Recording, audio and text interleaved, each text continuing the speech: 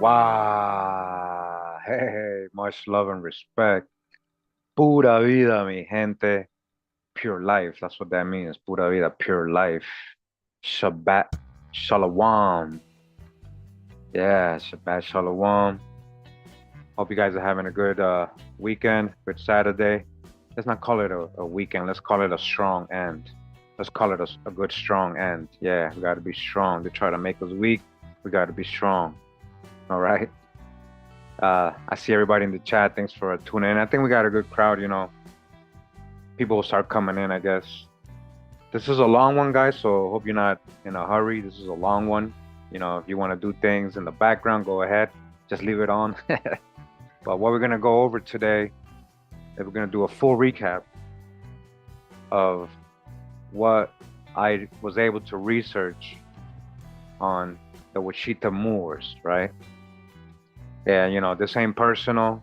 I hope you guys come and just, watch it completely to the end and just see all the sources I'm going to show you and the genealogy and everything.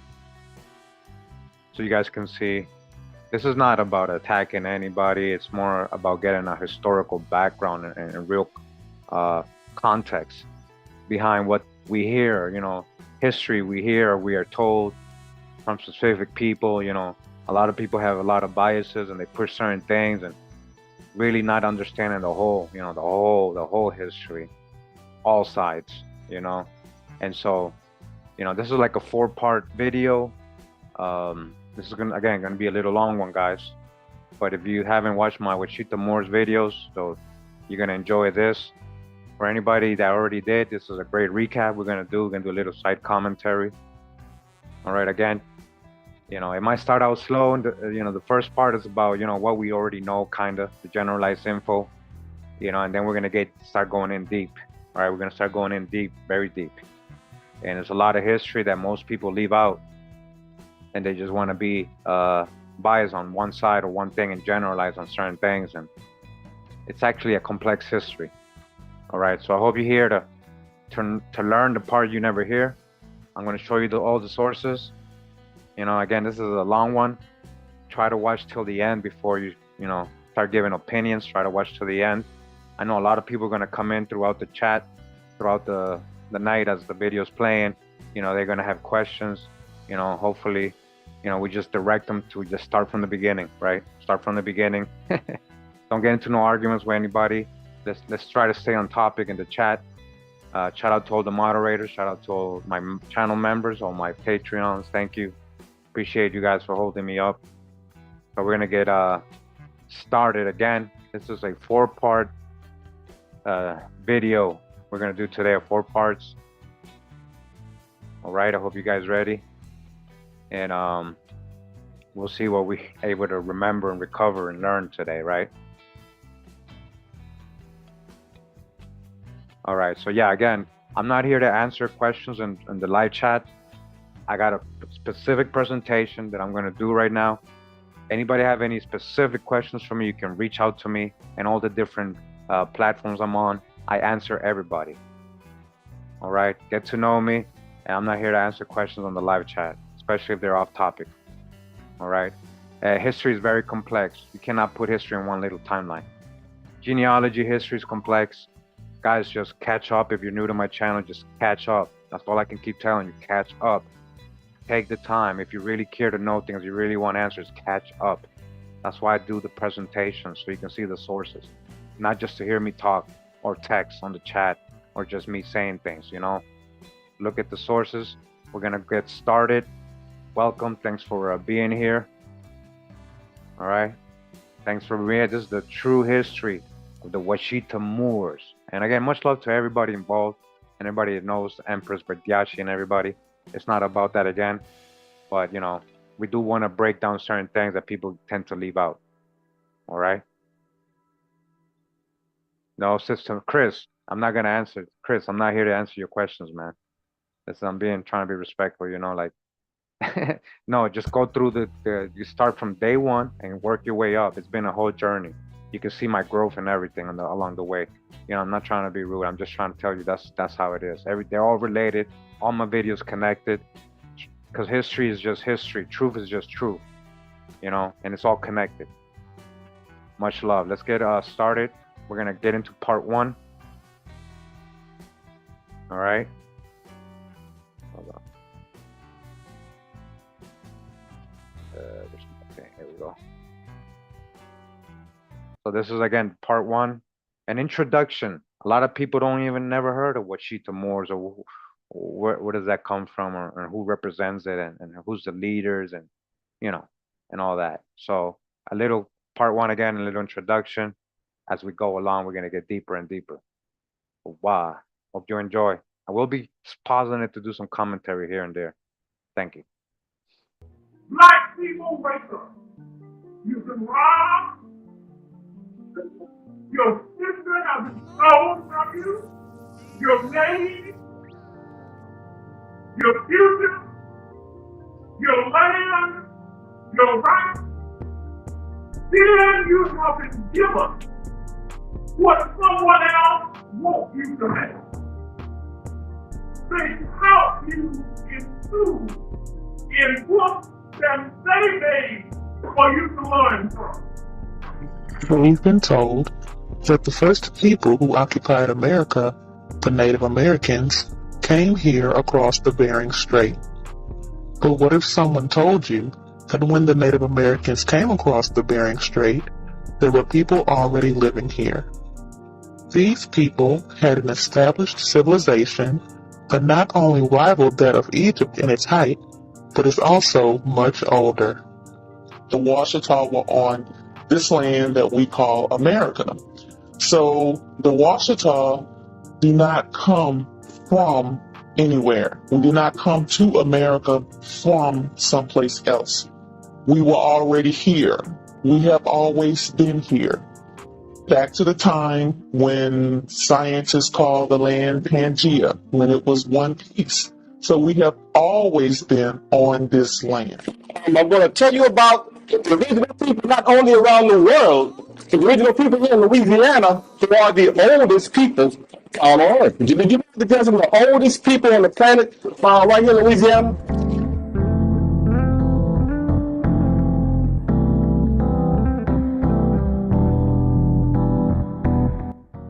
Wow. All right. So those are some clips I was just showing of from the Washita Nation itself. Hold on. Tuned in. Thanks for being here once again. It's been a long time. So that's me talking. This was again part one of that old video I got. And what I want to just say, I'm going to do some side commentary, right? So we were here. We who. Everybody has his own complex genealogy, guys, and there's many ancestors to you. And yeah, a lot of them were here when Europeans arrived, but a lot of them were the Europeans too. And that's the thing we're gonna learn as we go today. All right, again. So we're not just, let's not just be one-sided. The whole point of what I'm trying to show you to guys today is that there's a lot missing to the whole history of what people say when they're just being, one-sided. All right. So let's see, let me get to the, again, we're gonna read, we're gonna get to know what they're saying first, right? What they have said before. And their members, the Queen, the Empress, Verdiashi, speak themselves and tell her. And just so we can go ahead and then bring up some questions after we hear everything, right? So on the next parts, we'll try to get historic. Just want them to be able to go ahead and present information that was given to us all these years. I did want to also include that a lot of people told me that they knew the members of the Washita Nation or family members, and I did ask them if they can have them come on these presentations and give their part in it, their genealogy, help clear up some things, historically, so we can put it all together. If they need help with anything, or if they can help me with some of the research, and they came back to me.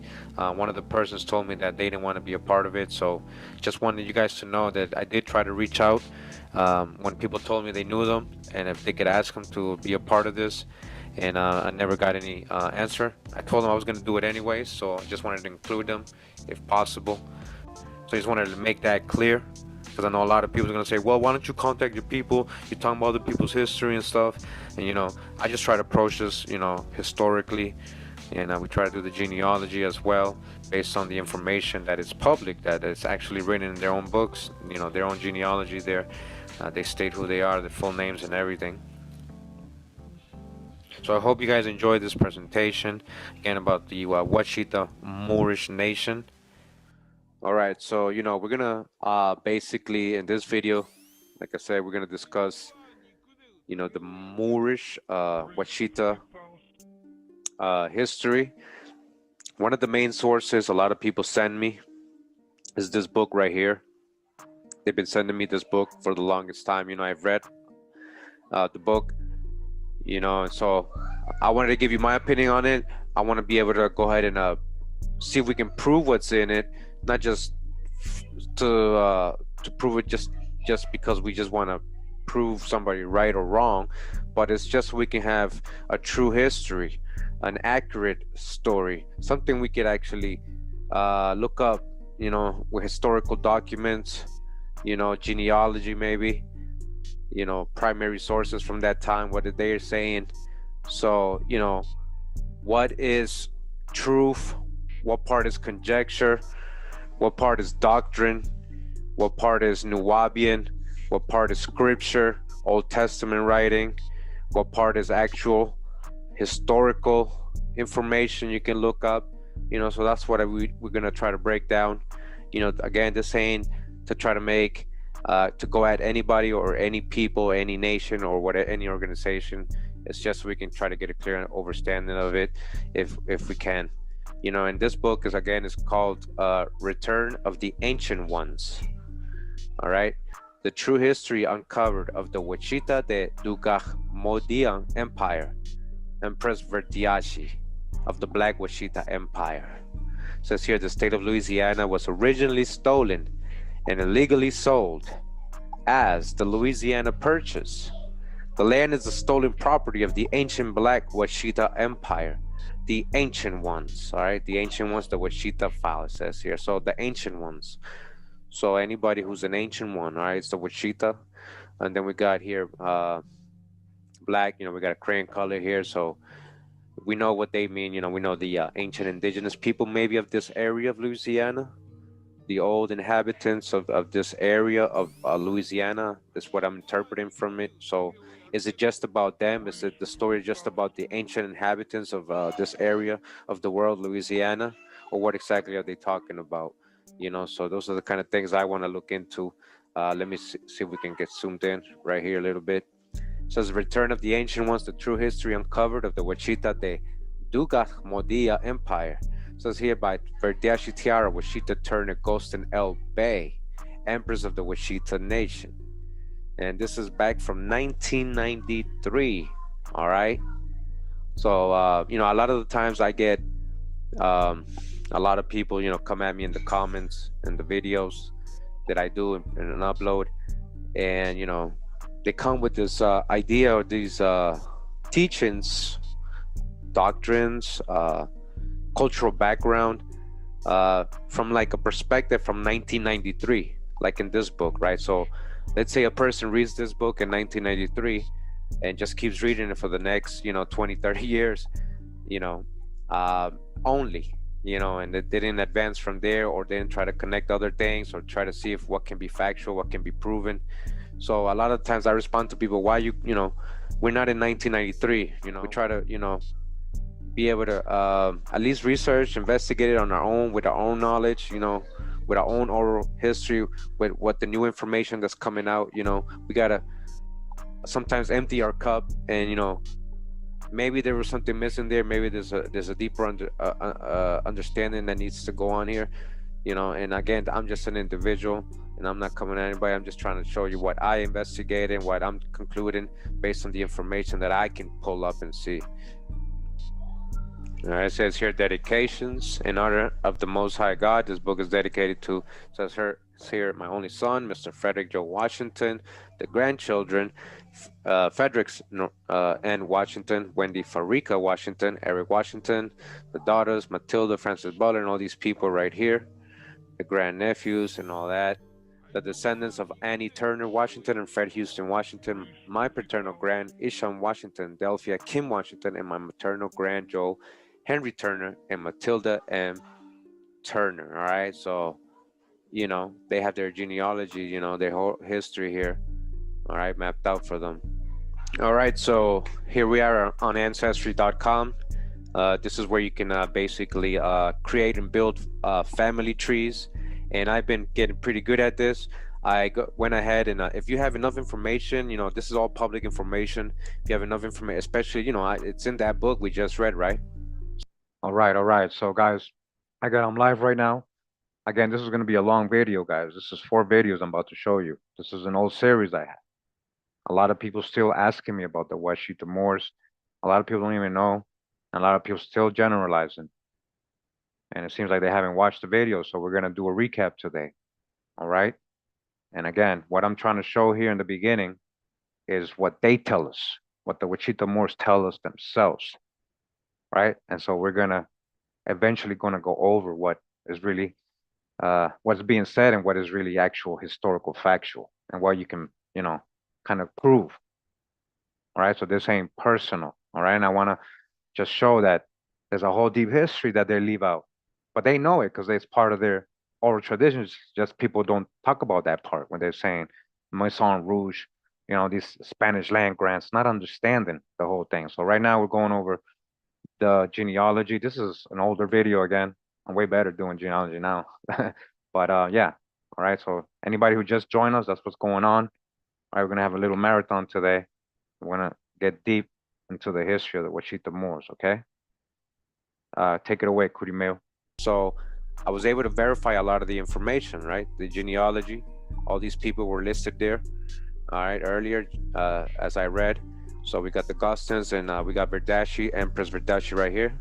Gustin, right? And so this is the Gustin line a little bit, and we ain't done. And then we got the her line, and we keep going, all right, to the Turners, and we have Isham, Washington, and Delphi Kims here, as it was listed there again. All right, so we are investigating, and we are seeing the records so far. The close relatives. So we're trying to have a correct genealogy, correct history. All right, so we're here on chapter 2. It says here, finding the missing link. This is when it starts talking about the history and stuff. This is what we're interested, Now it says here, no, it is not given to mankind to tell the whole truth without polishing it up a bit, to get the sound effect that suits his lying fancy, to mislead his readers. There lie spells, Washita. The Washita nation are a black, so that's a crayon color, right? We're black, bushy-headed people like Solomon, who was black. All right, so now Solomon, now we're talking about Solomon from the Bible, right? Solomon, now we're talking about scripture. We're adding Old Testament beliefs here, right? So it's okay. I rock with Solomon. So bushy-headed people. All right, so were they all bushy-headed people? All right. And his head was bushy, so now Solomon was bushy too. Most likely, I recommend you read Songs of Solomon 1:5 and 6. His head, chapter 5:11. When the exploiters came, we were already here. All right, so somehow the Solomon, that verse in Solomon is related to them being there, anciently. All right, when God created Adam, he was smart enough. Yes, he invented reading and writing, as his creator was a writer. So we are now, Adam and Eve, right? The story of the first people in the garden of Eve, this is biblical, right? This is Genesis. So this is scripture, right? They're using Bible here, right? Adam wrote the books of Adam, Genesis 5:1. All right. So we're talking about the books of Adam. We're talking about the apocryphal books, I guess. I know I'm down. I've read the apocryphal books of Adam. It says Genesis 5:1, God wrote the commandments on a table of stone when he wrote a pattern or the blueprint on how to build a mound for our people. That was very interesting right there. All right, so now we're talking about Moses. All right, and we're talking about commandments, the 10 commandments, keeping the code. We're talking about keeping the code. This is all Old Testament, right? The Torah, right? Scripture. So we're using scripture, right? Just want to be clear, we're using scripture right now as the source of the start of the history, right? So now the mounds. So you guys understanding what I'm trying to say, right? So okay, this is supposed to be the history of the Wichita, okay, but so far we're reading Genesis, all right? Just want to point that out. Okay, let's keep going. All right. Now that makes sense to me, the mounds, because I know that in the scripture, since we're using scripture, I know that the Israelites and many other people built on top of high places. They built their temples and stuff in high places. That could be a mound. The mounds built by God's blueprint is right here in the Washita of Dugach Modia, Exodus 20:26. Back in the book of the from the Empress Verdiashi, when she wrote back in 1993, published at least. It says here now, little Sig, half-starved Diego, couldn't by no means pilot a ship. So remember, they were just talking about her ancestry, and then, chapter 2, finding the missing link, right? We just left this. So now down here it says, remember, she's quoting the Bible so far. That's, the source that she's been using so far. All right, so it says, now little Sig, half-starved Diego, couldn't by no means pilot a ship. In fact, that was not his name. See, Columbus log. I do not want to take from an innocent child. All I want you to digest is the fact that Pietro el Negro, or Peter the Black, N-word, was the pilot or navigator of the Nina, the lead of Mr. Columbus' ships. All right, so she's letting you know, this is a fact. We've actually shown the sources, we've actually shown the history, and what Pietro basically meant so-called black or dark skin. It's like saying Pedro or Pietro. In Portuguese, you can say somebody who's dark skin is Pietro, all right, or Preto. In Dominicans will, and in the Caribbean, in Spanish countries, they use Preto, ele Preto. So we have a Moorish, possibly Sephardic Jewish or Muslim, Morisco crypto Jew, captaining, navigating the ship, all right? Just like, and we know that's more accurate history. We know that these were the people who were navigating the oceans, right? A lot of these people from Spain and Portugal, who were the navigators, the pirates, the captains, conquistadors, all right? That is why the N doesn't bother me, she says. I take one G out and I have Niger. The missing link has always been here. Black, all right? So-called black. So what does all this mean? What is the missing link? All men came from from a black pair, all right? Black. However, the most educated would rather teach a lie, that he came from a monkey, all right? Without explaining who made the monkey. The white lies about the missing link stinks, all right? So yeah, definitely, I don't come from a monkey, all right? Definitely, that Darwinism stuff, I don't subscribe to that. So we can agree on that, all right? What Columbus did find was a city of black people who fed him and gave him gifts, all right? Crayon-colored people, right? Copper-colored tribes of America.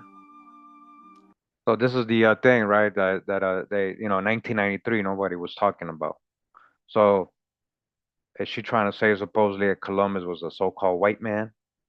And is that correct? Oh, he found a bunch of so-called black people, crayon colors, right? But wasn't Columbus and his crew? And you just said Diego was the N-word, right? You just called Diego the N-word. That's what she.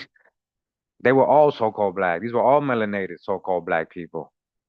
So again, This is what I just want to point out, right? So we're gonna talk true history today, guys, right? You're here for the true history, right? So we're just pointing out outdated indoctrinations and generalizations right now, really. But it's okay. It's not. This is innocence. 1993. This is innocence. 2024. You should know better right now. By now, man. I mean, there's too many brothers out there. Too much research. Too much. You got to do your genealogy eventually. Can't be on that crayon color thing, man. Gold and cotton cloth, because when the Columbus actually got here, he describes the natives, right? Very similar to the Canary Islanders. Gold and cotton cloth, which the blacks, had manufactured. I can imagine his surprise, all right? What in the world is that skating across that water? A big fish? A skiff or what? That must have been the question. Men, black. Where are we? Back in Africa? That must have been their reply. So again, must have been, so a lot of this is conjecture, right? So So, must have been, and she's like, whoa, why would he think he's in Africa if he's so-called black? All his people, all his Portuguese Sephardic comrades are so-called black. where did Columbus and any of them say they were in Africa, right? They were always saying they were either in Asia or India, right? They thought they were in Asia and India. That was the so-called story, right? Yeah. So again, a lot of conjecture up in here so far. We've used the Bible as a source, and now, you know, black crayon colors all over the place. It's all right. We respect it. It was 1993. I understand what the Empress is saying. People of color were definitely over here when Columbus got here, but Columbus and all these people, so-called Columbus, right? We're digging already on the real name. I got a future video on this. Very good investigation we're doing on the so-called Columbus. What his real name, his alias. We got his alias. We might have a possible real alias for him. All right. So, you know, we eventually did the video. If you guys don't know, you guys can go check it out. His real name is Salvador Fernandez Sarco. He was a Portuguese Jew. The Sarco, you know, through his mom, the Sephardic, and then he's through his dad related to his grand uncle is Henry the Navigator. So he had access to, you know, he was connected for sure. He was melanated. Right, so, but this person, so-called Columbus, right? He was a person of color too. These Spaniards were people of color too, just like the French noble they're about to tell us about, right? In this Moorish Washitaw origin story, especially with the land grants and the land, right? We're gonna learn. So again, we're gonna continue. It says that must have been their reply. That must have been. Maybe that's what they said, right? No, you know, where are we in Africa? Why would they? You know, they knew where they were. Our imaginations can play with us on the reactions in 1492 AD. The real truth is in Columbus Sea Log. All right. So, like, that's a good point. We can just guess and conjecture all we want, but we got primary sources. We've read a lot of them. We've read the whole travel when Columbus got here, what they were saying. Each island they arrived and how beautiful it was and all the fruits they can eat, and it was like, you know, Eden, a paradise. The people were living like in the golden age. You know, we read all this. We read firsthand accounts. It says Pietro el Negrito, that is Peter the N word, right? The pilot or navigator of the lead ship came on deck to take control. No one bowed to the sailors, as history tells us. Of course, history can say it the way they were pleased to write it, as it was his story.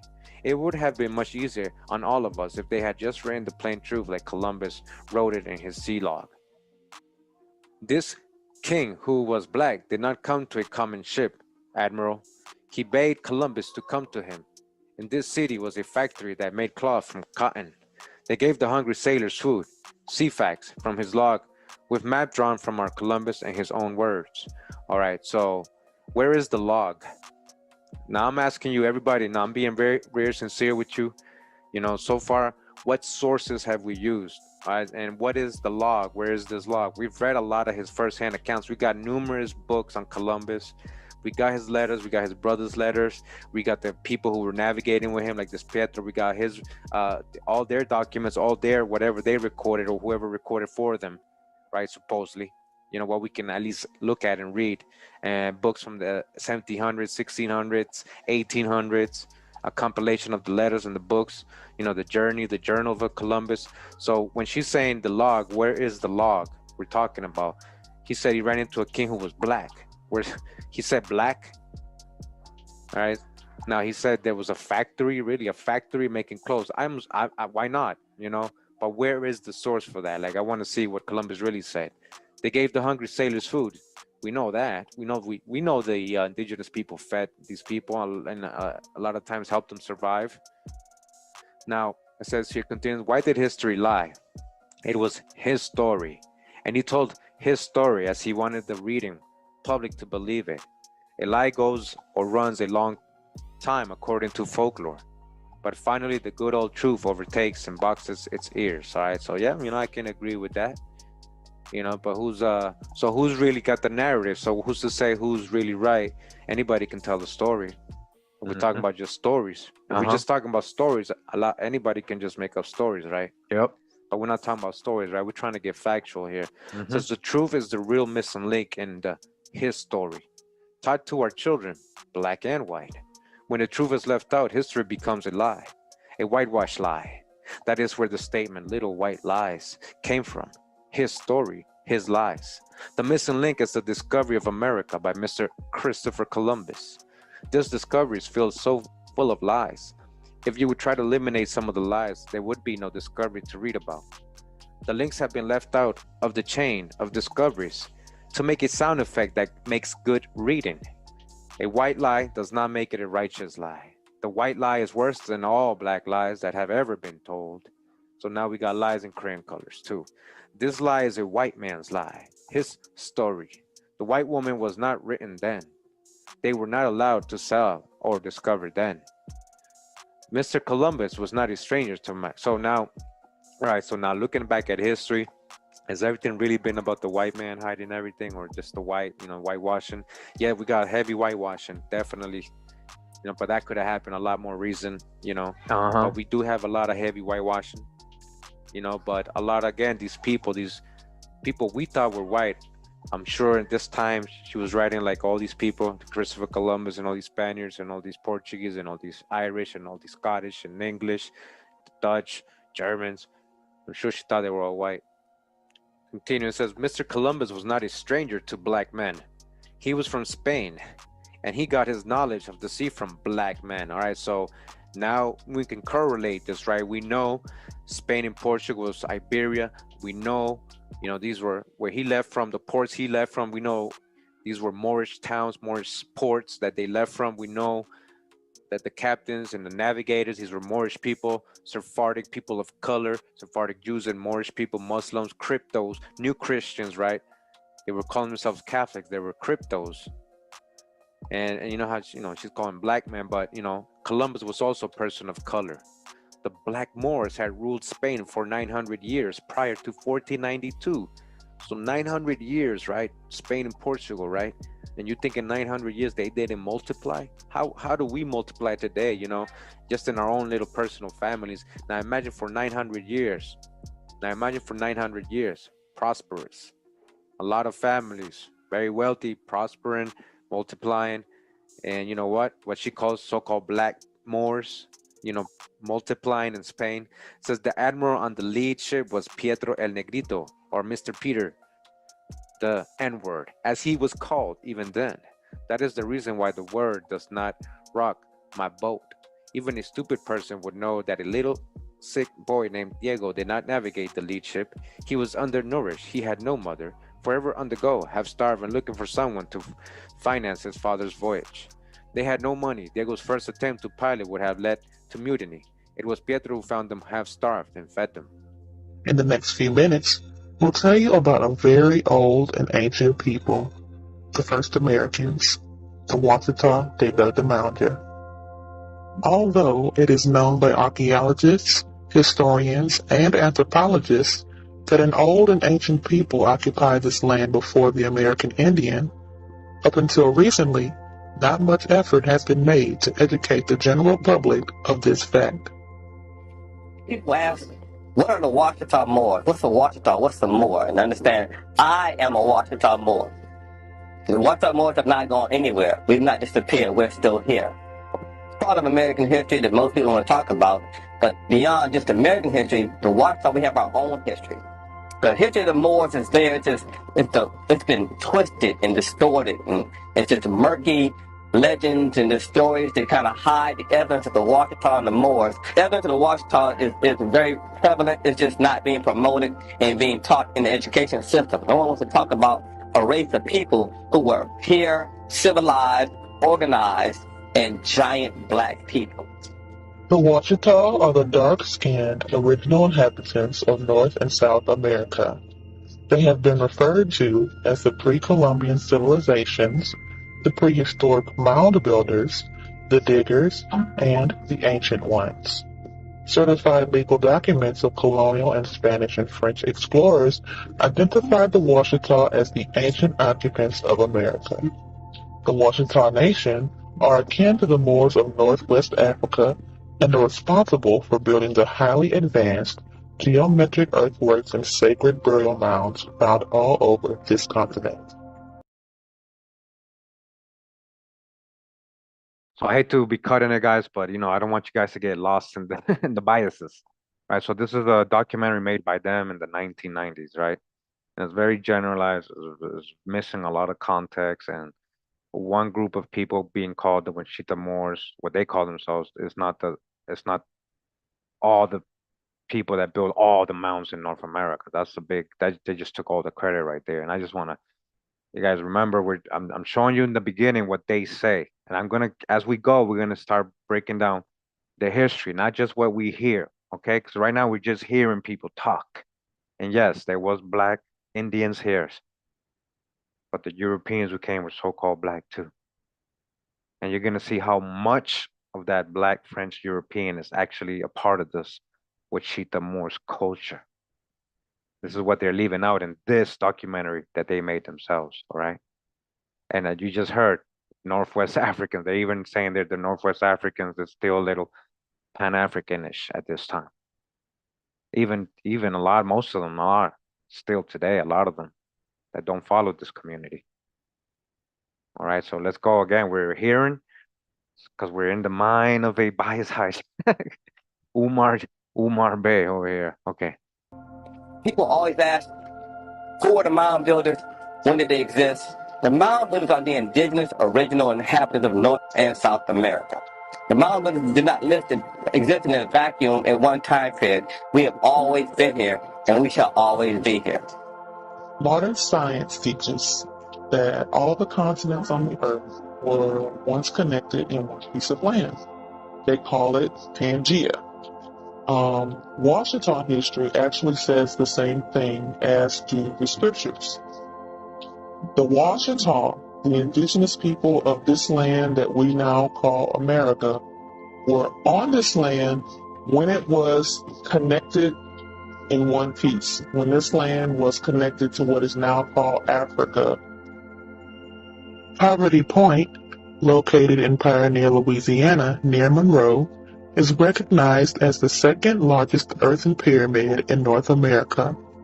All right, so you guys see, we're talking about Pangea, and we're talking about a lot of conjectures, and we a lot of like far-reaching beliefs that we have to kind of like just believe. All right, I do understand about, the days of Peleg and the land breaking, and the continents being a lot more connected and everything, but that doesn't mean all your people were the same people as today, guys, like that were here, and now they're gonna take Poverty Point as they're gonna rebuild Poverty Point. I showed you guys a whole presentation on Poverty Point, nothing about any Washitaw Muurs, and Washitaw Muurs was recently created, guys, in the 1900s. That's not an ancient tribe, and it's still not recognized as a tribe. It's more like a non-profit organization that people just, a lot of people creating tribes today. And yeah, they got recognized by the United Nations. You'll see, we're gonna break all this down. We're gonna see what it really was. So again, they're gonna say they build all the mounds. They could say they're everything, they're everyone, they're everywhere. All right, and this is what I'm trying to say. We made the mistake on in the 90s, and a lot of us still do that. We're still carrying those generalizations and biases, not understanding that there's specific peoples that you're leaving out, specific peoples. And you're leaving out your whole history. You're just talking about one part of your genealogy.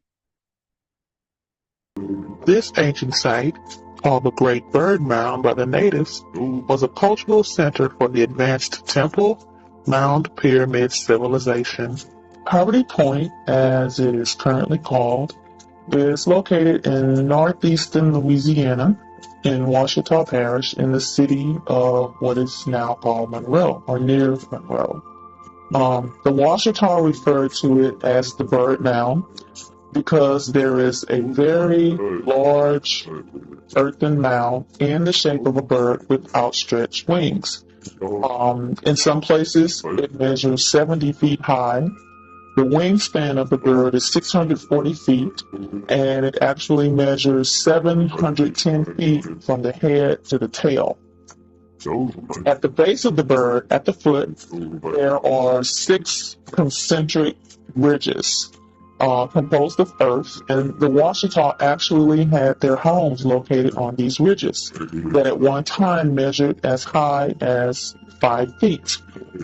In a Western education world, Poverty Point has been identified as the oldest community in North America, in that Poverty Point was a complete city in construction.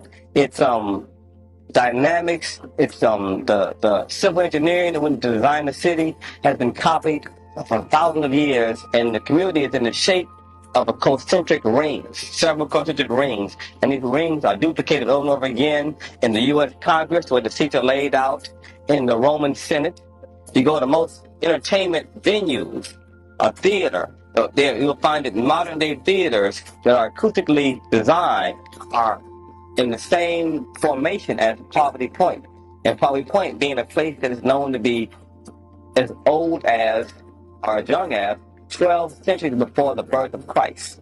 When you speak of Poverty Point, you speak of a time that wasn't supposed to exist. Poverty Point, at its height, not at the beginning, but at its height, was at least 1,000 years before any agriculture was supposed to have occurred in North America. So Poverty Point has served as an anomaly for years when scientists came in and archaeologists came in and argued that there's no way this could exist. If archaeologists go and do research, they don't even have a name for the time period that they find artifacts at Poverty Point. And what's more, at Poverty Point, not only did they find artifacts there that would date back 1,000 years, but they were enduring years, and that these people showed a legacy of continuous occupation at Poverty Point. In that, I mean that they would do research and they would dig down 1 foot, and they might find something that was 4,000 years old. A few more inches, find something 5,000 years old. Further down, 6,000 years old. So here you have evidence of a legacy of continuous occupation. A commonly known place. All right, so yeah, definitely Poverty Point is that old, guys. 6 to 5,000. I mean, this is older than the pyramids. So, when we say the pyramids, we don't even mean the fake one. We're talking about older than what they're saying the civilization of ancient Egypt was. Not just the pyramids, but older than they were. Poverty Point is that old. So I want to know, how does Umar Shabazz Bey connect to the people of Poverty Point? That's what I want to know. And this is what I'm trying to point out to you guys. Where's his genealogy where he's connecting to the specific? Because nobody really knows who built Poverty Point. What Indian tribe are you claiming that you're saying your people built Poverty Point? And if we saw most of the presentations, it seems like the people of Poverty Point were coming from South America, and they have a lot of similarities to the cultures and indigenous archaic people of that same time period of South America or Central America. And yeah, that doesn't mean they weren't, whatever color they were. That's not the point, it's just the point of generalizing, saying we did this, we built that, and you're not this, you're not that. When I just want to point out, what sources have they shown you guys, and how did they connect? How did they go from Bible, Solomon and Genesis, and then Columbus is white, everybody else is black, and then now we're talking about we built all the mounds, and now we built Poverty Point 6,000 years ago. I'm asking real questions. Right here in Baton Rouge, the Indian Mounds on LSU campus is actually a Washitaw site that predates Poverty Point. We know that history has taught us in Western culture that Indians were a group of hunter-gatherers who supposedly came across the Bering Straits about 12,000 years ago and inhabited North America. And I'm here today to tell you that the mounds are not the product of an Indian culture. They're the product of the indigenous people, the original mound building, pyramid building, woolly head, black people. Here today at LSU, we'd explore some of the common history and mythology about the origin of the original civilizations in North America. Here the sign reads, hunter-gatherers built these 2 mounds 5,000 years ago. It goes on to read, they are older than the great Egyptian pyramids and predate Poverty Point, long believed to have been the oldest earthen mounds in North America. So here we have evidence, once again, of slight contradiction, but it's good because it says they are pyramids and predate the Egyptian pyramids in Egypt. Okay, before it's over, bring it right home to Baton Rouge, okay? So yeah, definitely, we definitely agree when we're talking about America's a true old world, and we got very ancient things over here for sure, for sure. But the point that you're saying you build it and your people build it and everything, not specifically your people, right? Again, guys, those kinfolk and kinfolk and everybody's mixed.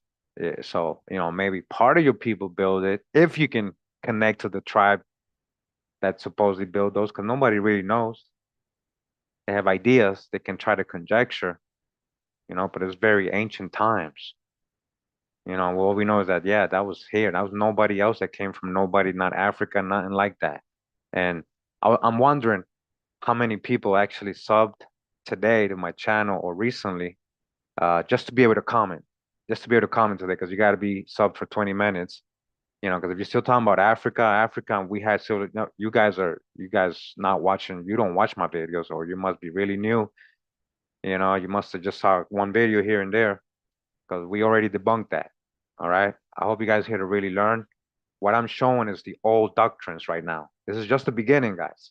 I'm showing what has been told to us all these years, and we never questioned it because it was music to our ears. Black, black, black, black. Bushy hair, black, bushy hair, huh? That's what everybody wanted to hear. Yeah, we build everything. We. That's French. We. It's time to start getting specific in 2024, right? And you might be leaving out a whole deep history. You might be leaving out a whole deep history of people you don't know, you don't even know are connected to you, because you thought they were so-called white. So-called white. All right, let's keep going. Again, we're just watching their old documentary from the 1990s. All right, this is the Washitaw Muurs' own document. Show you some of the oldest people on the planet right here. Okay, so right now, who do you know are the oldest people on the planet? Who's that? Who? Adam and Eve? Greg Nash?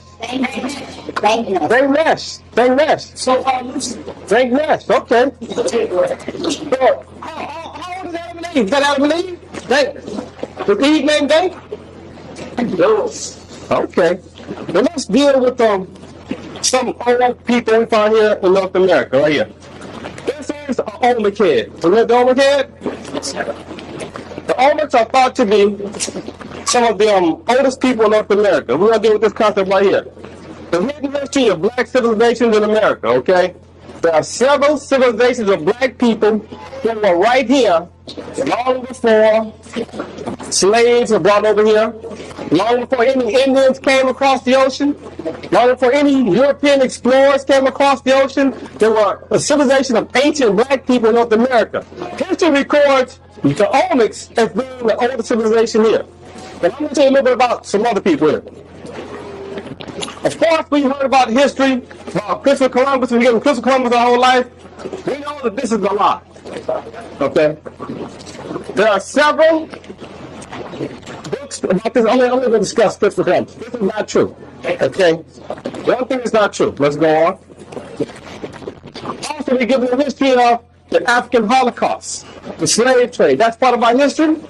The slave trade is not our history. We did not do the slave trade. We were victims of the slave trade. The slave trade is the history of Europeans, people from up here, exploiting people down here. Okay? These people up here came out of the Ice Age and began to colonize these people and take all of our resources. Okay? Then we have the continent of Africa. Continent of Africa. So this is how people taught in the 90s and 80s and 70s, right? Just a little presentation here and there, people talking, not really showing really primary sources or genealogy, just kind of generalizing. And this is what we're learning not to do nowadays, guys. We go to actual sources, we go to your genealogy. The sources are out there. Everything didn't get burned. And if you're still generalizing about Africa and you're here to just troll about Africa, you will get timed out. Venus, you will get timed out. This ain't about her Pan-Africans right now. If you're here to learn, that's what we do here. We learn and we go over the info. Again, this is just the beginning, guys. This is just the beginning. How they used to teach in 1993 without showing you any sources. Just kind of, oh wow, yeah, we had everything. Yeah, the whole world was melanated. Is the only continent on the planet that is set into the soil, into the ground. All of the continents, South America, North America, Australia, Greenland, all these continents drift. Africa is set in the ground. Okay? Next. This is the way it was at the beginning of time. All of these are what's connected. Can you see how South America fits perfectly into Africa?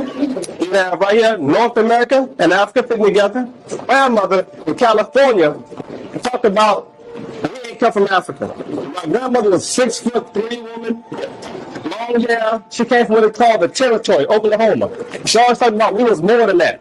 We was more than just African. We was more than just slaves. Okay, go next. So again, this is him. This is the Washitaw Muurs scholar, right? We were more than just Africans. We were more than just slaves. They're still going. This is what I'm trying to tell you guys. This is outdated. And this is the info that a lot of people still running with when they try to send me or talk to me about Washita Moors or Moors. This is the same info they still send me this book as the source, guys. Her book that we were reading earlier. We're gonna read a little bit more. This is okay. Yeah. So some people, unfortunately, like Venus, still stuck on that. Next one more time. My grandma took the time when the planet was called Mu. Mu. Today you hear European accounts of Lemuria, Atlantis, all these lost civilizations. We don't know who they were. These people disappeared. So at least he can draw, though. We'll give him that, right? He can draw continents. He can draw continents, and this is kind of what I was saying. This is how I pictured the world, a little, the Atlantic a lot smaller, like a river. That could have possibly been the Euphrates, Now you cross over to Euphrates. But anyways, at least he can draw. We know about Lemuria. I got a video on this. We know that was taken from a discovery made in Mexico by William Niven. And this guy named James Churchward, Freemason, took the whole discovery, took the whole idea, and wrote his book on Lemuria being a mythical continent in the Pacific, with no proof. Only proof he had is some Nakal tablets, Hindustan, that resembled what they found in Mexico. So he tried to link both cultures up in the middle and created this continent. But yeah, there was more landmass in the Pacific, but it's all connected to ancient America, guys. This is what they keep leaving out. Even Venus, she just put on the chat. She named all the continents except America. She said there was melanated folks all over except America. Yeah, she left that one out. So again, you guys can see he can draw, but he ain't showing you no sources. Next. And of course we have Africa. Next. An ancient word for Africa, a Moorish word, is a Mexo. Next. A Kurimeo is the indigenous name for the continent we know as Africa. This is the name long before any European named Africa Civicanus renamed our continent. Here you have Egypt. Egypt is a Greek word.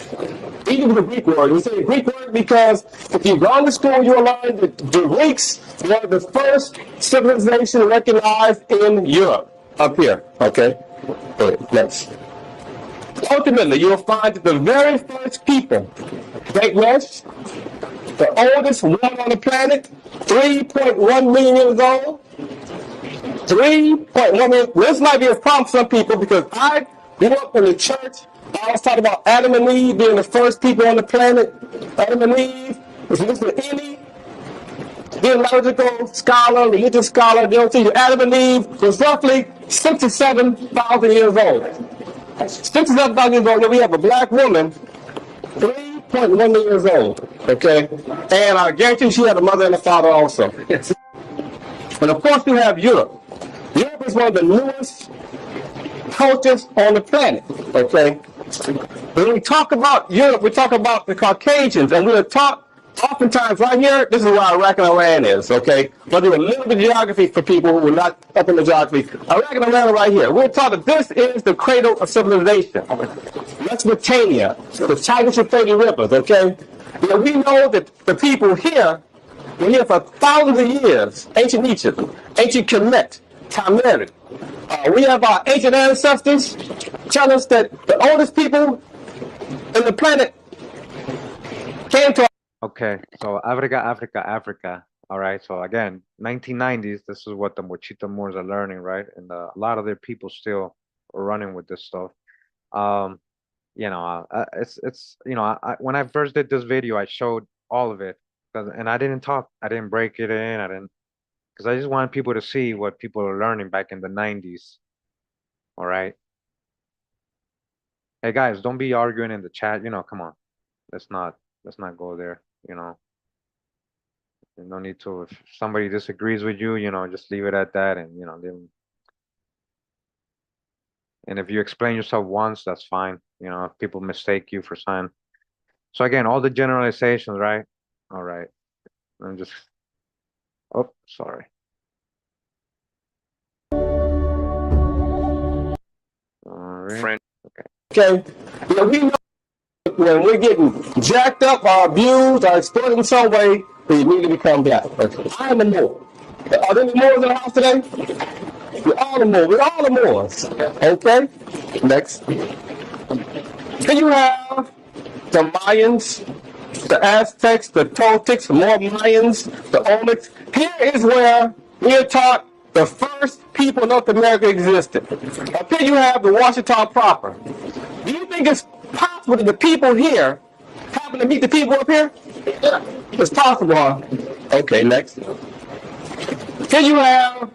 That's what I'm saying. So when there's all these nations, they're not always all together. Like Aztec came much later, Mayans, and then he's the Olmec, and he put them all together. And then he's saying Washita proper. It was never a region called Washita proper, guys. Like, all right, again, back then for the followers, it's, yes, music to their ears. So, but I'm just trying to be real.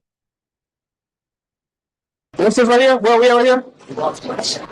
That's the Washa people, right? What's right there behind there? What's right here? So we're gonna read about the Washa people, as he pointed out. Washa. They didn't settle there, right? They didn't. You'll see where they got their land grant. They didn't settle there, but yeah, there is a relation with possibly the Washa, and we're gonna read about the Washa today. Okay. We got Lake Pontchartrain, huh? We got New Orleans. Now who they say was here? The Washa people? The Chawasha? We got the Wichita up here, okay? We got let's not see this Kushata? That is called Kushata. The Kushata people, okay? Tunica, Natchez, Biloxi, all these are indigenous people, indigenous black people. All this land here is Washita. If you ever got a map of the United States, that's not the Washita, guys. That's their own people, their own tribes. And yes, a lot of them are related, some of them are not. But the generalizations in 1903 was okay, but not in 2024 right now. You're just claiming everything. That's what I'm trying to say. You have the Washita River flowing here, up to the Washita Forest, over to the Washita Mountains. You also have the Washita River, the Red River, which runs this way, and there's up the Washita River right here, okay? The Washita River. When they had the Great Trail of Tears, and the military came in and made all of the Indians get off their land over in Alabama, Mississippi, Arkansas. They took them all into Oklahoma, to the Washita. This land currently remains a free and sovereign land, protected by the national and international law, as provided for in the Maison Rouge and the Bastrop land grants. Her Highness, Vertice Tiari, Washita Turner, Gostin L. Bay, the current reigning Empress of the Washita de Damandia. The Washita Turner family waged a very long legal battle in the American courts to secure the Washita land protected by the grants. Many of us as... Okay, so what we're going to learn today, guys, see, I'm glad they mentioned it already, the Washita land grant. So she did say it was the Maison Rouge land grant. That's who they gave the land grant. It was a French guy. We're going to learn today. We're going to learn, see what these grants were all about. Was it about Indians, or who was these grants for? And this is the part they leave out of their convenient history, right? And this is what we're going to break down today. Hope you guys get it clear. We learn our identity, who we are fully embracing that knowledge and also acting upon that knowledge, acting to actually come together again as a cohesive group of people, as a nation, and regain ownership of our land. One of the main points that I would like to emphasize about the Washita is that we are still here. Some of the larger community here in America would like to have people believe that the indigenous people of this land no longer exist, or that they are all Indians tucked away on reservations somewhere, when actually we are still very much here. We have always been here. We. All right, so again, we're going to read from many websites of followers of the Washita Moorish Empire and Nation, and members of different organizations that say they're related to the Washita Moors. This is one website here. It says empirewashita.org, and it has, of course, picture of the Empress Verdiashi Tiara Washington, Turner Augustine L. Bay, says here United Nations Charter. Okay. Now we're gonna read here. Again, we gotta touch the hijack. We're just gonna go over this information and we're just gonna see what they're saying. All right, who are the Washita according to their own words? It says Her Highness Divine Empress Wendy Farika Washita is the current reigning Empress of the Washita de Duke da Moidia Empire and leader of the Imperial Washita de Duke da Moindia Nation. She is the legal heir to the Maison Rouge land grant that were skillfully willed to her great-great-great-grandfather, Henry Turner, son of the Marquis de Maison Rouge. The Marquis Joseph de Maison Rouge, the child of French nobility, was rescued by the Baron Philip de Bastrop at the beginning of the unrest, culmination with the French Revolution. All right, so what? All right, so again, I've been researching this for about 2-3 years, and and when you investigate this history, a lot of these things do not add up. I'm going to show you guys what I'm saying, but for now, we're just going to let them tell us who they are, right? And from their own words. So again, now they're saying they are the heirs of this land grant that was given to a French, right? Not Indians, right? French nobility. Who is this French nobility they're saying is Marquis Joseph de Maison Rouge? It gets deep. We're going to go into this in the next parts of this series, who this Marquis Joseph might be. Does it add up? Does it make sense? Are the timelines matching? Is it all making sense? What are you talking about, Kurimeo? We'll see. But let's continue. So again, they got this land grant, right? They're the heirs of this land grant that was given to this Marquis de Maison Rouge. And they're saying that Henry Turner, her great-great-great-grandfather, is his son. Is that true? Can the genealogy prove this? Does the timelines match up again? Can he be the dad of Henry Turner? We're going to look into all this. It says here, Henry Turner is the child of the Marquis de Maison Rouge by an imperial Washa woman. All right, so now we got a tribe, the Washa. That's a real tribe, the Washa, the Washo. So they're saying that this French nobility, Joseph de Maison Rouge, Marquis, right? The Marquis got with, married, made a treaty, a marriage with this imperial or queen, right? From the Washa tribe. Says here her name is Her Highness Saint Cyr El Ajimaraya.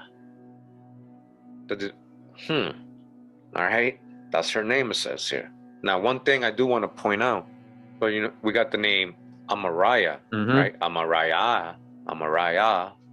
Well, we know that's like a Semitic Hebrew name too. Amaraya, Hebrew or Jewish. So again, I am Mariah. And I'm going to show you the Saint Cyr L is also a surname, an Acadian, French Acadian surname. So who is she also? Remember, we're just seeing a website here with no sources. But this is like kind of like the oral history that's passed down, right? We're going to try to break this down historically. Amaraya. And it says her name is Saint Cyr. Saint Cyr. You know that Saint Cyr is coming from France and Canada. I'm going to show you guys. It says here Saint Cyr refers to the popular child saint, Saint Kidicus Syriacus, whose following was strong in France because of relics were brought back from Antioch by the 4th century bishop Saint Amator of Auxerre. Saint Cyr. And over here, we went over this in my Acadian video. It says here, origins of the surname, origins of the surname. Some Saint Cyr or Sir. As you can see here, the different variants of the surname. Let me just zoom in a little bit. You guys can see it. Cyr, all right.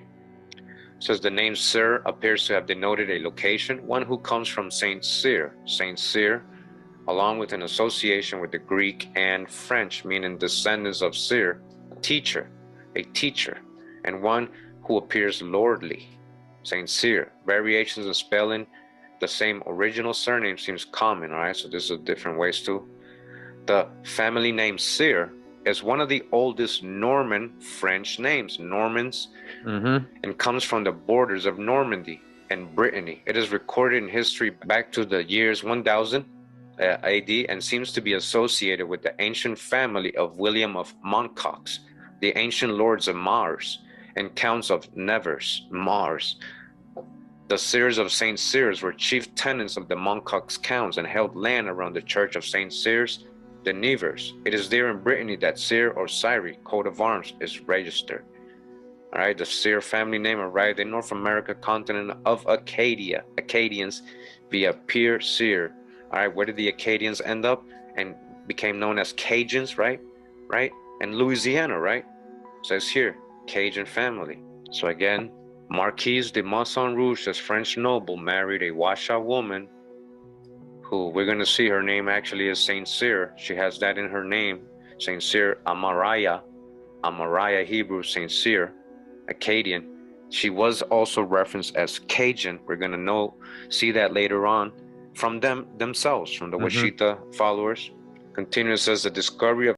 So, what am I trying to point out here is that even her name, okay, so what tribe, they say she's a Washoe, but is she, what I'm trying to say, is she full Indian or she half Acadian? She has the same Cyril name and Amariah, and we know a lot of Acadians are French Huguenots, a lot of them are Sephardic Jews. They had Hebrew Jewish names. So I'm just saying, let's keep going. We're just getting started. Her Egyptian like coffin is recounted in Return of the Ancient Ones. All right, so they're saying they found her coffin and it looked like an Egyptian queen. Now we know the true old world is over here, so definitely something we could agree upon. And if she is half native, yes, definitely I can see her being possibly, half and half Acadian, half indigenous. The Acadians, as we know, were by law, they were recommended to marry indigenous women over in Canada. They were doing it with the Metis and Abenaki women. And when they came down to Louisiana area, Mississippi, they said to take on Choctaw wives. This was a part of their history. Now, in this case, this French noble apparently married this Amariah Saint Cyr, who does have Washoe, most likely genealogy in her blood as the empress or princess there or queen. So it'd be very interesting to be able to go ahead and find this coffin that they're talking about, right? So again, we're talking about like late 1700s, 1700s. Like they're talking about somebody being buried like an Egyptian. How much of it is added narratives? How much of it is it's true? How much is just sensationalism? Yeah, it's not, because we're not talking about ancient times here. That we're talking about, and we're gonna see if there's a connection with Marquise de Maison Rouge and the Turners.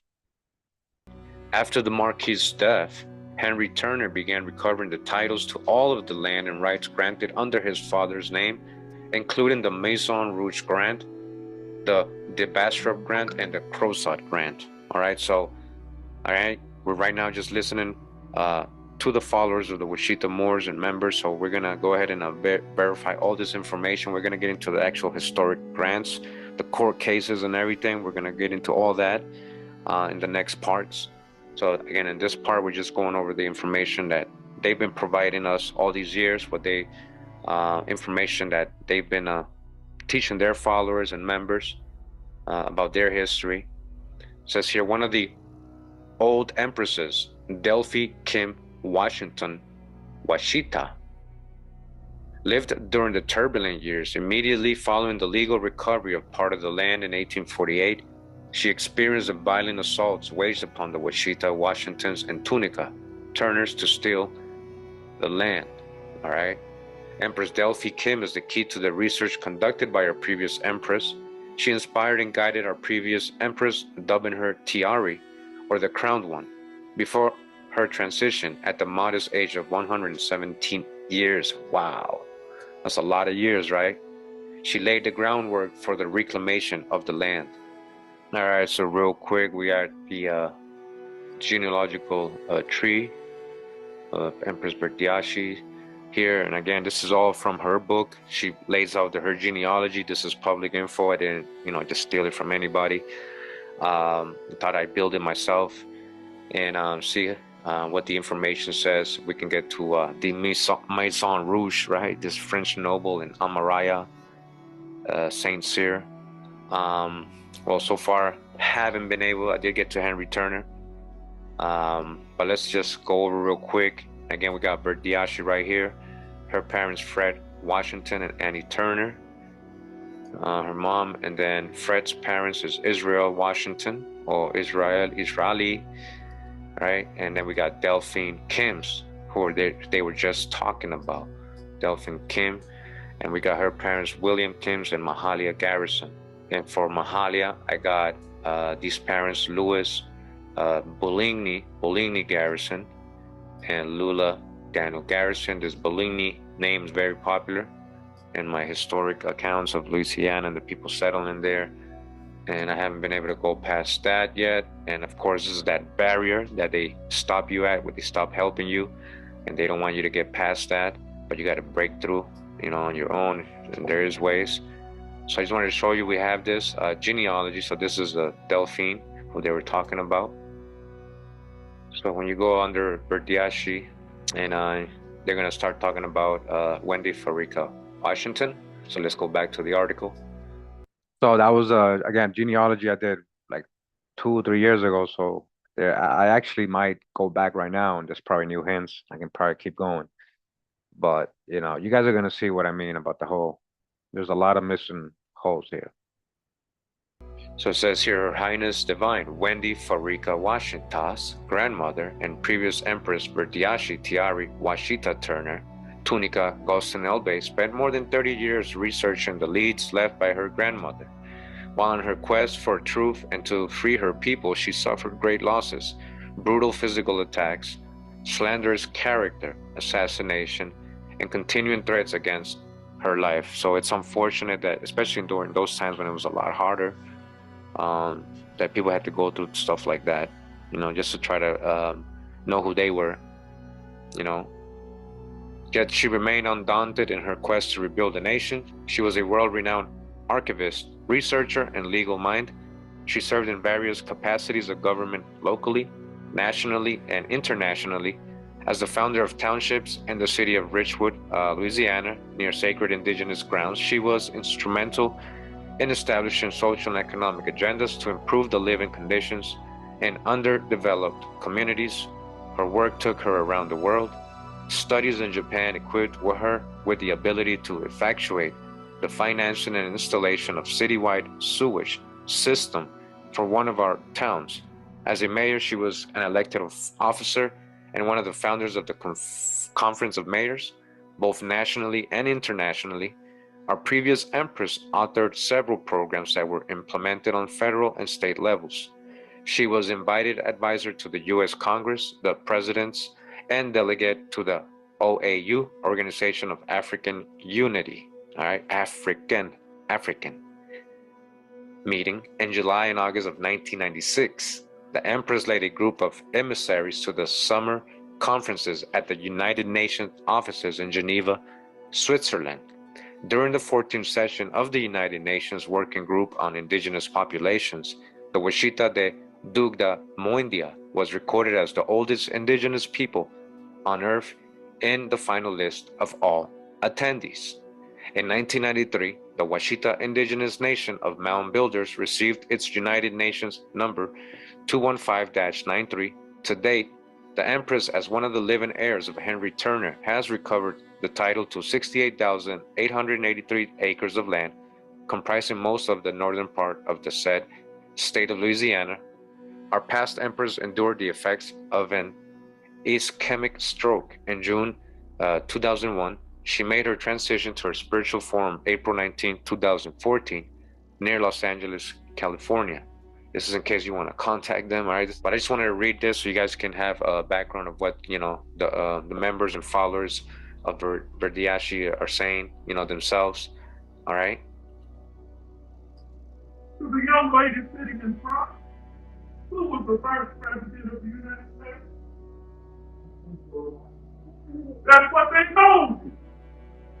But John Hanson was the first president of the United States of America. George Washington was a general. Someone had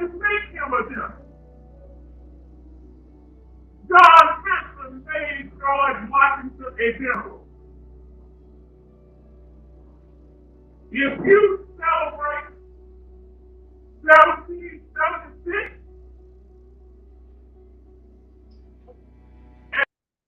and you tell me you didn't have a president until 1789, there's something wrong with that.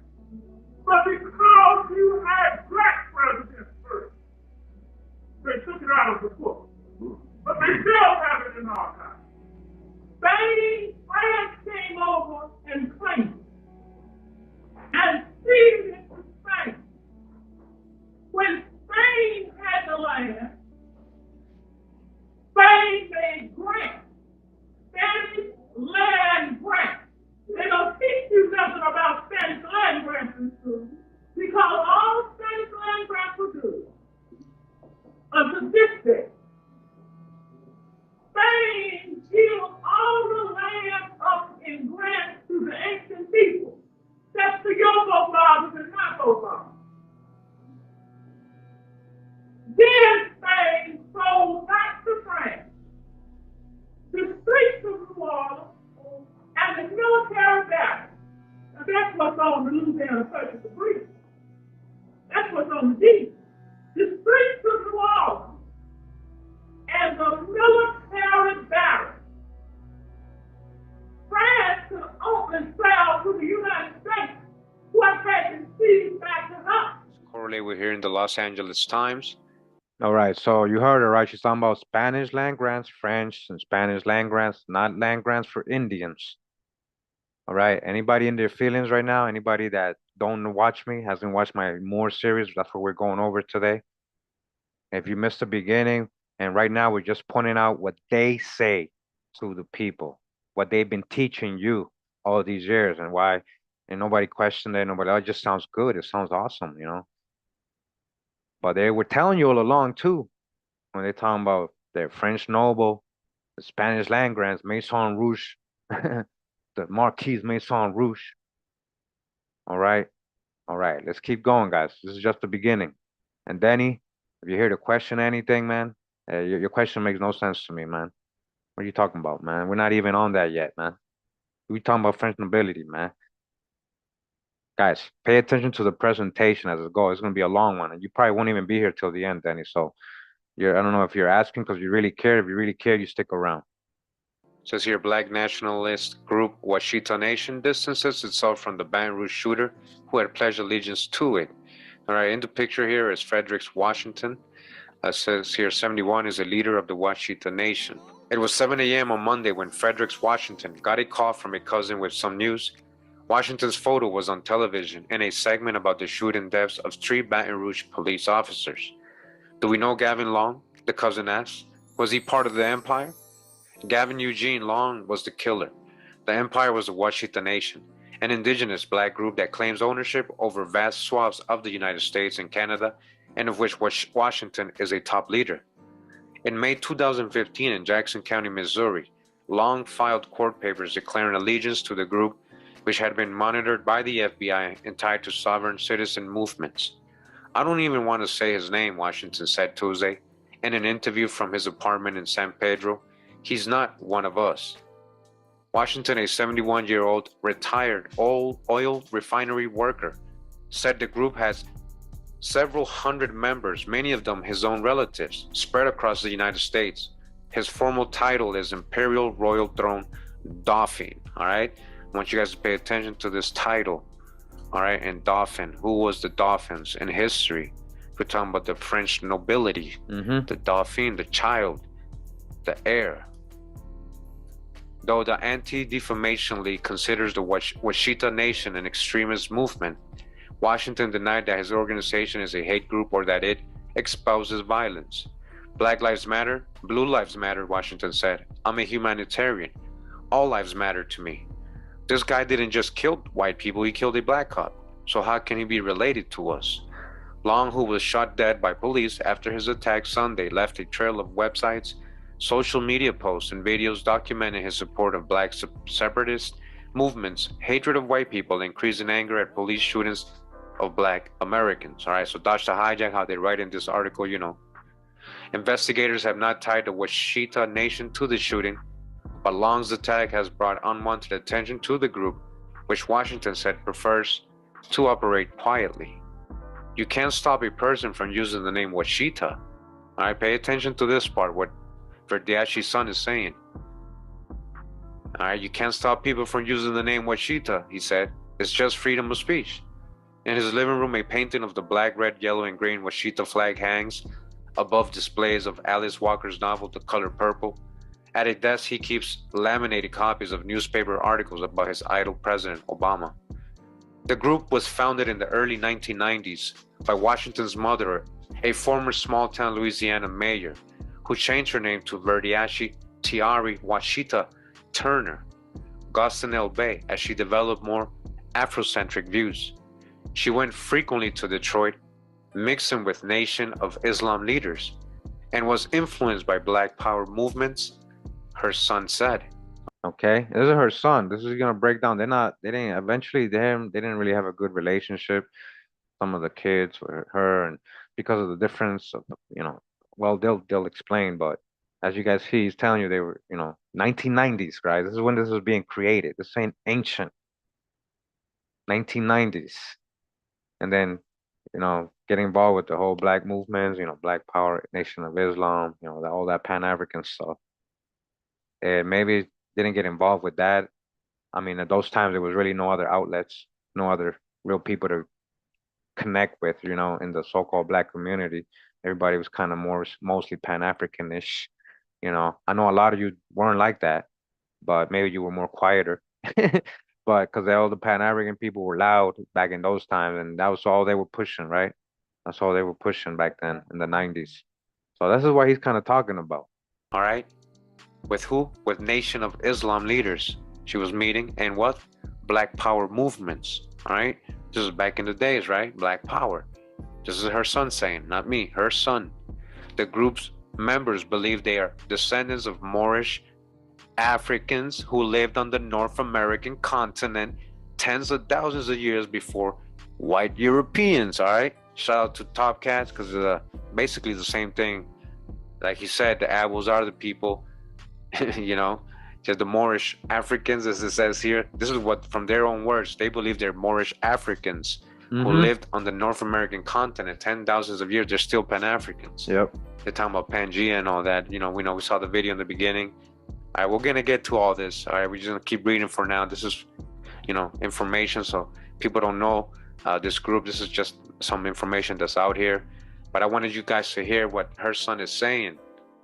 El Bey, who died 2 years ago, wrote a book on the Ancient Ones, as they are called, and traveled the country to give speeches promoting the idea that the land sold by France to the United States in 1803 in the Louisiana Purchase was fraudulently obtained and actually belonged to her. They're talking about Verdiashi. So we're going to go over all this history, right, in the next parts of this series. Again, just stay tuned. So this is the claims, right? The claims have been rebuked by government officials, and in 2000, the FBI raided El Bey's compound in Louisiana on suspicion of fraud and tax evasion. I haven't paid taxes in years, El Bey said to reporters at the time. And why should I? This is my land. I'm not someone who calls herself an empress or who says she's an empress. I am an empress. All right, so, and she most likely does have the bloodline, the indigenous part. But they're claiming the Maison Rouge and Henry Turner being his son. That's the French nobility part too. All right, so yeah, we're talking about an empress and both sides, I guess. And but the land in the treaty, the land grants, what was the stipulations behind those? We're gonna take a look at all that stuff. Was it really for Marquis Maison Rouge, and is Henry really his son? How do they relate? We're gonna check all of that, all right, in the next parts. Washington said that after the raid, he instructed members to start paying taxes, and the group stopped illegally issuing items such as Washita Nation license plates and passports. All right, that wasn't working. They had to stop doing that. But a few people claiming to be Washita members have since been arrested for fraud, tax evasion, and squatting. Washington, who moved to Southern California 4 decades ago, said the group's only aim today is to reclaim thousands of acres of land in Louisiana. Like other advocacy groups, it has an annual conference, maintains a mailing list, and petitions government officials. At one point, it was also a registered nonprofit in Louisiana. The documents long filed in 2015 amount to meaningless paperwork, but are customary among sovereign citizens groups that launch wars on paper as a form of rebellion against the government, according to Ryan Lenz of the Southern Poverty Law Center. Since the death of Washington's mother, splinter Washita groups have grown around the country. Each claims to be the true heir to her organization. This is a claims, people saying, oh, I am the true heir of Verdiashi, of the Empress, of the land grants. We're going to read all this. One group, the United Washita, has a website run by a North Carolina-based man who goes by the name of Dr. Amin El Bey. He did not respond to requests for an interview. Another group, Unity Washita, the Dugda Moindia Nation, all right? We just read their website, right? Dugda Moindia. We're going to read another website of theirs, based in Atlanta, was also unreachable, all right? They're not related or associated with the Washingtons, Bertiashi's family. Washington and William McRae, a cousin who lives in New Jersey, called those groups frauds, all right? Frauds, who the Unity Washita, the Dugda Moindaya, all right? These are the ones using the Olmec, Jamasi, grouping everybody together, calling everybody an ancient one. They're using Verdiashi's words in a different way. Again, Washington and William McRae, who are cousins, they call those groups frauds. McRae, whose title is Crown Prince Emperor El Bey, Big Bey, Bagby Badger, said he thought Long was a member of one of the other Washita groups. I called them hijackers, all right? Dodge the hijack, they're hijackers. Hijack. All right, the squatters. That's what I'm trying to tell you guys. So I'll let her son tell you himself and the cousins and everything. All right. So again, yeah, we're gonna all that stuff about we built this, we the more, we the ancient ones. That was this group. We the Jamasi, we this, we that, we all make we everything. We. It must be that French in them. That's why they keep saying we. Europeans, black Europeans. Shout out to Top Cat. They hijackers. McRae said, if you're not affiliated with something and you're doing something that you're not supposed to be doing, that means you're taking something and you're using it for your own cause, for your personal gain. Though they are not tied to Washington's group, some people who consider themselves sovereign citizens of Moorish origin have carried out a string of criminal attacks and plots. J.J. McNabb, a fellow of the George Washington University Center for Cyber and Homeland Security who tracks sovereign citizen groups, has counted 18 instances since 2000 of Moorish sovereigns committing extremist violence and plots ranging from traffic stops, shootouts, and prison escapes to rape and child molestation. Damn. Wow. All right, so again, we got to dodge the hijack. They're trying to paint a bad picture. We know good brothers in the Moorish Science Temple and the Moorish teachings, but there is unfortunate bad people everywhere, right? That they use and abuse things, and they use people's names and they use organization and they use certain benefits for their own cause and for sometimes illegal activities, right? All right, so again, we're going to continue reading more. So again, guys, we're doing a recap of an old presentation I did. It's 4 videos we're going to watch today. This is long. All right, Saturday, we just chilling. It's a chat. If you guys, I see a lot of you still have questions in the chat. Guys, try to watch the whole presentation. Wait till the end. You're going to know everything you need to know. And if I don't mention something, it's because it's not connected to them. It would have came up in the research. So let's not add things. A lot of people say a lot of things. A lot of people generalize, guys. But you never ask for real sources. You're never asking them for sources or anything. Hey, J9, that was okay. Tess is okay. She's just saying I'm funny. Hey, Tess, don't take that personal. J9 doesn't know if you're being the comedian. Trying to, if it was a subliminal thing, but I don't think you were being subliminal. Yeah, so yeah, feel free to talk, guys. Just try to stay on topic. All right. Now we're gonna see some of those websites from that group they were just complaining about. I'm gonna show you all the hijacks they had. Of information coming from the Washita members themselves, or the ones who call themselves part of the Washita Moor Nation. This is just another website here. ISU, this is a place, I guess, where you can upload like PDFs and stuff and kind of have people be able to see and read them online and navigate through them. This particular PDF, in regards to what we're talking about today, it says here, Unity Washita de Dugda Moindia Moor Nation.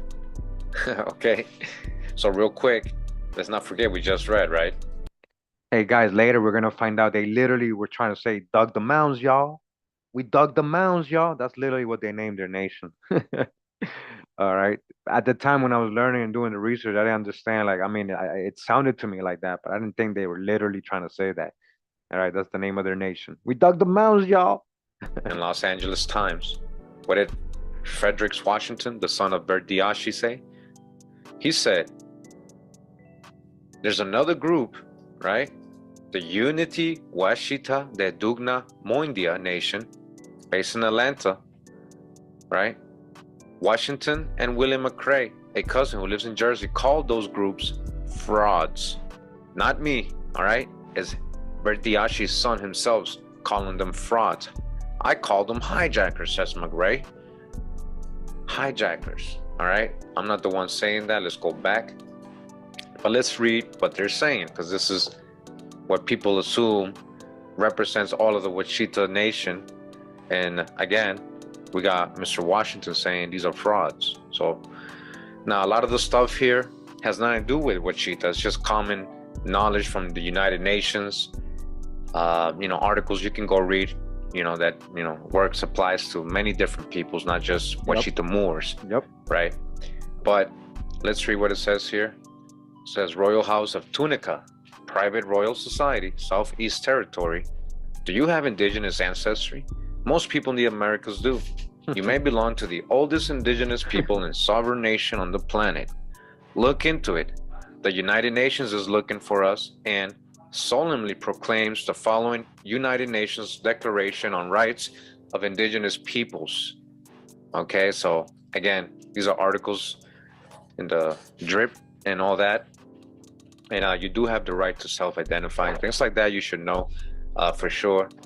So again, that's not exclusive to just Washita Moors, right? Nope. It says here in Article 3, indigenous peoples have the right to self-determination. By virtue of that right, they freely determine their political status and freely pursue their economic, social, and cultural development, all right? And we can kind of agree to that, right? So it sounds good. It sounds good, definitely. Oh, this must be true, everything, Now let's read a little bit more of what it says here. Again, we got to dodge the hijack. Again, we're using their sources. This says it was published on March 14, 2009. Okay, 2009. And what I'm trying to point out is here, the point is that since 2009, or even since 1993, they're still using the same kind of philosophy and doctrine and history and misconceptions a lot of the time, and generalizations, and a lot of it Moorish and Wabian. But again, we're just getting it from them. We're gonna read what they're saying for now.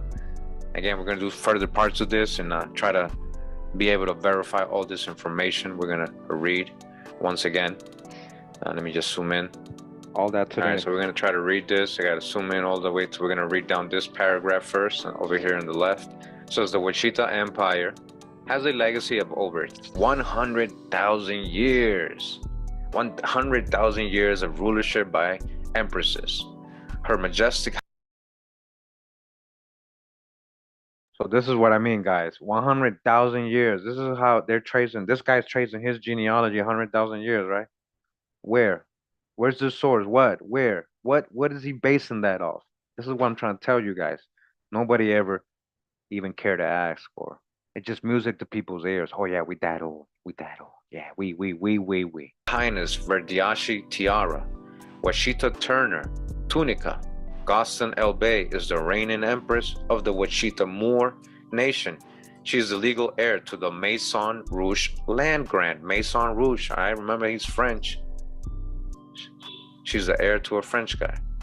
Literally, land grants that were skillfully willed to her great-grandfather, Henry Turner, son of the Marquis Maison Rouge. All right. Are we able to link that? Are we able to find a historic Marquis Maison Rouge apart from legal documents, like I'm talking about birth certificate, who he really was, who his kids were, who he married, all this other stuff? Where is it? The Marquis Joseph de Maison Rouge was the child of French nobility. All right, he was French, who was rescued by the Baron de Bastrop during the French Revolution. The King of Spain, uncle of the Maison Rouge, made the deal to transport his nephew to the New World for fear of his life. So again, if you guys don't understand what they're saying, in the King of Spain, they were cousins to the ones that were in France in rulership, the King and Queen there, King Louis. So they're literally saying that this is King Louis' son that he helped escape. All right, King Louis' that son that supposedly died.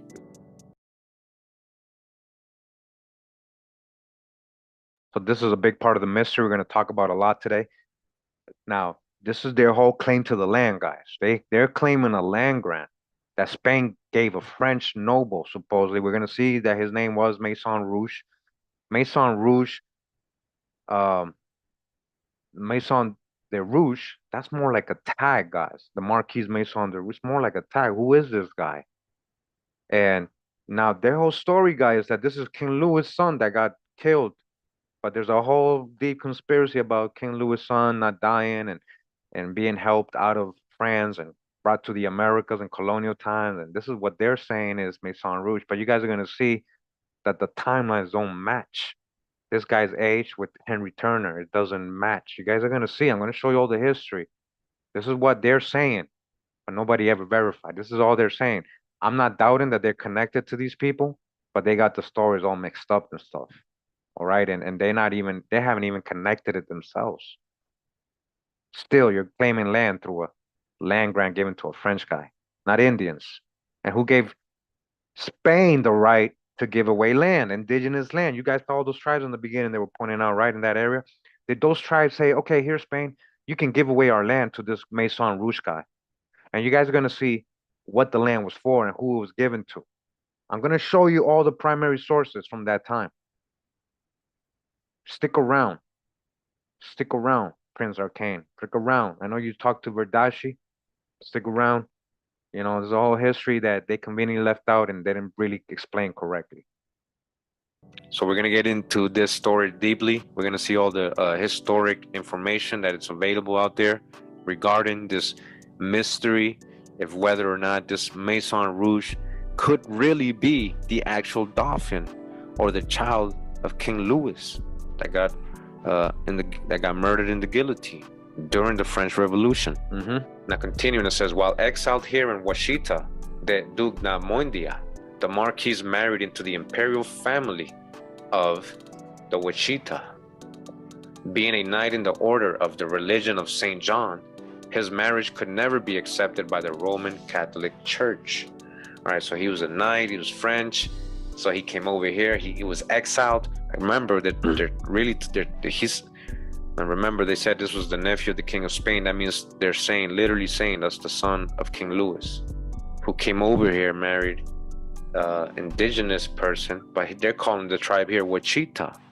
And I just want you guys to know that there was no tribe called Washita, the way they're spelling it here and the way they're using it in today's modern terms. All right, we're gonna go over the tribes that were there, the names. There is the Washa, there is the Uwachita, but they were in a different area, the O-U-I. Eventually, where these Marquis de la Rouge settled, that area was eventually called Wichita, or the Wichita Valley River, or the Wichita River Valley. All right, and that's where they settled. So being a knight in the order of the religion of St. John, his marriage could never be accepted by the Roman Catholics. So they said, oh, of course they're not gonna make this public. The Catholics ain't gonna advertise that he was married to an indigenous person. Henry Turner was a child of the Marquis de Maison Rouge and the Empress Ayamarella. After the Marquis' death, Henry Turner recovered all the titles to his father's land. All right, so that's deep. So I want you guys to understand what they're saying, at least this group. Now remember what this The son of Verdiashi said about these, he said it right here, another group, the Unity Washita de Dungamonya Nation. What did he say? Washington and William, a cousin who lives in Jersey, called those groups frauds. Again, who's Washington we're talking about? We're talking about Fredericks Washington, the leader of the Washita Nation at 71 here. This is 2016. He is the son of Verdiashi. Okay?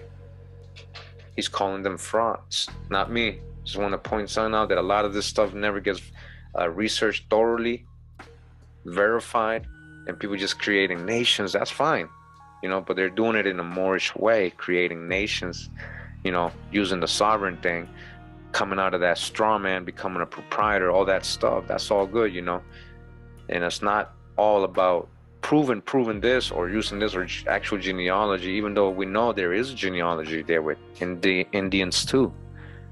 But literally, as we have been reading right now, you guys see we're dealing with French nobles, and we're dealing with literally the French royal family, Marie Antoinette, right, and King Louis's son. They're literally saying the Turners are the descendants, and that Verdiashi was literally, you know, a descendant of Marie Antoinette too. So it's not just indigenous. If so, right, if it is right, maybe they're skipping a generation. We're gonna see if there's any links to Maison Rouge and Henry Turner historically listed as a child or even mentioned. And does the timelines match up? When was Henry Turner born? When did Maison Rouge, when was he born? Nobody asks these questions, right? And nobody cares to put sources when they're saying all these things. Something I just want to point out throughout this video, okay? Let's keep reading. It says here, Empress Delphi Kim Washita, 1849 to 1966, reigned during the turbulent years of legal land reclamation. Since the day Empress Verdiashi became aware of the legacy of her family and our people, she spent hours of her life researching, fighting, and talking about the Washita Empire, its political, spiritual, and cultural aspects. Now, I want you to remind everybody when they're saying aware of the legacy of her family and our people. So again, according to Fredericks Washington, who's literally, this is his family, he calls these same people who saying our people frauds. He's calling them frauds. So everything sounds good when you read a PDF like this and papers. Oh, everything sounds good. We the ancient ones. Is literally, shout out to Top Cat, just like the Aboriginals. You know, they, you know what, but what's your tribe? What actual tribe? Give me an actual tribe. Like what, who was chief? Who, what person? What's her name? Who do you descend from? Who exactly? Let's get specific. Continuing, it says, it is said when you are in the presence of the Empress Verdiashi, you can feel that vast and ancient flow of eternal energy. And I can believe that for sure. Her Highness is soon to celebrate her 82nd birthday, and now we work to ensure her life's work is fulfilled. In her book, Return of the Ancient Ones, you can read the truth of the Washita Empire.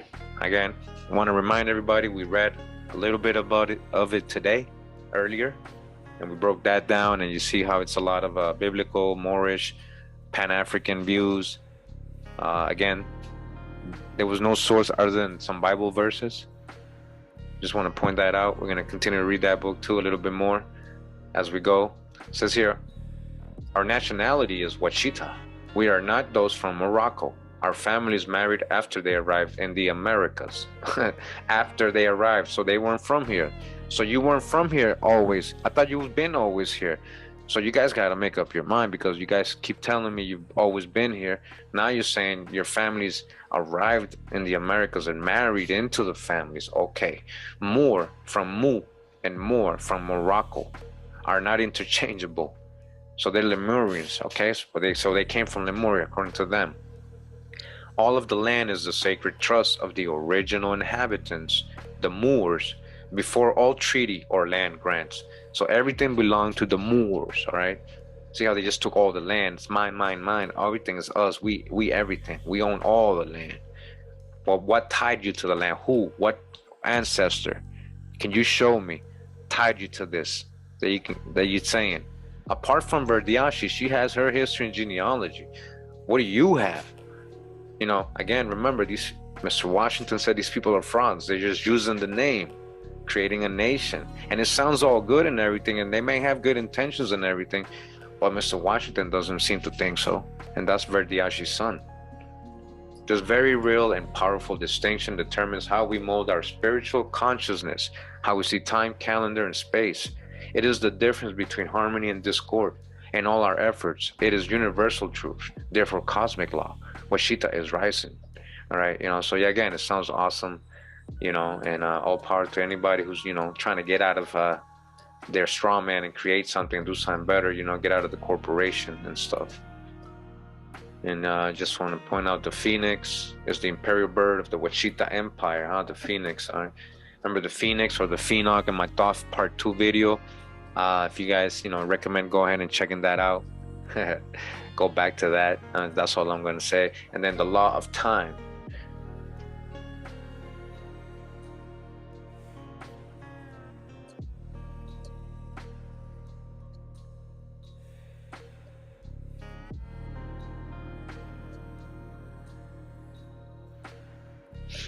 On page 2, this is what we have. It says here the law of time, synchronic wisdom of the ancient ones. So now we're going to read a little bit about this. It says everything is programmed by the law of time. The law of time is our ancient knowledge, seeming new. There has not been this level of new knowledge on a planetary scale through all of recorded history. The law of time has its base in the Olmec Mayan culture. Olmec Mayan culture. Now focus on all regions of our planet. The purpose of our Olmec Mayan culture, to plant the seed of the law of time, the knowledge of the Olmec Mayan time masters surpassed all knowledge. The basis of the knowledge of time is called the law of time. The law of time is not an invention. It has functioned since the origin of time. The law of time has governed all states of evolution. Trees are governed by the law of time, and the dolphins and the birds and all the species, they live according to the law of time.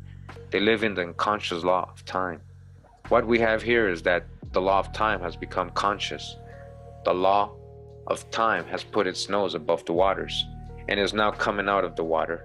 As the law of time becomes conscious, this marks a great dividing line for ourselves. This dividing line is between the cosmic unconscious ones and the cosmic conscious ones, which are you. All right, so, you know, all right, little philosophy there. You know, I want to see where they get in the Olmec Mayan thing from, what codex or what exactly is. That would be interesting, so we can be able to go. And how does this person connect to the Maya Olmec? You know, which one are his ancestors, right? See that for ourselves too. So, you know, just like Top Guy was saying, everybody's trying to go to 2000, 3000 BC. But where does that connect you? How do you connect to the Olmec and Maya? What ancestor can you show me that says, yeah, those are Olmec and Maya? We got to stop generalizing. All right. But again, we're just going to keep reading their information, because this is what we've been getting from Washitaw Muurs this whole time. It's the same lingo I always, you know, whenever anybody wants to, you know, bring it up or talk to me about it. And if I ever going to do a video on the Washita and everything, and, you know, I've been holding back and I just been reading and reading and reading. I'm like, okay, so all good. It all sounds good and everything. But we're at a point where now we're just trying to get specific. We're starting to do genealogy. You know, like Kyrie Irving said, you know, find your tribe season. Let's stop generalizing and going back 1500 BC. You know, like that's all you and only you. You know, you might have all different genealogies you're not aware of. But we're going to continue reading the information here. Again, ancient mound builders, and this is another part. So again, that's supposed to be the Washita, when that wasn't even a name. The Washita was not even a name here before Europeans arrived. Not a tribal name. And it was, and the Uachita, it was in a different area. And we're talking about the Washa, then that makes more sense. Who was really dealing with most of the French in New Orleans? And you're going to see in ancient maps, that was all Washa or Chawasha area. So they're talking about the mounds here. And again, they're saying the Notches and all these people are Wachita. And here they have a birthright, nationality. Are you Washita? It says in the United States Republic multi-district. in Prince Hutan Tupac Bay. Declaration of religious name correction and nationality now granted by the Washita Provident Embassy. And now on this 20th day of September 2003, upon consideration for official religious name corrections and reclaiming of parents' nationality, inherent and indefensible rights, which are those of enjoying and defending our God-given rights to life, liberty, and the acquiring of trust for future generations, provident, possessing and protective self, family, property, and reputation, and pursuing their own happiness and independence. Whereas in this God-given right of the Washita Provident Embassy to proclaim and declare Prince Hutan Tupac Bay to be indigenous to the Washita Nation, which is chartered by the Washita Empire, which was sent and established by God through our mothers and fathers, who are now as the vicegerents and ancient ones, who are the Washita mound builders. All right, so look what they did. They got the seal and everything, and they did it. They got ain't strawmans anymore. Anymore. So remember, this is the group. Her son was saying these are frauds and hijacks. They just literally created their own seal, their own embassy, their own presidents, their own elected people. They can add anybody to their organization. Yeah, it's a nonprofit, just like any other people create. This is not how you create tribes and nations, guy. This is a different way. And most of these people that create these things to benefit themselves, not a whole bunch of people, not the tribe, for themselves. So what am I doing again? If you just join us, I'm just showing you the history that we are shown and told. And when we Google Washitaw Muurs, we come up with these websites and all these people, right? We're gonna get to the real history soon, guys. Stick around. But again, just want to remind what Frederick Washington Verdiachi's son seems to think and call these people frauds. All right, this is the interview. All right, again, Unity Wachita de Dunamayo Nation. This is another group. They're saying another group. We're gonna go back. All right, what does it say here? Exactly, James, exactly. So James says, anyone claiming that felonious tribe shows you don't research anything other than a feel-good moment, as if if lies are supposed to stand, right?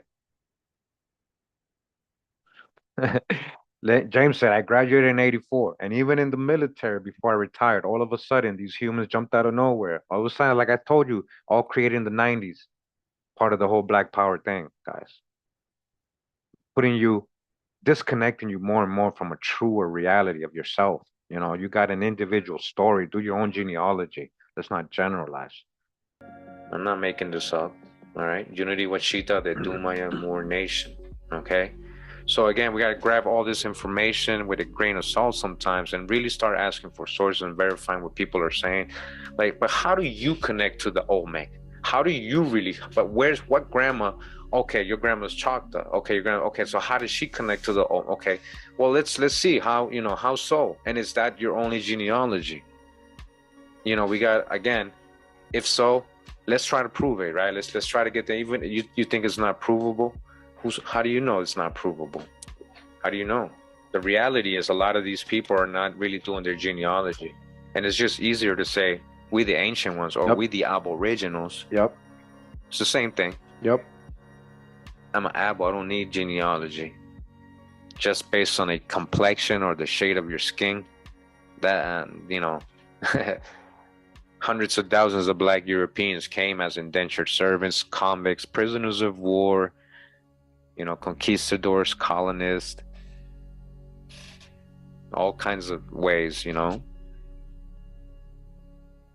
So again, we recommend you do your genealogy and not generalizing if you're going to be judging people. If you're not going to be judging people and you're cool, then, this don't apply to you. We're talking about those people who always have this kind of like colonist conquistador mentality to always say, mine, mine, mine, mine, mine. Not yours, it's me, me, me, here, here, here. I'm the ancient one, not you. And yet, they don't got their genealogy down. They can't even tell them who their great-grandmas are, great-grandparents are. So on this Facebook page real quick, I don't have an account, so I just, found this online. Wanted to read this to you. So we got another perspective here again, representing supposedly the Washita Nation. Says here from 2017, Sherry Spiller, 9 Beings, the history of the Amur Khan, Aboriginal people, the Washita Moors. This blog deals with suppressed history and land rights of Native people. Sunday, July 17, 2011. The Washita Moors, the Amaru Washita, the Dungda Mundaya Moors were originally a group of priests from Egypt. Listen to this. So this is also known as the Dogon Olmec Mayans. The Dogon, The term Washita is a corruption of Ursata, the father and mothers of the mystics. In Egyptian, Ursata is Urashet, the winged sun disk, which symbolizes the highest knowledge, the pineal gland being open. Amuru is actually a corruption of Amaru, which is the root America. America is actually a corruption of Amenraka. It's strange how everything comes from Egypt. All right, so you see where they're taking it, right? Again, this is a person representing the Washita. Well, Egypt was once the capital of the world. In fact, the pharaoh gave the ancient Moabite, permission to settle Morocco, which is now North Africa. Now there, I just want to add why they had to settle Morocco and why they had to get permission. She's not telling the whole story. Because Joshua the robber, as they call him, kicked them out of the promised land because they were squatting. They weren't supposed to be there. So they had to get permission from the pharaoh, to settle in Morocco, Moabites. Is everybody a Moabite, if that's what Moors are? Which is now North Africa. Then that's when they got to North Africa.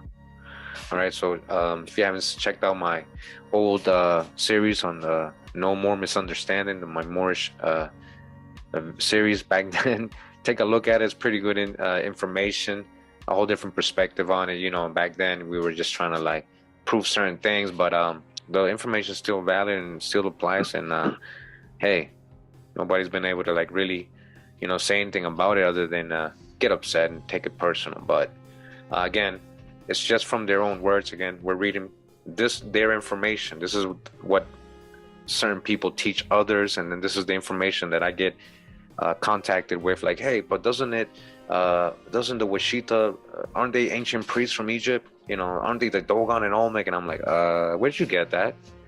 Well, I read it somewhere, and there's some book. I'm like, where's this book? Well, I'll find it. I'll try to find it for you, Kurimeo. I'm like, okay, you go ahead and do that. Let me know when you find that book. And it never happens. So let's continue. It says here, the Moabites.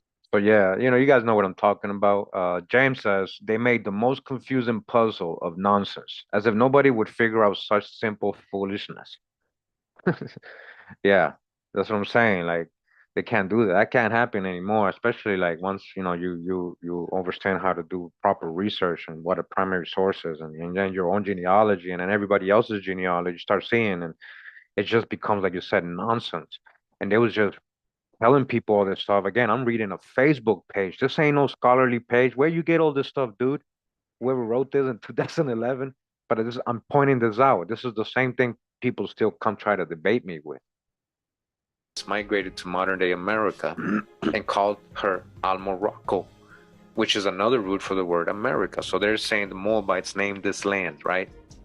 The last of the Al Moroccan government fell in 1956 with the abolishment of the consular court, when black people accepted civil rights over their natural rights as natural persons. Here's a definition of consular court: a tribunal convened by public officials who reside in a foreign country to protect the interests of their country for the settlement of civil causes based upon situations that happen in the foreign nation, and which is held pursuant to authority granted by treaty. The 1787 Morocco Treaty of Peace and Friendship was that treaty. All right, so this is what they're using, the famous Treaty of Peace and Friendship. A consular court exercises criminal jurisdiction in some instances, but its determination are reviewable by the courts of the home government.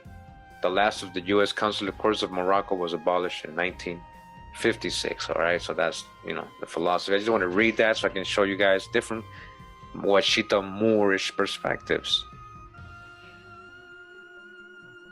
All right, so right now we're just gonna go ahead and keep getting more information from other members of the Washita Moorish nation. This case would be the Moorish Jamashi Empire. It says here, who is Emperor Khufu? We're gonna read something he wrote, a decree. I guess for the government. He was putting them on notice and stuff. You guys that understand this lingo know what I'm talking about. So I just wanted to show you, the person right here. That's the person, I guess, who is the Emperor Khufu. Okay, and that document that just passed by, we're gonna go to that document and read it a little bit and just see what they're saying, because it gets pretty interesting, the information in it. I'm not gonna lie, it gets pretty interesting. I want to be able to see if any of it is historic, what is misconceptions, what is conjecture, what is added stuff. Right, it gets pretty interesting. We already read some pretty interesting info, what they're saying when we're talking about French nobility and the Marquis Maison Rouge and these land grants. And who is this Marquis Rouge, and could it be really the French royal family? So this is the document we're gonna go to right now. All right, so I just found these documents just surfing the wave, just putting certain keywords together, Washita Moorish, Verdiashi, King Louis, and things started popping up, right? So I found this. I had these links for a while now. I've been wanting to do this video, just didn't know how to really approach it. I'm just like, let me just do it this week, get it over with, and just put the information out there, and then we can make better sense of it and organize it a little better and see what can we see and what connections we can make. And it's, again, not just to prove people wrong, but to just get a real history, Now it says here, Continental Moorish Jamashi Empire, Imperial Grand Assembly for the Emperor. Then it says this, begin all acts, breathing and thinking by saying, Kulum al Horlet, Master of Darkness, Universal Traveler, Samhure. So Master of Darkness? I don't know. Maybe I shouldn't have repeated that. Oh man. Now ye all mothers and sons that before me, myself, Khufu, Ranub, Sodok, Samson El, Red Eagle, Thunderfire, Samburre, a child of the infinite cosmic light, a son of the light, a son of the flame, triple darkness, appeared a darkness man, figure of the night, with a head, hands, and feet of flame, glowing, in perpetuity and infinitum. Darker than darkness stood the great figure, dark in flame, with a darkness not of the night. Speak the word that must be obeyed by way of the dweller of Unal, that brings about life. And it says, O Master of Darkness. So I don't know who they're talking about here, man. Guide of the way from life unto life. MHOE for me, most high over everything, but let's go. Enforce the imperial royal bloodline for the triumphant Sun Man, Emperor, Monarch, Inri, verified divine true sovereign crown prince, eighth Marquis de Maison Rouge. There goes Marquis. So he's saying he's the 8th in line. That's what he's saying, from Marquis de Maison Rouge. For the sovereign country, state, Continental Moorish Jamashi Empire, and His Imperial Majesty Royal Post. I just want to emphasize again, this is a French noble, supposedly. So they're not getting this land because of Indians. They're using their French part, their European part. So far, right? Awaken, O flame that burns ever inward, flame forth and conquer the veil of the night. Then in the midst of the flames and the darkness grew there one, Samhu Ameni Re, that drove forth the night, flaming, expanding ever brighter, until at last was nothing but light. See my own soul as it grows in the light, free now forever from the Lord of the night. That's a nice poem, man. I mean, if it's not, it's a nice little poem, but it's cool, man, to each his own, and, respect everybody, what they believe in and what they, pushing. Again, we're just trying to make this, because, that's what we do in my channel, try to see what we can find historically, other than just he said, she said. Now, it says here again, Imperial Royal House of Samson El Sambure for the Continental Moorish Jamashi Empire, Imperial Royal Kingdom, Nama Neburian Al Moroccan Moorish Jamashi American Native Amuru Washita Moor de Dungda Hung Mundi. He's repping them too. Olmec Kingdom, Nationals, American State Citizens, Nunc pro tunc. Now we're going to talk Latin a little bit, right? Nunc pro tunc, to the moment of the creation by and through the God of all gods. The Spirit Son, the sovereign of the Sun Spears, territorial sovereignty, implementers of inalienable birthrights, life-born and blood rights, imperial claims of rights, imperial allodium estate rights, imperial land rights and land grants, imperial privileges, natural laws, trust laws, international human right law, inherent white privileges, treaty rights, inherit and inheriting rights, droid. All right, so this is their decree. We're going to keep reading a little bit some of the symbology with the Egyptian hieroglyphics here. We know ancient Egypt was here, so we ain't got a problem with that, I guess. So again, a lot of pages, it just keeps going, and it repeats a lot of the stuff on and on. His title, who he's down with, again, the Neburian, Nuwabian, Neburian, that's from Malachi York. Al-Moroccan Moorish, that's Moorish science, and Jamashi American name, that's from the Duandamondia. Olmec Kingdom National American State citizen, a citizen. The Moor for the Imperial Royal House of Samson El Samsu, Samhurre, and the Moor of the Imperial Royal House of Tunica Thunder Fire. The Moor, they're both more and more. And I know this is from the, I've seen this in Malachi York's in drawings and symbology in his book, The Holy Tablets, which I read completely. So I'm pretty hip to what was being said there.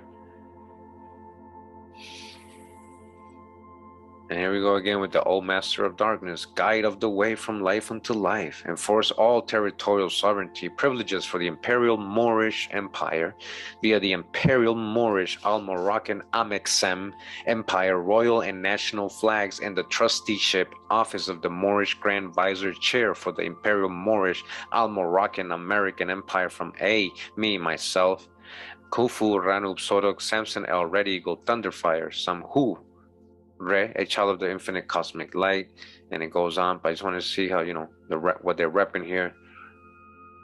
All right, some more. Says the Imperial CMYE government for the Republic USA, Imperial Indigenous Matriarchal Council, Imperial CMYE government executive council guidelines and procedures, and it has these symbols right here. Right, so they start talking about how they created, their nation here, the sovereign state Yamasee Native American government, Inag via Mount Arafat Embassy, and the sovereignty aboriginal status for the sovereign state United Washita de Dung da Mondaya for the indigenous Imperial Washita Nation, for the great creative oneness that brought Amaru wa Shashaktung Washita Moors de Dunda. Yeah, it just keeps going, but it's very informative, I guess, and very declarative, right? Very specific, and a lot of info repeated many times just to get the point across. Then it starts talking about the grants here. It says the supreme sovereignty, heritage, imperial allodium, estate rights for the Amaru Washaktung Washita Moors de Dungda Mondaya throne has been affirmed and verified by the Spanish and the French, as well as the British, pursuant to the imperial Spanish land grants of 1762, 1763, 1795, and 1800, and also the lawful sovereign royal heir to the royal crown of France, the Bourbons, Kingdom of France, and the Bonaparte Empire of France, Gr. Pure de Washita, set in a little tank from the Marquis de Montsaint Rouge, heir to the throne. Not just a little tank, and he wasn't the only French you guys were mixing with. And the lawful sovereign royal heir foreign of royal bloodline, Puck Couche, the Bourbon estate, also known as the Empire International Estate for the Bourbon Habsburg Empire, which includes the Netherlands, Western Europe, Belgium, Luxembourg, Switzerland, Germany, Italy, Sicily, Naples, Sardinia, Spain, and Portugal. I just want to emphasize that, this literally is telling you that they're related to King Charles V, right? Charles V, Catholic, Holy Roman Catholic. And these Marquis de Rouge and these French monarchs were actually had converted to Catholicism. They were pro-Catholic. They were fighting with the Protestants. So in this case, when it comes to Washita and their French blood, it wasn't originally Protestant. It was actually Catholic, Black Catholic, French. All right. So remember, so far they're claiming the land through their European side, not their indigenous side. Read here a little bit. It says, whereas Imperial Prince Ramesses Bey created a venue for the United Washita de Dungda Mondaya. Remember, that's who Frank Fredericks Washington said are frauds. He said they don't represent us or our family. All right. At the time, I was reading this word wrong, guys. But again, it's literally we dug the mound, y'all. Dug the mounds, y'all. That's literally what they're calling their nation. We dug the mound, y'all. Wachita dug the mound, y'all. That's literally what they were. I didn't understand. My mind, my brain couldn't understand at the moment that that was actually what they were saying. I didn't really think they would really be saying that. So, I just didn't read it like that. My brain didn't until later on. I'm like, literally, I realized that's what they were saying. Like, wow. So they're talking about a treaty of peace and friendship between Mount Arafat Embassy via the Yamasee Native American government and the United Washita de Dungda Mondaya because of the indigenous Imperial Washita Nation of the Empire Washita de Dungda Mondaya had neither full faith, credit, or venue in that day and time. In fact, the Treaty of Peace and Friendship was the pathway that Imperial Prince Ramesses Bey used to establish the Allodium estate with venue, and because the status of the indigenous Imperial Washita Nation of the Empire Washita de Dungda Mondaya had no venue or full faith and credit from any sovereign state or country in the creation of the Treaty of Peace and Friendship between Mount Arafat Embassy via the Yamasee Native American government and the United Washita de Dungda Mondaya, Imperial Prince Ramesses Bey created first the first sovereign state of Allodium Estate and an office for the Imperial Crown Prince with full faith and credit, reestablished the Washita Turner Tunica Imperial bloodline of Joseph de Bourbon with full faith, credit, and venue as per imperial claims of rights, privileges, inalienable birthrights, life-born and blood rights, allodium estate and heritage rights, natural laws, treaty rights, and so on and so on. All right. So just want to read this part down here where it starts talking about the genealogy, supposedly. So it says, whereas in the spirit and honor of Empress Venerari, Sovereign Washita Moors throne, Empress Saint Cyr El Almarilla, Saint Cyr El Almarilla, the Black Cajun Queen. Cajun, who are the Cajuns? The Acadians. Remember I told you Saint Cyr. So again, Saint Cyr, we're in the Acadian.org. Again, Saint Cyr, French name. A lot of those French ended up in Acadia, known as Acadians, and they brought that name down to Louisiana, and they became known as Cajuns. Right? Check out my Acadian video that I did, very good video. So we're back over here. So again, what I'm pointing out, guys, is that she might be half Acadian. She's not full Indian, even though supposed Indian that this Marquise de Maison Rouge married, her name is Amaraya, which is Jewish. A lot of Sephardic Jews had that, and Saint Cyr was an Acadian last name. Fresh Acadian, we know, where a lot of them were Huguenots, a lot of them were crypto Jews. So it kind of makes sense. So I'm just leaving that there. This is what I'm saying. So this is what I mean about generalizing, saying, oh, we this, we that, we that. You just left out a whole genealogy. You didn't show no specifics, nothing. You're just saying this is just a declaration he's making. Where's all the sources? And again, they're talking about suppose Washaw woman that married Maison, the Marquise Maison Rouge. Her name, remember, was Saint Cyr. That was her last name. El Almaraya, Hebrew name, Amaraya.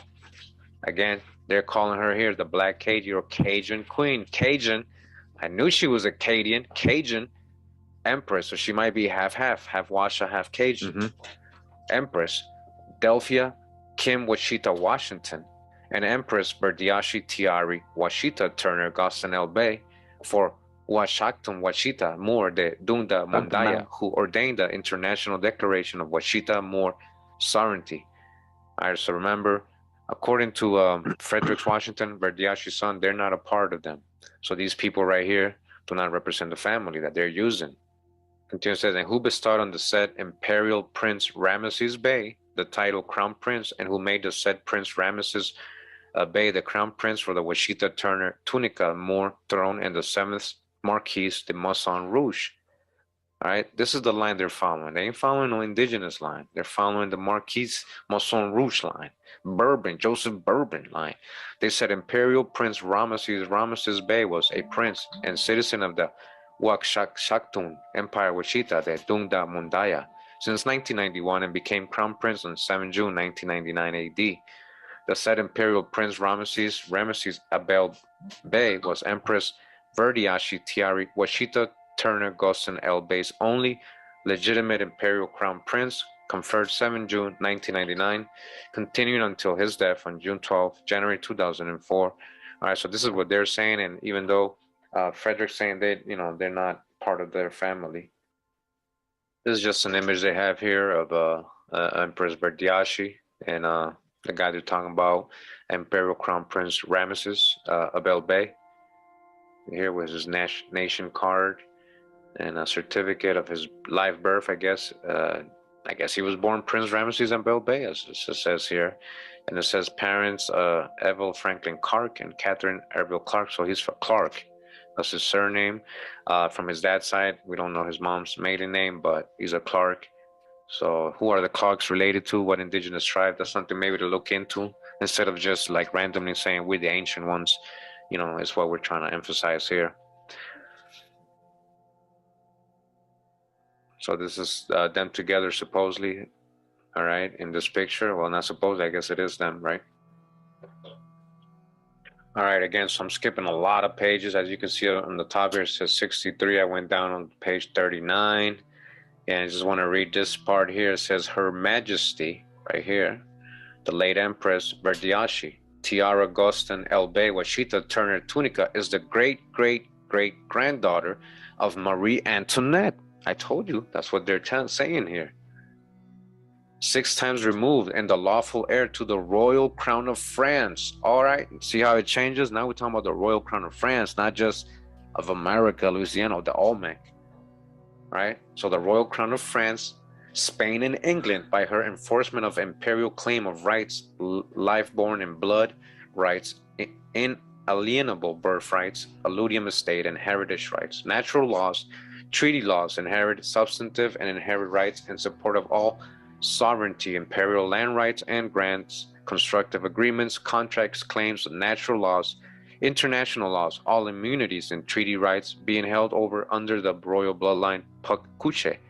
Empress Verdiashi Tiara Washington Turner Augustine El Bey enforced imperial claim of rights to the following imperial land by and through the royal bloodline, the Bourbon Estate, through the Bourbon Estate, also known as the Imperial International Estate of the Bourbon-Habsburg Empire, which includes the Netherlands, Western Europe, Belgium, Luxembourg, Switzerland, Germany, Italy, Sicily, Naples, Sardinia, Spain, Portugal, and most of the Americas, as they say here, as you guys can see in the demarcation lines again. But I just want to read that, how he's saying basically that Verdiashi's third great-grandmother is Marie Antoinette, the famous Marie Antoinette that got murdered during the French Revolution.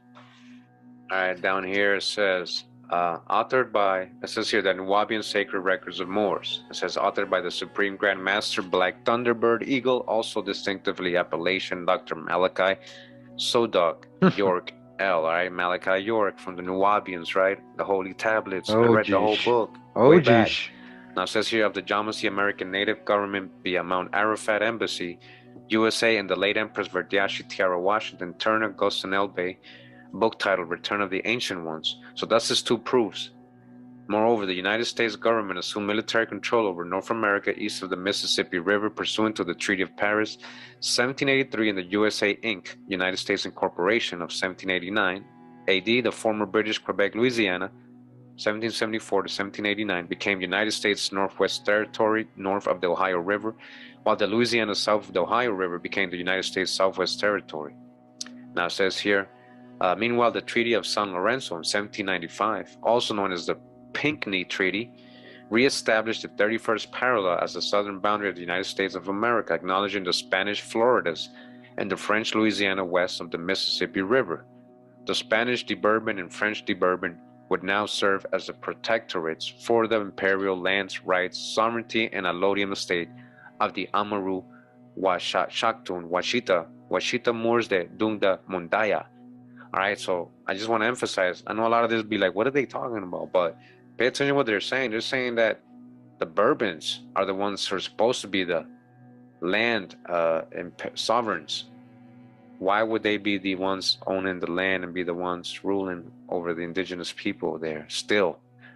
Given the Treaty of San Ildefonso of 1800, the Bourbon Charles IV, King of Spain, ceded to the French Emperor Napoleon I Bonaparte the seaport city of New Orleans only. The whole of Spanish Louisiana was not conveyed or transferred to Napoleon I, so when Napoleon seceded the port city of New Orleans to U.S. President Thomas Jefferson, as in the so-called Louisiana Purchase Treaty of 1803, the whole of Louisiana west of the Mississippi River was not included. This fact has been secured in the original documents.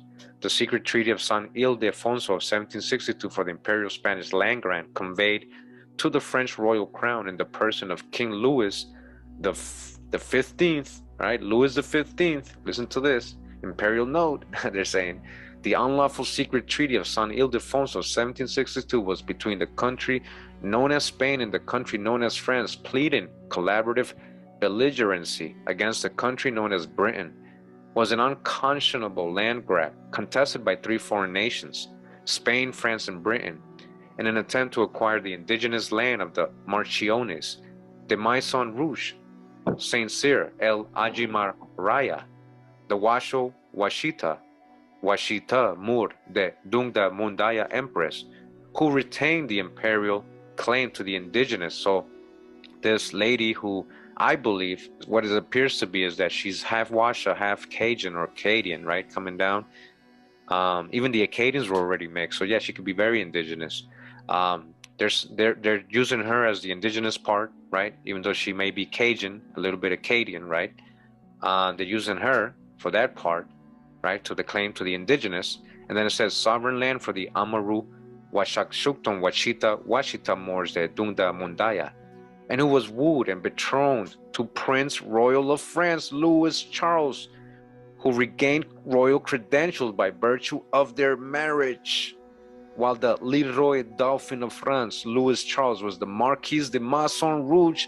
So remember earlier when they were saying the Spanish king helped his nephew escape, they were talking about King Louis's son, the same one they're talking about here, right? Now they're saying here that they married, right? They married an arranged marriage here of two royal bloods, right? The son of King Louis and Marie Antoinette, the one that was supposedly in a dungeon and died there as a child and never became real king, supposedly didn't die and escaped, and he became the Marquis Maison Rouge and married Amariah Saint Cyr, and they created the Washitas, and they had a son named Henry Turner. We're gonna verify all this stuff. Does it all match up? Does the timelines make sense? What's going on? But this is, to me, was very amazing information. When I was reading, I was like, nah, it can't be. Could it be? Could it be? Could it be? And if it is true, it's very, very impactful in history, and it's something deep we'd be uncovering.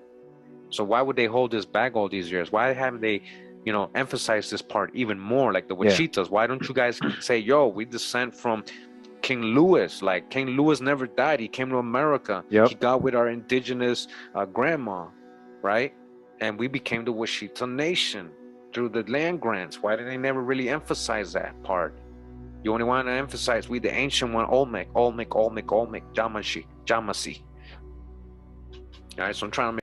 All right. Trying to make a point that he says, but yeah, why they never emphasize that? And again, I keep saying they created the Wichita, but they didn't create no tribe. They was just husband and wife, and they just married. Maybe get some connection to the land right there, the Masson Rouge, wherever he was. Now again, does it how it connects to the Turners? We're gonna see. They don't even have that connection. It's just like an oral story. Um, but either way, they're not never emphasize this part of the story. Again, it's all about we Indians, we this, and we the black bushy head Indians, and that's it. That's what you heard earlier, right? That's what they were saying. Conveniently left all this out though. make a point, but let's keep going. It says, while the Leroy Dauphin of France, the child, the Dauphin, the heir, Louis Charles, and that was his name, was the Marquise de Maison Rouge, Imperial Empress Saint Cyr El Almaraya was the sovereign Washita Moorish Marchioness de Maison Rouge, who via her marriage conveyed apparent nobility to the displaced Prince Royal of France. So they're saying she had more royal blood than him, and she granted he made him royal again, basically, through her. Louis Charles, Louis the 17th is said. Louis the 17th, because remember, all right, so we're going to get into the history of Louis the 17th, what happened supposedly, according to mainstream history. And we're also going to read about other possibilities. The Washitaw Muurs are not the only ones saying that the child that supposedly died in the dungeon after his parents were killed survived. They're not the only ones, so we're going to get into that. But still, does the timelines make sense?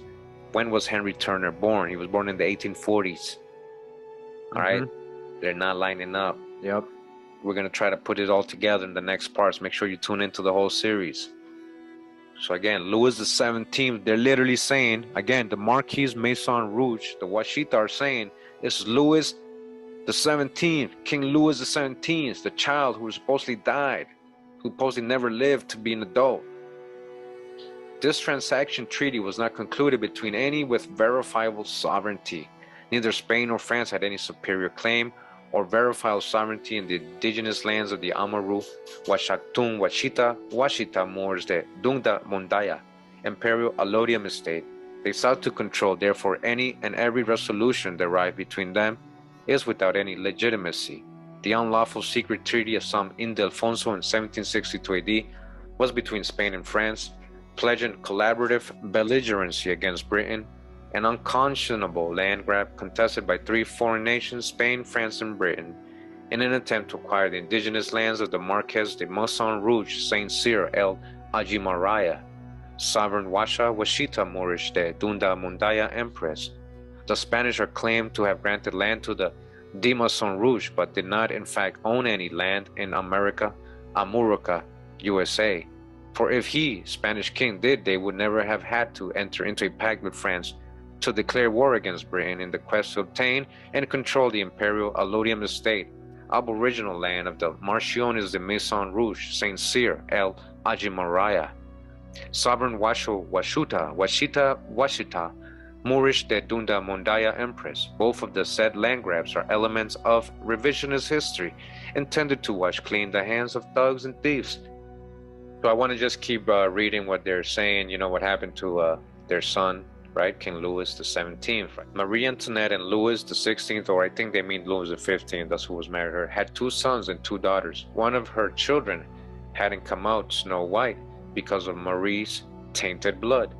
The Leroy Dauphin of France was separated from his parents before they were beheaded during the French Revolution, rescued by the Baron Philip de Bastrop, then put into the care of Catalina de Villeneuve and Louis de Maison Rouge, and was known as Marquis Joseph de Maison Rouge. You hear this? So this is the whole breakdown. We're going to try to verify this.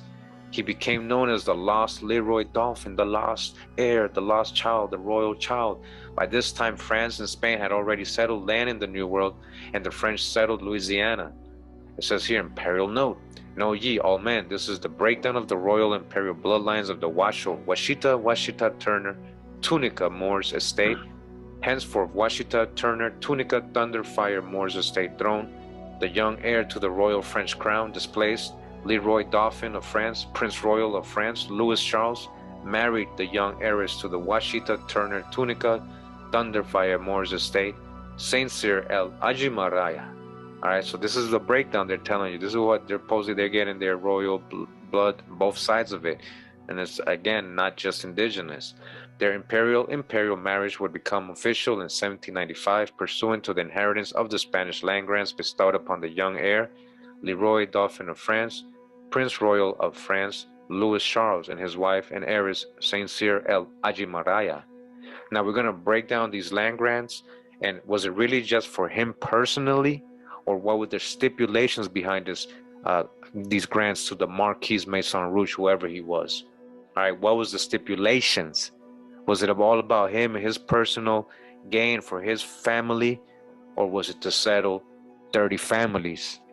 Royal also fleeing and to establish wheat farms.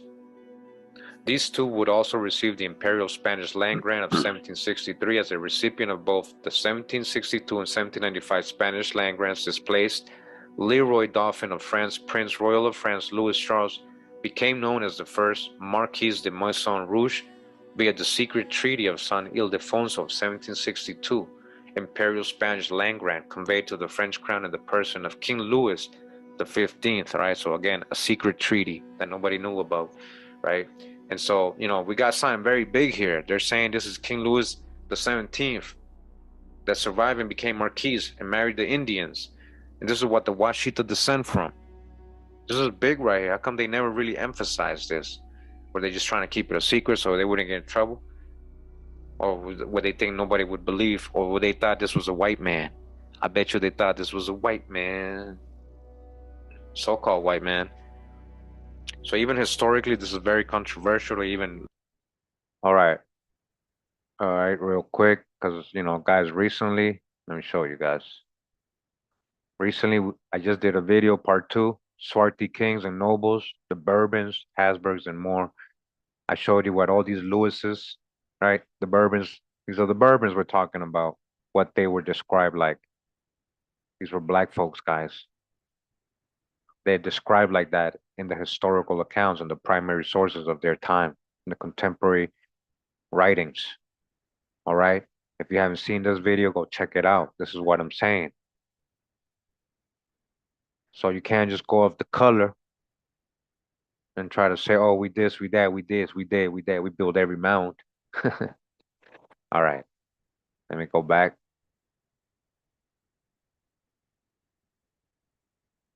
like entertain in mainstream, right, history, but it could be a possibility. Why not? This is something we could definitely dig into more. We are going to. But do the timelines and all this make sense? It sounds all good right now in paper with no sources. I just want to emphasize again, I've been doing almost more, well, it's getting close to 2 hours, almost 2 hours. And Okay, guys. So if you're a little lost, what is going on here is that they're saying this is their narrative, right? This is their narrative, guys. Pay attention if you're a little lost. So, during the time of the French Revolution, I believe it was Louis the 14th and his wife. I think it was those were the ones that got murdered. They got decapitated. They got murdered by the people who did the revolt, which in history you guys are gonna see who these people really were, but that's a whole future video. It might link up to the Chazas and other people. But anyways, they so what was left was, the son, supposedly in a dungeon, and supposedly in history, he died, right? Supposedly the son died. But they're saying, the Wichita Moors saying, no, he didn't die.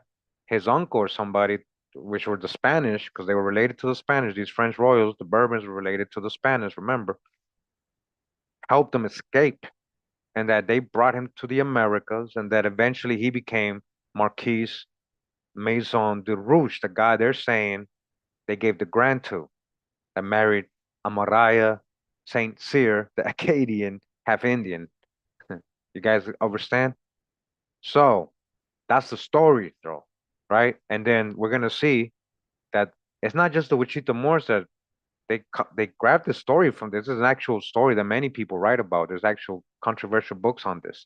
I'm gonna show you, and it's very interesting. There's a whole thing we can definitely get into, and definitely probably will get into it more deeper and really do some really good research. But the timelines of these people and the son and Charles and Henry Turner being born, supposedly the son of Maison Rouge that connects to them, it doesn't add up. It seems like they're skipping a lot of generations, like maybe two or three. And so maybe they all had, maybe that name was popular, Henry Turner. Maybe that was passed down to a junior or the third, possibly. But there is the timelines don't match, and I'm going to show you guys that.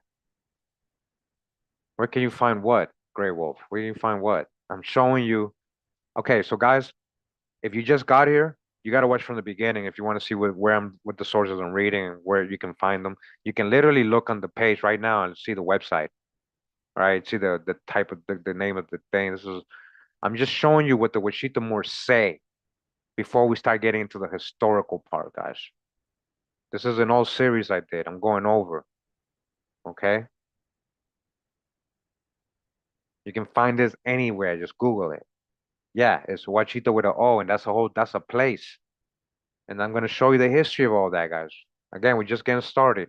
Welcome, welcome. Let me just finish reading this. You can understand how they think, how these a group of people, which call themselves the Washita, we dug the mounds, y'all, Moors.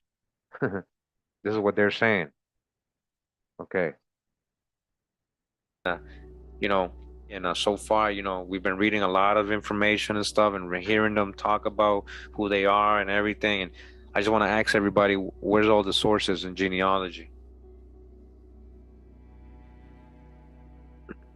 The Imperial Spanish Land Grant of 1763 and the Treaty of San Lorenzo in 1795, also known as the Pinckney Treaty, acknowledging the Spanish Floridas, USA, and the French Louisiana, USA, both serving as the Bourbon and protectorates of the sovereignty imperial indigenous lands for the Amaru, Washita Moors, the Dunda Mundoya estate. Moreover, given the death of both the heirs to the French royal crown, Leroy Dauphin of France, Louis Charles, and the heiress to the Washita Turner Tunica Thunderfire Moors estate, Her Highness Saint Cyr El Amaraya, the titles of Louisiana Dauphin and Regent Marquis de Maison Rouge were conveyed to the next in line, to the Imperial French Crown, Louis Francois II Joseph de Bourbon, Prince of Conti. All right, see how they say they didn't give to Henry right away? It went to somebody else. And he was in 1734 to 1814. Now look at the timelines. The son of Louis Francois I de Bourbon, Prince of Conti, the daughter of Elsir Maria and Leroy Dauphin of France. So they're saying that the heir after Marquise Rouge was the daughter, which married this guy named Louis Francis II, Joseph de Bourbon. That's a whole different family. They were also probably related to the, a royal family. So they're saying their daughter married him. He became, the heir. So they was to be wed to Joseph de Bourbon, Prince of Conti, a second daughter of Saint Cyr, Ella, Maria, and Louis Charles, or the Marquise, right? Lulia Daniel was to be wed to French nobleman Louis Beligny Garrison. You see that? That's where the garrisons come in. Louis Beligny Garrison. All right, so they just mentioned Mahalia Garrison right here. Who's Mahalia Garrison? She's the mom of Delphine Kims, who was the former empress before Verdiashi. Okay, and then so they just mentioned her parents, Louis Bologna. Here he goes, Bologna, the Bologna family, and Lula Daniel Garrison. Go back to the article. Basically, let me break down what they just said here. So they say they had two daughters, right? Two daughters. So this King Louis XVII, aka Marquis Maison Rouge, and Saint Cyr Amaraya had two daughters. One daughter married the Bourbon guy, Louis Joseph de Bourbon, Conti, Prince of Conti. All right. Through them is going to come Henry Joseph Turner. We're going to read that. And then they had another daughter, right? Another daughter who married or was to wed the French nobleman Louis Beligny Garrison. So again, a second daughter of Saint Cyr Almaraya and Louis Charles, the Marquis, right? The King Louis, which is Lulia Daniel, was to wed the French nobleman Louis Beligny. All right, so Lula right here. So she's a daughter. So this proves what I'm saying, that the timelines didn't match. Henry Turner was not like the son of the Marquis, but maybe a grandson. Unfortunately, Ancestry has not provided me those hints, because that would match them up to, they don't want black folks being linked to Europeans. That will link them right into them. But do you guys see here, as I'm showing, Louis Bologna and Lula, that's Verdiachi's second great grandparents. And then our same article from the Washita Moors themselves telling you French noble. This is a French noble guy right here, Louis Garrison, Bologna. French noble. What do you mean we build the mounds? Okay, let's keep going. Now it says here, with the death of Louis Francois II Joseph de Bourbon in 1814, His eldest son, Henry Joseph Turner, inherited the Maison Rouge estate. So again, but right here they're letting you know that that's his grandson. They were skipping a generation. Why would they be skipping a whole generation? And most of these websites and all the info, even on the Empress book, the ancient ones, she just said Marquis, my son, is the dad, and Henry Turner is the. So they left the whole generation now. So it seems like he's more of a grandson. Just 3 generations here. So the Marquis or King Louis had a daughter who is the mom of Henry Joseph Turner through Louis Francis Joseph de Bourbon. That's his dad. So he became Henry Joseph Turner. And I guess he took on the Turner last name instead of the Bourbon. Now, this is what I'm saying. So I don't have that link. I don't have the link to the Bourbon guy or to Maison Rouge, for Henry Turner. I don't have his parents. And get no hands. We searched. We're not getting any Bourbon. I mean, this seems like a very prominent person. If he was, if he's from that area, if he is his dad, it should have came up. His children should be listed somewhere, unless they're really holding it back. But still, it's not the direct son of Marquis Louis, because there's different. Marquis Louis is from the 1700s. Henry Turner is 1840. That's not his son, which they've been saying all this time that the Henry Turner is Marquis de Rouge's son. All right, and I'm just trying to show you that's not correct, because even if because the timelines don't match. So he became the second Marquis de Maison Rouge. It says Louis Francis II Joseph de Bourbon, Prince of Conti, and Annie Marie, that's her name, the daughter of his mom, the Empress of the Washita Turner Tunica Thunderfire Moors estate, throne birthed Henry Joseph Turner, who became the recipient of the 1762 and 1795 imperial Spanish land grants. The third Marquis de Maison Rouge, Henry Joseph Turner, the third Marquis de Maison Rouge, Mahalia Garrison, the eldest daughter of Lulia Daniel and Louis Boligny Garrison, became the next empress of the Washita Turner Tunica Thunderfire Moors estate throne.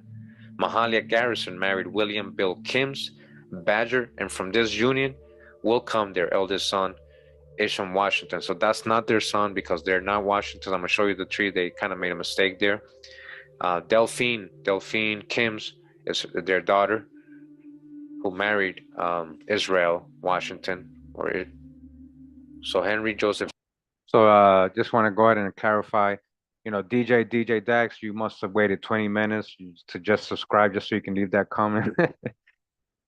There's no African here, man. Like, we already debunked the out of Africa theories. These are Black Europeans and melanated Indians that are hooking up together. All right, that whole Pan-African narrative, that whole 1993 talk, that's outdated pseudonyms. Don't come here to give opinions, man. We've already debunked all that. You got a lot to research, man. Because I know you obviously don't watch my videos, so I know you haven't been subscribed. Turner, Henry Joseph Turner, married Sarah Tunica, and from this union will come their eldest son, Joseph Henry Turner. Joseph Henry Turner, the fourth Marquis de Maison Rouge, all right, the fourth. A non-Sullivan, that's what I'm saying. How does Bourbon go to Turner? That's what I'm saying. Like, where's the real link? I don't, even if it's real, I want to see the link. Like, what's the story behind it? Nobody can answer you that. And anybody that adds anything is all conjectures. I don't see the link. And we're going to learn that this land grant has nothing to do with the individual. So it's not about, man, get out of here. What are you, man? Stop the cab. Man, get out of here, man. You just, yo, that's how desperate he was to say something, guys. Because you got to be subscribed for 20 minutes so you can leave a comment. Well, I love that. I love that new feature. That's how desperate he was. And that's how much of a no-lifer he is. He had to come troll. Wait 20 minutes to subscribe just to say, stop the cat, when I'm showing him sources. What you talking about, man? And we're just getting started, man. You can't prove no African, man. Don't embarrass yourself over here, man. It says Isham Washington will marry Delphia Kim's Badger. Now remember that they were talking about the Kim's Badger, William Kim's. So that was his daughter, not Isham. She married Isham Washington. All right. And from this union will come their eldest son, Fredericks Houston Washington. And that's Verdashi's dad. Joseph Henry Turner, whose sister is Eliza Turner, the mother of Timothy Drew, aka Prophet Noble Drew Ali. And that I have not been able to verify.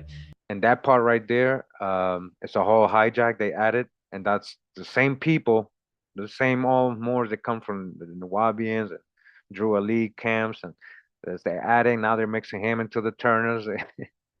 Yeah, that's I did this tree. They don't link, and that's one of the three possible parents of Drew Ali that they run with the stories. He has three possible parents. I'm just speaking facts here. And this is one of those mysterious parents that Drew Ali had. This is one of them, because he had 3 or 4 of them that people are still trying to figure out. It says Frederick, Houston, Washington region of the Washitaw Empire, Washita de Dunda Mundaya will marry Annie Frankie Turner, the recipient of the 1762 and 1795 Spanish land grants and the heir to the Henry Joseph Turner de Moisson Rouge heritage. The eldest daughter of Fredericks and Frankie is the late empress for the Washita Nation, Berdiashi, Tiara, Washington, Gus, and El Bay. All right, and then it keeps going and it keeps going. So let's go back to the tree real quick. All right, so from Lula Garrison, we had Mahalia Garrison, who was married to William Kims. Of course, they're going to pass the Kims name down to Delphine Kims, right? Israel or Isham. Israel or Isham is her husband. That's not their son. And his dad and mom are Hiram Isham Washington, and Sarah Washington. And that's as far as I can get on them. And as you guys noticed, they were coming from Alabama. So people always think, oh, we've been here since ancient times. No, you don't even know your own family's migration stories or where they were coming from originally. All of them. Just, you might have not gone far back enough. So anything else added upon them is conjecture to say it's just Indians. All right. So we gotta, you gotta prove it. And then we go down to Delphine and Israel. They had again Fred Houston Washington, Fredericks, who we just saw, with Frankie Annie Turner, who had Verdiashi, the Empress Verdiashi, rest in peace, and her husband Johnny Louis Gostin, who so far does not appear to be the dad of Frederick Joe Washington. I haven't been able to add a father yet, and for some reason no hints pop up.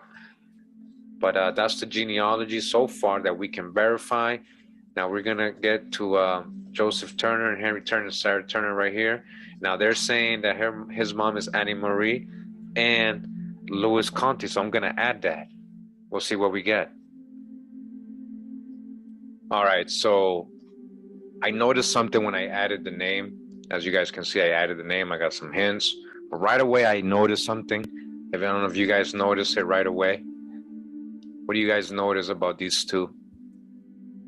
Well, I'll tell you right away. Well, the timelines don't match. Remember, Louis de Bourbon died in 1814. I got Henry Turner being born about the 1840s, which makes more sense. All right, this is more down this line. Sarah Turner, all these people, they're dying in the 1900s. This is a different time period. Okay? So remember what they told us here. So I hope you understood what I was showing you there. The guy they're saying is supposed to be his dad, the Bourbon guy. He died in about 1814. That guy historically. And Henry Turner's info is just people just saying about 1844. So even if he was born before the guy died, we're talking about the guy died in old age. He was already old. He didn't, it's a lot of conjecture. They might be missing 2 generations. They might be missing another son, maybe a senior Henry Turner. Maybe that's me giving them the benefit of the doubt, guys. That's me giving them the benefit of the doubt. But I hope, this is what I'm saying. And if anybody want to debunk me on this, go ahead and do the genealogy and show me the records, show me the connection. Show me the family Bible. Show me something. Article, and they're wrong. Now it says here, with the death of Louis Francis II, Joseph de Bourbon in 1814, his eldest son, Henry Joseph Turner, inherited the Mousson Rouge estate. That cannot be his son because Henry Turner was born in the 1840s. Do you guys see that? Even in their own writings, they're not even realizing what I'm saying. Like, they're not even realizing the mistake they're making. So again, they might be missing a son here, a generation, which would be Henry Turner's dad, maybe, or maybe a Joseph Jr. that took the Turner last name or Tunica last name, maybe married an Indian, possibly. There's a whole stuff missing here. There's something missing. But from now, what it looks like, I don't see no connection to these people at all. You understand what I'm showing you here? They're incorrect with this. So let's go back to the tree, as you guys can see. So they might be skipping at least two more generations.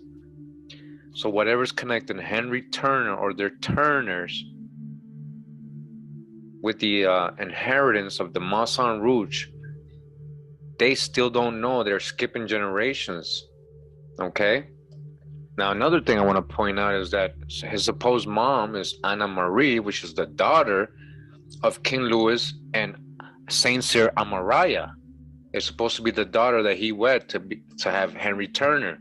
Now, that don't make sense. Let me explain to you why. Because King Louis, who they're saying is the one that is Marquis Maison Rouge, King Louis, all right, so obviously dodged the hijack with the whitewashing, but King Louis the 17th, who this person on that article was saying is the Marquis Maison Rouge, he was born, according to history, March 1785, and he died at 10 in the dungeon. He never lived. Remember, his parents were in, let me just read a little bit here. It says Louis 17, born Louis Charles. Louis Charles, that's who they're saying is Marquis Maison Rouge. Let's go back. So again, as it says here, the Dauphin of France, the heir or the child of the king, Louis Charles, and the heiress Washita Turner, Saint Cyr Almaraya, they're the ones who were supposed to have had the daughter Annie Marie, who married Louis II Joseph Bourbon, right? But again, Louis 17 or Louis Charles, aka Marquis Maison Rouge, as they said it was born in 17. He was only 10 in 1795. He was only 10 in 1795. How could he be Louis Francois Joseph Bourbon II's father-in-law? See that? Right? If he was only 10 years old in 1795. Look at the years for Louis Bourbon. It was 1734. He was born way before him. How can this old man be marrying his daughter? You guys see, it don't match. You see? Don't ask, don't tell. That's right. You see?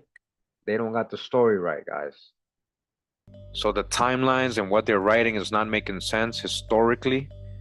That's probably why people don't take a lot of these people seriously, because they know they're messing up historically. They still might be right about them being heirs and descending from certain people, but they probably most likely are skipping generations and don't know the story fully, what's going on here. When his father was executed 21st of January 1793, during the middle period of the French Revolution, he automatically succeeded as the King of France. Louis XVII, in the eyes of the royalists, France was by then a republic, and since Louis Charles was imprisoned and died in captivity in 1795, he died in the captivity. Now remember, this is supposed to be the year he married, that he went over there.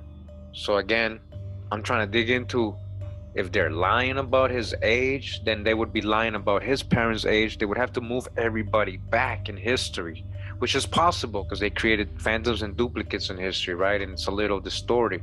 But then that's a lot of rearranging to do and a lot of conjecture. Now, as I go down, I want to show you guys something. And again, it's not just the Washitaw Muurs who are saying this young prince didn't die and escaped. Just here are some of the rumors. It says here, prison and rumors of escape. 1793, in the care of Antoine Simon. Immediately following Louis XVI's execution, plots were hatched for the escape of the prisoners from the temple. The chief of these plots were engineered by the Chevalier de Jariagis and the Baron de Batz, Lady Atkins. Others said to be involved in his escape are Paul Barros and Josephine Bilhartness. So it says here, lost dolphin claimants. As rumors quickly spread that the body buried was not that of Louis Charles and that he had been spirited away alive by sympathizers, the legend of the lost dolphin was born. The lost dolphin, this is sign real. When the Bourbon monarchy was restored in 1814, some 100 claimants came forward. Would-be royal heirs continued to appear across Europe for decades, and not just Europe, but America, right? Afterwards, and some of their descendants still have small but loyal retinues of followers today. Of course, they're not going to admit he was a black European. All right, so I just wanted to point some of this out. And again, you have to kind of like take information with a grain of salt, especially when there's no sources being provided to you. And remember that these are all doctrines. A lot of this is Moorish, Nubarian, Pan-African, Black Power doctrine that just never went away. And it seems like people are still trying to hold on to this very last, like all the Pan-Africans and Moors and stuff are holding on to this whole, the Washita, we the ancient ones, we the Olmec. But as you guys saw, there's a whole interesting history here to be dug up. And what's up with all this French noble blood and Spanish grants and all this going on? We're going to get into in the next parts. I think it's very important to verify and fact check a lot of things and question people, asking for sources from now on.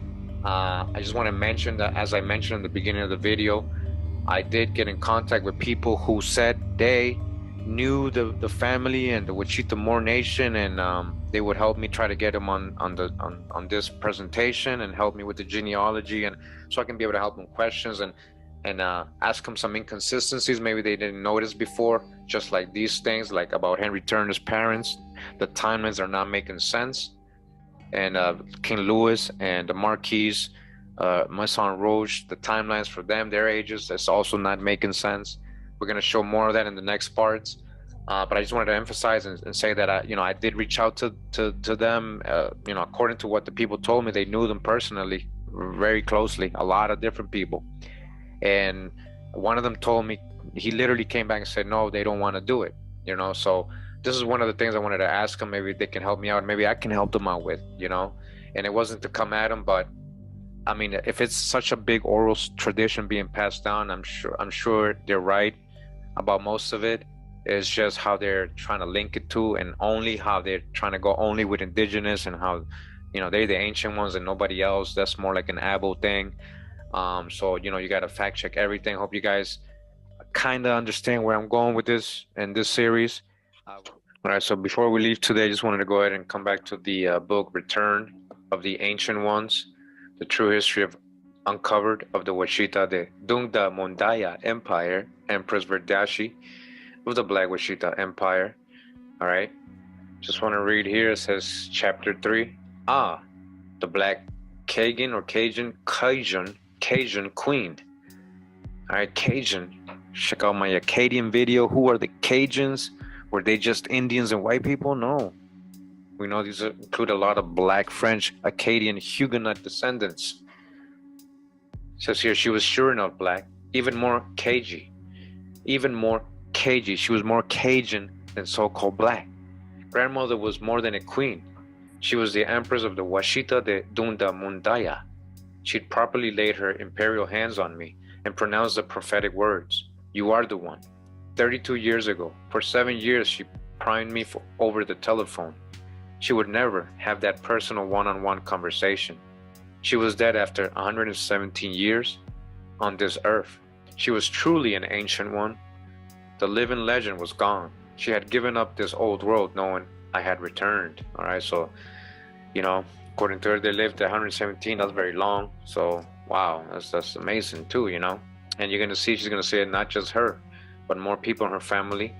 It says here, the planned visit and secret conversation could never be made. Who would tell me what she could not tell me over the telephone? I must have that knowledge if I am to accomplish the purpose she laid out to me. Without the knowledge, without my grandmother's well-kept secret, the Caucasians may forever hold sway over our land. They see fit to make treaties with the Indians and didn't make any with us. But I thought you were Indian too. She might be Native American, right? These nomads did not claim ownership of the land. They had no government. Did my Cajun old grandmother give up the ghost to make a token between us?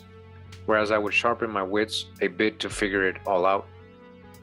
I smelled at the thought of her Cajun, Calypso, idiosyncrasy.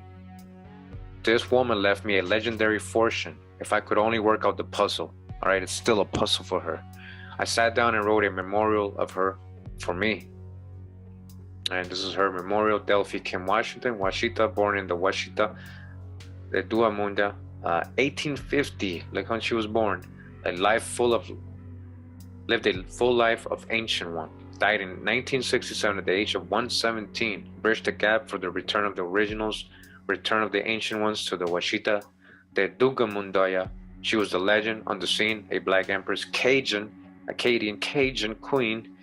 She wanted it revived as a memorial for a people of her native idiom. Her own empire, the Washita de Dunda Mondaya, her consanguinity, the Washita Turner Tunica family. This woman engineered her sons to marry Turner women of the Washita Nation. All right, they were purposely married into certain families. A move for their children to inherit the property of their Turner's heirs and reclaim with it the land of the Washita, no man's land.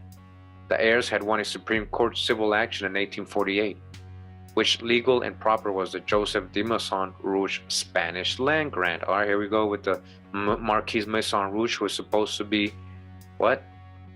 Was supposed to be King Louis the 17th. All right, the child. But it doesn't add up, the timelines and the ages. It says it was never sold to the United States, as it was never ceded to France. The whole had already been granted to the ancient ones by Spain. All right, so we're going to verify all the information historically regarding these land grants, okay? It was even further willed to the black son of the Maison Rouge, Henry Turner. All right, so again, we just saw Henry Turner was born in the 1840s. It's not the Maison Rouge, it's not his son. So she's not right about that part. And maybe just because, you know, orally, that's what she was told. And it's not because maybe her grandma's making up things, but that's what happens. Some of our elders just remember certain things. Sometimes they skip generations. This happens when I do genealogy sessions all the time. Sometimes they just know a name, the grandfather, or sometimes even a stepdad, not even the real dad, or something like that, an uncle, a granduncle.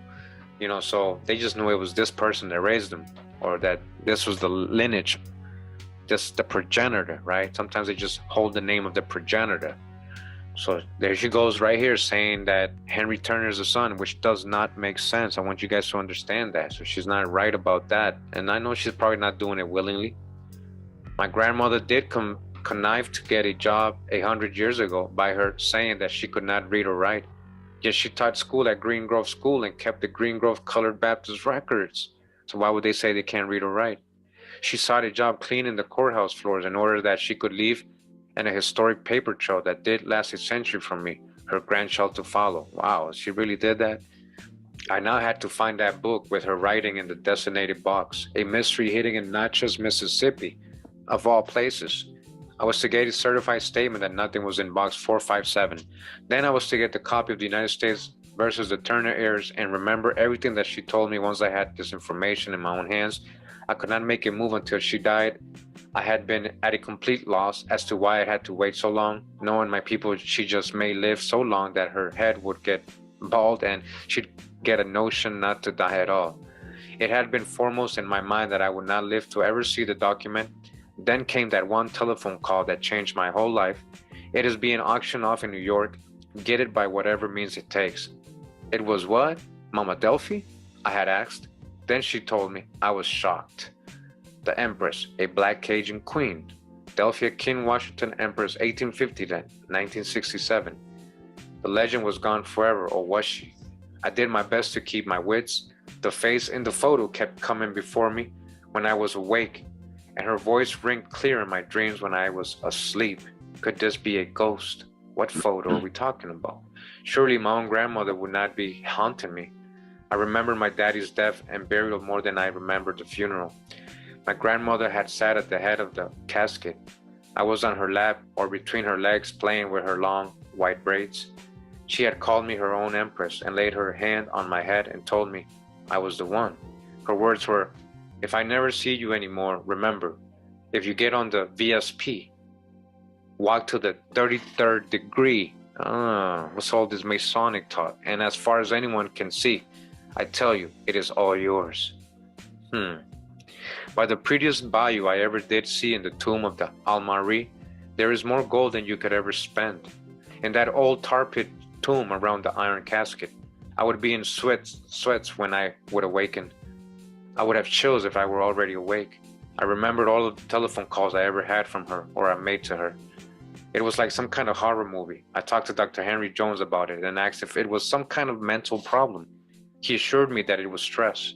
When it would not stop, I was now physically ill and had to be hospitalized. She died before the said auction, which didn't even come off at that time. I vowed that I would find it if it existed anywhere on this earth. If she by any means was true and these three things existed, I could prove her points. I would free a land that belonged to a black nation, so-called black. Nat Turner refused to be a slave. He'd rather be buried in his grave. Henry Turner was dead. Joe H. Turner was dead. Felix Exodus Turner was dead. He was hung by the neck like Sam Turner and Monroe Turner and Henry Jr. Turner. My grandpa Joe was on the operation table, sound as 1865 silver dollar. By some slip of a whip, he died from an eye operation. After a doctor asked his daughter, was he Joe Henry Turner from Louisiana? All right, so there's a conspiracy here going on. Isaac Washington was sent to Liberia in chains. He went to Liberia in chains for his twin Isham, my daddy's papa, who they tried to burn up.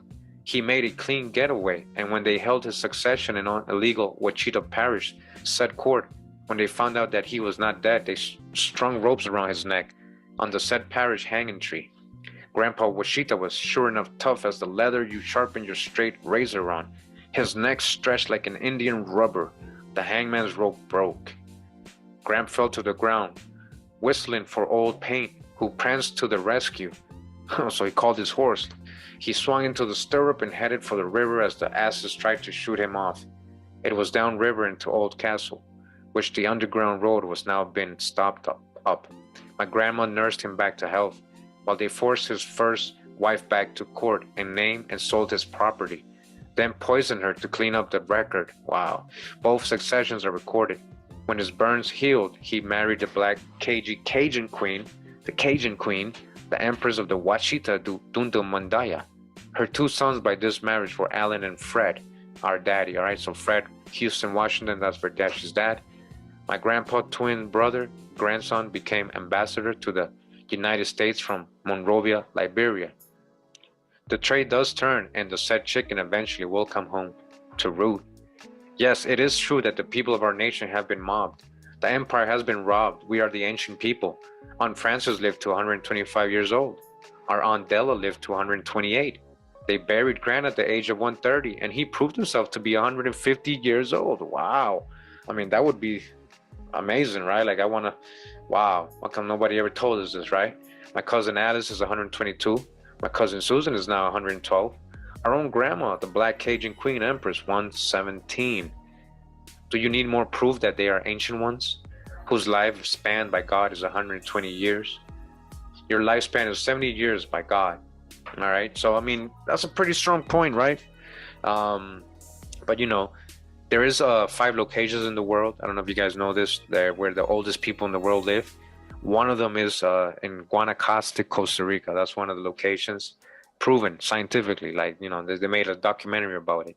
So yeah, people there in the 120s, not so much now. They're starting to die now, right? Not as it's going, but there's still some here and there left, just like how she's describing it. So are they the ancient ones too? You know, they don't look the same. They're not from the same tribe.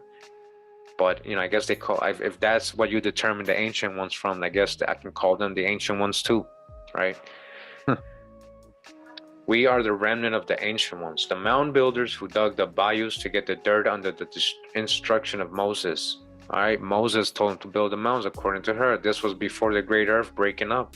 My grandma told me to find Charlie Grant, Walker's people, as he may have told them something.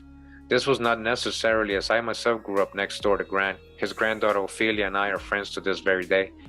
When we were small, we learned many lessons from Grant, such as there used to be a man called De Maison or Maison Rouge, and Grant was this man's errand boy, and he was a king. Show is used born. All right, and it continues right here, and then it has this picture right here. It says Great Basin, California Plateau. California Plateau, huh? Now it says here, I want to show you guys what it says here in the right. It says, in honor of Delphia Kim Washita, Washington, she lived out the balance of her earthly life in Paris, California, and died a faithful Washita Muurs, an ancient one, at the age of 117. So I don't know if they put this picture here because they're saying that she is Delphia. Is that what they're saying? How would you consider that if you saw this picture here after reading about her, and then you got this info right under her? So it's almost like indicating that this is her, right? And look at that hat, you know, it'd be like, oh, like this, you can't really tell, right? It's a very bad picture. Now, when I first saw this picture, I said to myself, I recognize this lady, this woman. Is she really the same one as they're picturing here? I was amazed. I was like, wow, I have that picture in color, I think. So I looked for it. You know, I didn't know the name. I didn't know anything. I just put woman, and I went through all my pictures of indigenous women, and I finally found it. And it's right here. She's all the way here on the right. Let me just zoom in, as you guys can see. Now I want to show you something. All right. According to this, the info that I had received in different websites was that this person is called Coop, and she's a Cayuse tribe woman. Cayuse are mainly up there in the Northwest, Oregon, Washington State, the Cayuse. Now, as you can see, I colorized the picture, and she is copper colored, brownish skin, dark complexion, right? Copper colored. All right, guys. So what am I showing you? I'm literally showing you that they added a picture of a woman that's most likely not their ancestor. This is the picture they added. This is the picture of the woman. I have it. Yeah, Morehouse, Mrs. Morehouse. She might have married somebody, but that's not Mrs. Kim's or Mrs. That. That's not the last names. This is what I'm telling you. This is the real person. She's a Cayuse Indian. I got most of these pictures from like real archives websites where they have about American Indians, like the Washington State's, the Oregon Historical Society or whatever, Library of Congress. This is where I get all these images. And this is what it said. It said she was a Cayuse woman named Nut, right? Not Delphia Kims. Not sure why they have her picture and then they have Delphia Kims right under, like the name, like that's her. I don't know if they did that on purpose or if they just don't know, if that's just a picture they're passing around in their family. But this is the woman they putting in that book. And she's a Cayuse, Northwest tribe. And she has a different name, guys. So why would they put that? Why would Ms. Verdiashi put that there? And she got this hat. Now you guys can see it says here Cub, Cayuse tribe. Mr. Morehouse is the photographer. Okay. Mr. Morehouse is a photographer. So I kind of like said, maybe I'm wrong. Maybe they're hiding something and they're hiding her. Right, so I dug some more. Right, so I put Cayuse tribe, cool, Morehouse, see what I get. And I was able to find her again. Right here, as you guys can see. This is from the Grandeur Historical Picture Archive, and it says Cayuse woman, cooped. Ooh. That's not Delphia. That's not Delphia. I'm not sure why they had that person right there. I'm gonna show you guys another picture of this lady here. As you guys can see, that's her from another angle as well. All right, with the same hat. Okay. All right, so here's a side and side comparison of the one in the book, as you guys can see, and the one I colorized. It's the exact same person. Okay, this is a Cayuse tribal woman. All right, this is not Delphia, as it says here, in honor of Delphia Kim Washita. That's not her. So I don't know if that's what they were intending to do. I don't know if they just made a mistake and didn't realize, or if that's what they have in their family wall and they've always thought that was Delphia, or if this is a big, huge conspiracy. But that would be my conjecture. And that would be a huge conspiracy and something interesting to uncover, basically, that this is Delphia. And they lied and put her all the way in Oregon and gave her another tribe and another name, so nobody will ever link it to Delphia. But that's just me doing conjecture. And honestly, you know, or they're just lying on purpose. Honestly, I didn't want to say it because I didn't want to sound rude or anything. But guys, come on, that's not Delphia. You know, I was able to find this one, and then Lee Morehouse is actually a real photographer, and he was mainly in Oregon. There's an Indian agent, it says here. of the Umatilla Indian Reservation and photographer from 1888 to 1916. He produced over 9,000 images which document urban, rural, and Native American life in the Columbia Basin, particularly Umatilla County, Oregon. All right, he's not in Louisiana, Mississippi, or that area. This is who that's in that picture right here, as you guys can see it in black and white. All right, this is the same one they have in the book. And come back to the book, and that's what they have here. So I don't know, I'll leave that up to you guys. It's just a lot of the things don't match up. There's a lot of conjecture being used, Pan-African, Moorish doctrine, and a lot of things that are not matching up. And just like this picture right here. We're gonna get into these grants, stipulations. What was it for? Why was Maison, the Marquis Maison Rouge, getting land grants? Who was he? Where does he come out historically? We're gonna get into all that. Hope you guys enjoyed this first part. Again, this is not to come at anybody. We're just trying to be clear, and no more generalizations, misconceptions, conjectures, Pan-Africanism, Moorish doctrine. A lot of the time, unfortunately, it sounds bad, but a lot of the time it's just doctrine. When you ask for sources, there is none. As you guys can see, we went long in this video, and we read a lot, we heard a lot, but a lot of the time there is none that it can say, yeah, but specifically, a lot of these people cannot connect themselves. Like, who's your great-grandparents? Show me who are your great-grandparents. Again, shout out to Top Cat and Phoenix Moon for reminding people this is what people are doing all the time. Yep. You got to get past that, right? I'm glad others are saying it, not just me. I'm glad to be back, guys. I got mad videos coming. All right, we're gonna go to the next part. I'm just babbling here. Thanks for again tuning in, guys. All right, hold on. Brief and simple, but I'm going to bring you some information about our history that we don't normally hear.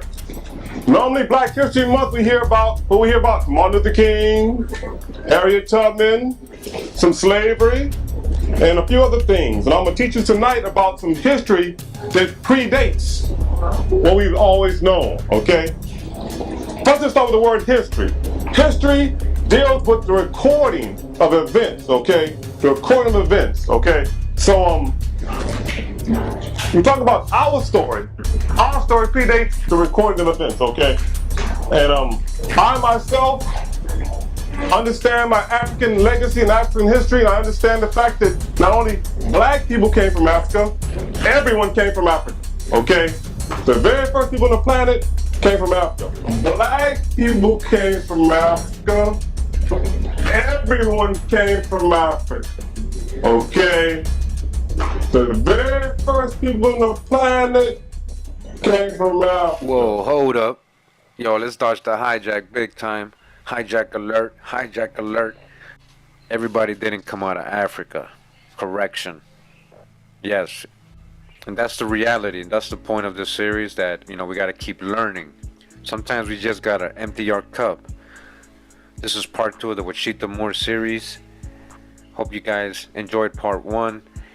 If you haven't seen part 1, make sure to check that out first before continuing. If not, just stick around. It's okay. Part 1, we heard a lot about a Marquis Maison Rouge land grant and what that grant implied to the heirs of this person, which eventually goes down to Empress Verdiashi, according to the Washitaw Nation. And we were able to verify a lot of it. A lot of stuff doesn't match with timelines, though. I really thought that was a very interesting story that I wanted to follow up on, especially who this mysterious Marquis Maison Rouge was, and see if he can come up historically in any documents. And so let's start right there in part 2. Hope you guys enjoy it. Thanks for tuning in. Appreciate it. Much love and respect. Hawa. Was the Marquis Maison Rouge a real person? Well, let's read here. It says, documents relating to the purchase and exploration of Louisiana, The Limits and Bounds of Louisiana by Thomas Jefferson, The Exploration of the Red and Black and the Washita Rivers by William Dunbar. That's from 1904. So we're on page 32 of this book, and they're talking about the Washita River, right? Location here. And it says here, on this part of the river lies a considerable grant of land conceded by the Spanish government to the Marquis of Maison Rouge a French emigrant, all right, French emigrant, French, who bequeathed it with all his property to M. Baloney, son of the late Colonel of the Louisiana Regiment, and by him sold to Daniel Clark. All right, so very important what it's saying here. It's saying that the Marquis of Maison Rouge actually gave this land, all this property to M. Baloney. So the Baloneys are the ones supposedly then that inherited the land from Marquis of Maison, and it says that they eventually sold it to this guy, Daniel Clark. And here goes Clark again, the name. It is said to extend from the post of the Washita, with a breadth of 2 leagues, including the river down the Bayou Calumet, the computed distance of which along the river is called 30 leagues, but said to be not more than 12 in a direct line. So, all right, we do have a historic account of this part of Louisiana, the Washita River area, to have been a land grant given to this guy named Marquis of Maison, who passed it over to the Baloneys. Now, was he supposed to do that? Is what we're going to talk about today. We're going to see how they saw it, the law. What was the stipulations of this land grant? All right, so we continue here. I'm in the Louisiana Digital Library collection. So it's louisianadigitallibrary.org. And I did find something here very interesting when I was researching this. And it says here, contract between the King of Spain and the Marquis de Maison Rouge for the establishment of the Washita community in Louisiana, 1795. So Washita community, not tribe, community. Again, not tribe, community. I got a major drop right here. I hope you guys are paying attention. If you're here to listen to this, well, this is a deep one. This is your founders of the Washita community, which eventually their descendants in the 90s made tribes from, okay? Created a nation. Let's go. What do they mean by that? So I just want to read this text here, document. We're going to get into a lot of documents of this case, of these land grants, the different court cases, the appeals, you know, from local courts to Supreme Courts. This is just one example, and we're going to probably repeat a lot of the info so you guys can understand how it went down historically, at least recorded. You know, not saying people could have done bad things, but officially recorded is what we're going to go over today. Just going to read this real quick from 1820. It says, in Senate of the United States, December 22nd, 1820. Mr. Lowry, from the Committee of Public Lands, to whom was referred the petition of Daniel W. Cox, one of the owners of the claim of the Marquis de Maison Rouge on the Washita River in the state of Louisiana, made the following report. On the 17th of March, 1795, the governor of Louisiana entered into a contract with the Marquis de Maison Rouge, and they mean Baron de Carondelet. We're going to learn about him. He was the governor of Louisiana, very popular with Spain, but he was a French native, so very popular with the French, but he was all over the Americas, in Colombia and North America, Central America, doing things for the Spanish, very high positions, and he one of them was, well, governor of Louisiana, and he's the one that did this contract with the Marquis de Maison Rouge, of which the following is a copy. We, Francis Louis Hector, Baron de Carondelet, Knight of Malta, all right, a Knight of Malta, hello, Brigadier General of the Royal Armies of the Catholic Majesty, these are Catholics, including Marquis de Maison Rouge, they're Catholics, Military and Civil Governor of the Province of Louisiana and West Florida, Don Francis Rendon, Intendant of the Army and Deputy Superintendent of the Royal Dominions in the said provinces, Don Joseph de Orue, Knight of the Royal and Distinguished Order of Charles III, principal account for the royal chest of this army, exercising the functions of fiscal of the royal dominions, declare that we agree and contract with Senor Marquis de Maison Rouge an immigrant French knight, a French knight now, who has arrived in this capital from the United States to propose to us to bring into these provinces 30 families. All right, what's he gonna do? So his contract, right, was to bring in 30 families and help them settle, who are also immigrants. They're also immigrants, just like him, French. They're not Indians, and who are to descend the Ohio for the purpose of forming an establishment with them on the lands bordering upon the Washita, designed principally for the culture of wheat and the erection of mills for manufacturing flour under the following conditions. All right, so these were the conditions, and that's where it ends, but we're actually going to get the whole thing. We're going to read this in another couple of historic documents, scholarly sources. So right away, I just want to let you guys know that, yeah, Maison, this Marquis Maison Rouge, even if this is an alias name, it seems like he was a real person. At least his name is being used in these grants, wherever he was. So we can at least go with that for now. This here is a... I want to emphasize, I want to point out, I'm going to keep pointing this out as I go. So this grant that they were claiming, right, to go into court, you're going to see all the court cases, guys. It wasn't fully just for him. There was a stipulation. It was for him to help establish 30 French families that were also on the run of being persecuted or whatever the reason they had to come. He had to help them settle down, and it was for all of them. It wasn't just for him and his heirs. He had his piece, but everybody had a piece. All right, let's continue.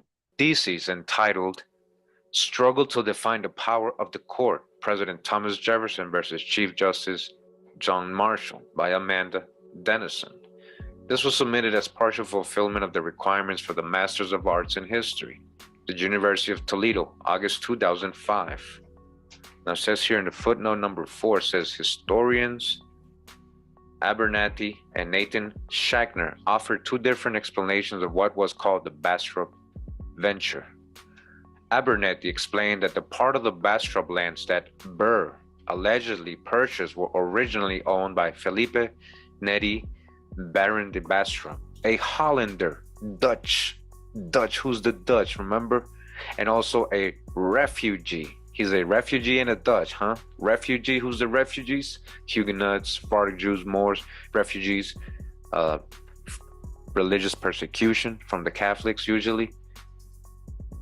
So it says in 1795, Bastrop received over 1 million acres from Governor Carondelet of Louisiana on the Washita River, and Marquis de Maison Rouge, a French emigre, was given 100,000 acres.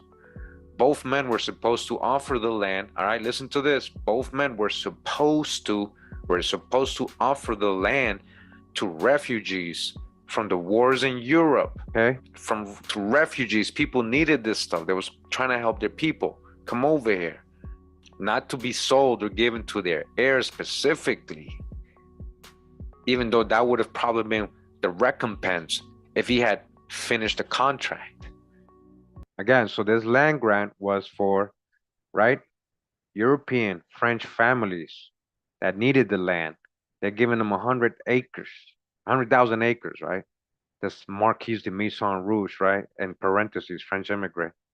That might be an alias, but this is what I'm trying to show you. This is what they've been claiming the land all this time, the Washitaw Muurs, and they were using a supposed Indian story to say it's because they were Indians they were getting this land, and that's not true, guys.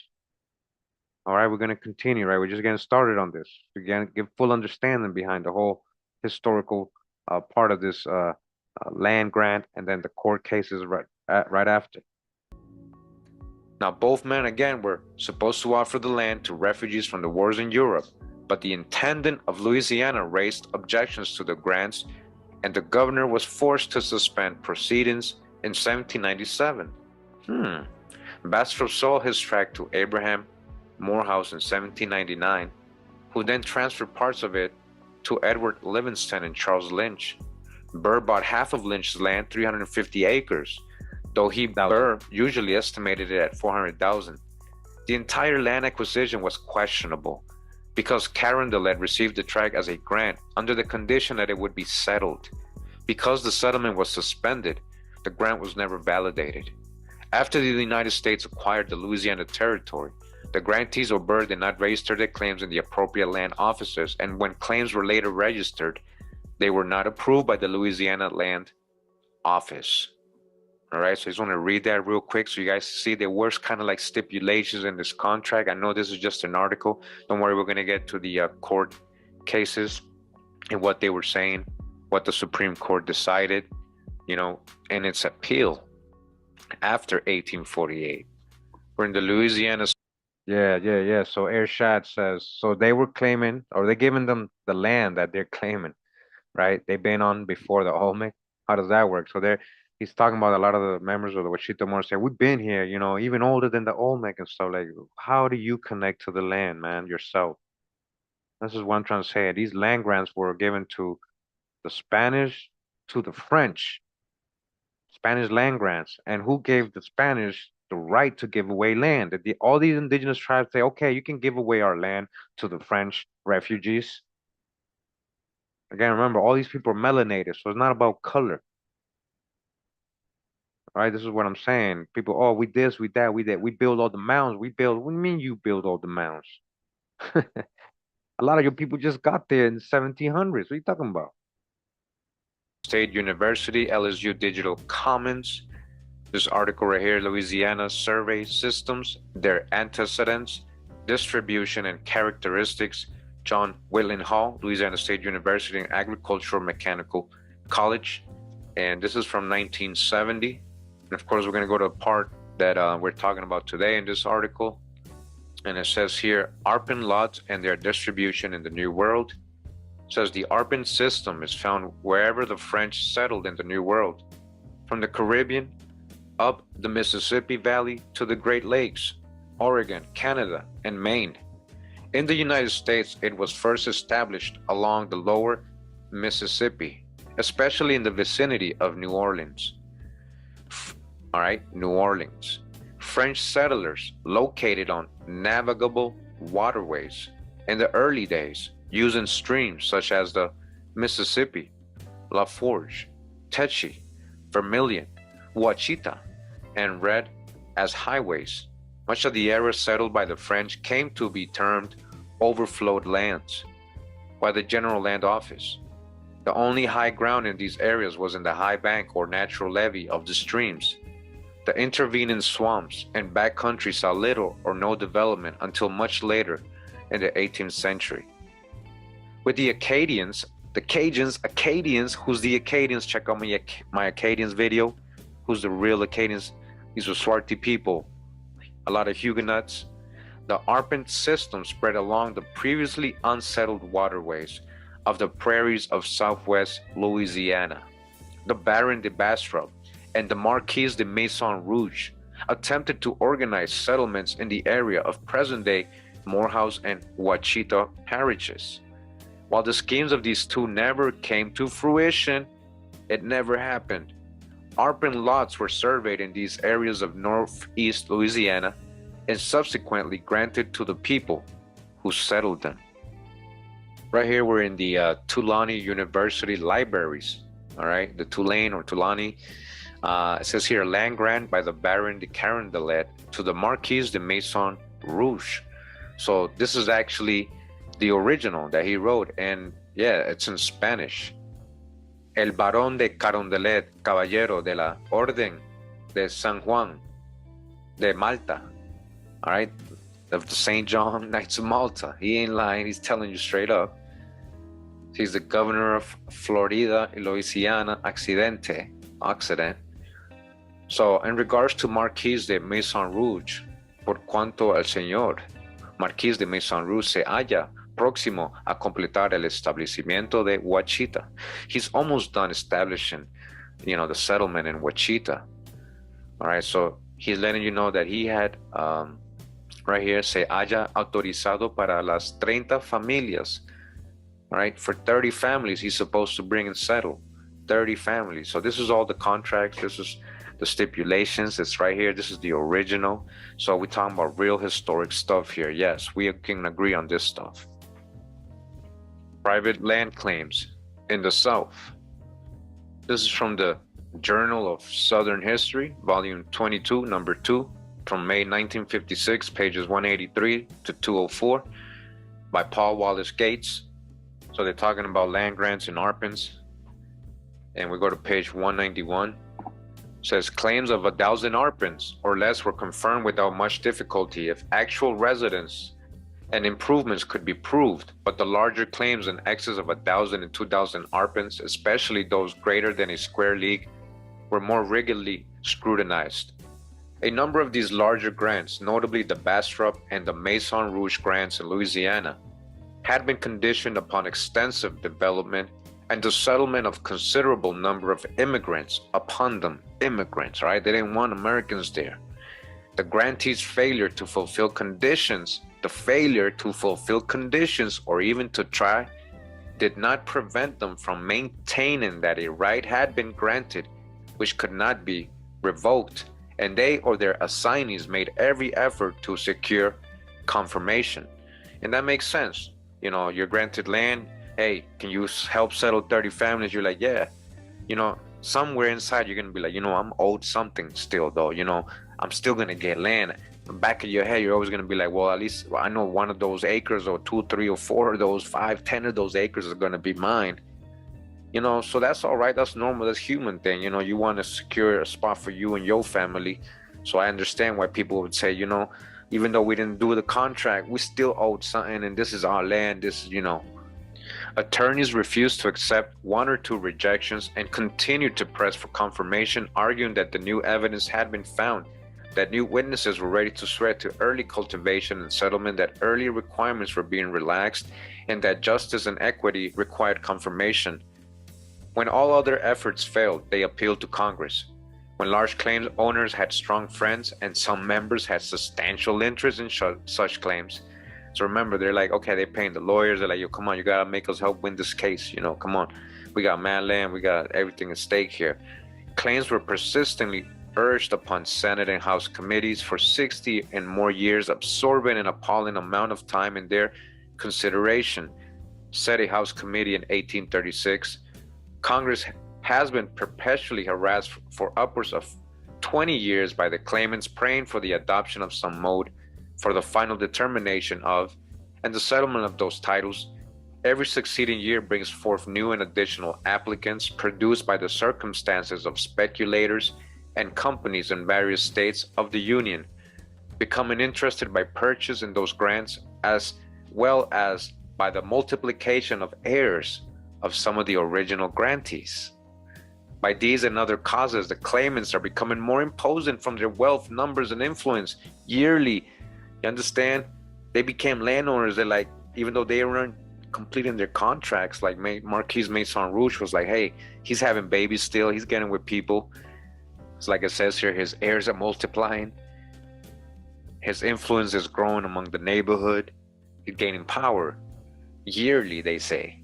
Speaking of the Bastrop, Maison Rouge, and Winter claims, the committee observed that many persons of high standing, influential stations, and character have become deeply interested in those claims.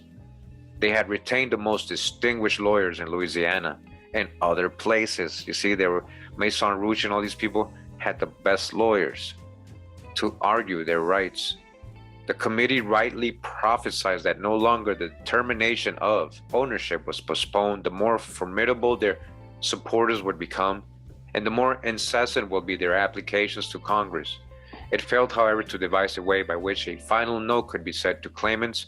Naturally, those claims with much at stake as large acreage like Clamorgan, 448,000 arpents, Dubuque, 75,000 to 150,000 arpents, Humas, Bastrop, and Maison Rouge, or extremely valuable location like the Bashir claim in New Orleans, were received for reconsideration over and over again, and the small claims that were early rejected were not likely to be heard from again.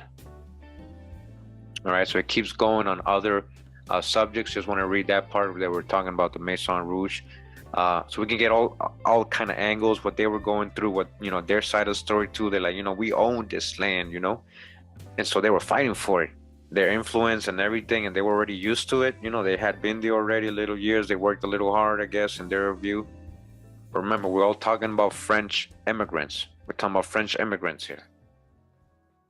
All right, so I'm in this book right now. It's called The Mississippi Question, 1795 to 1803, a study in trade, politics, and diplomacy. Part 3, this is chapter 9, Fin de cycle, or end of a cycle.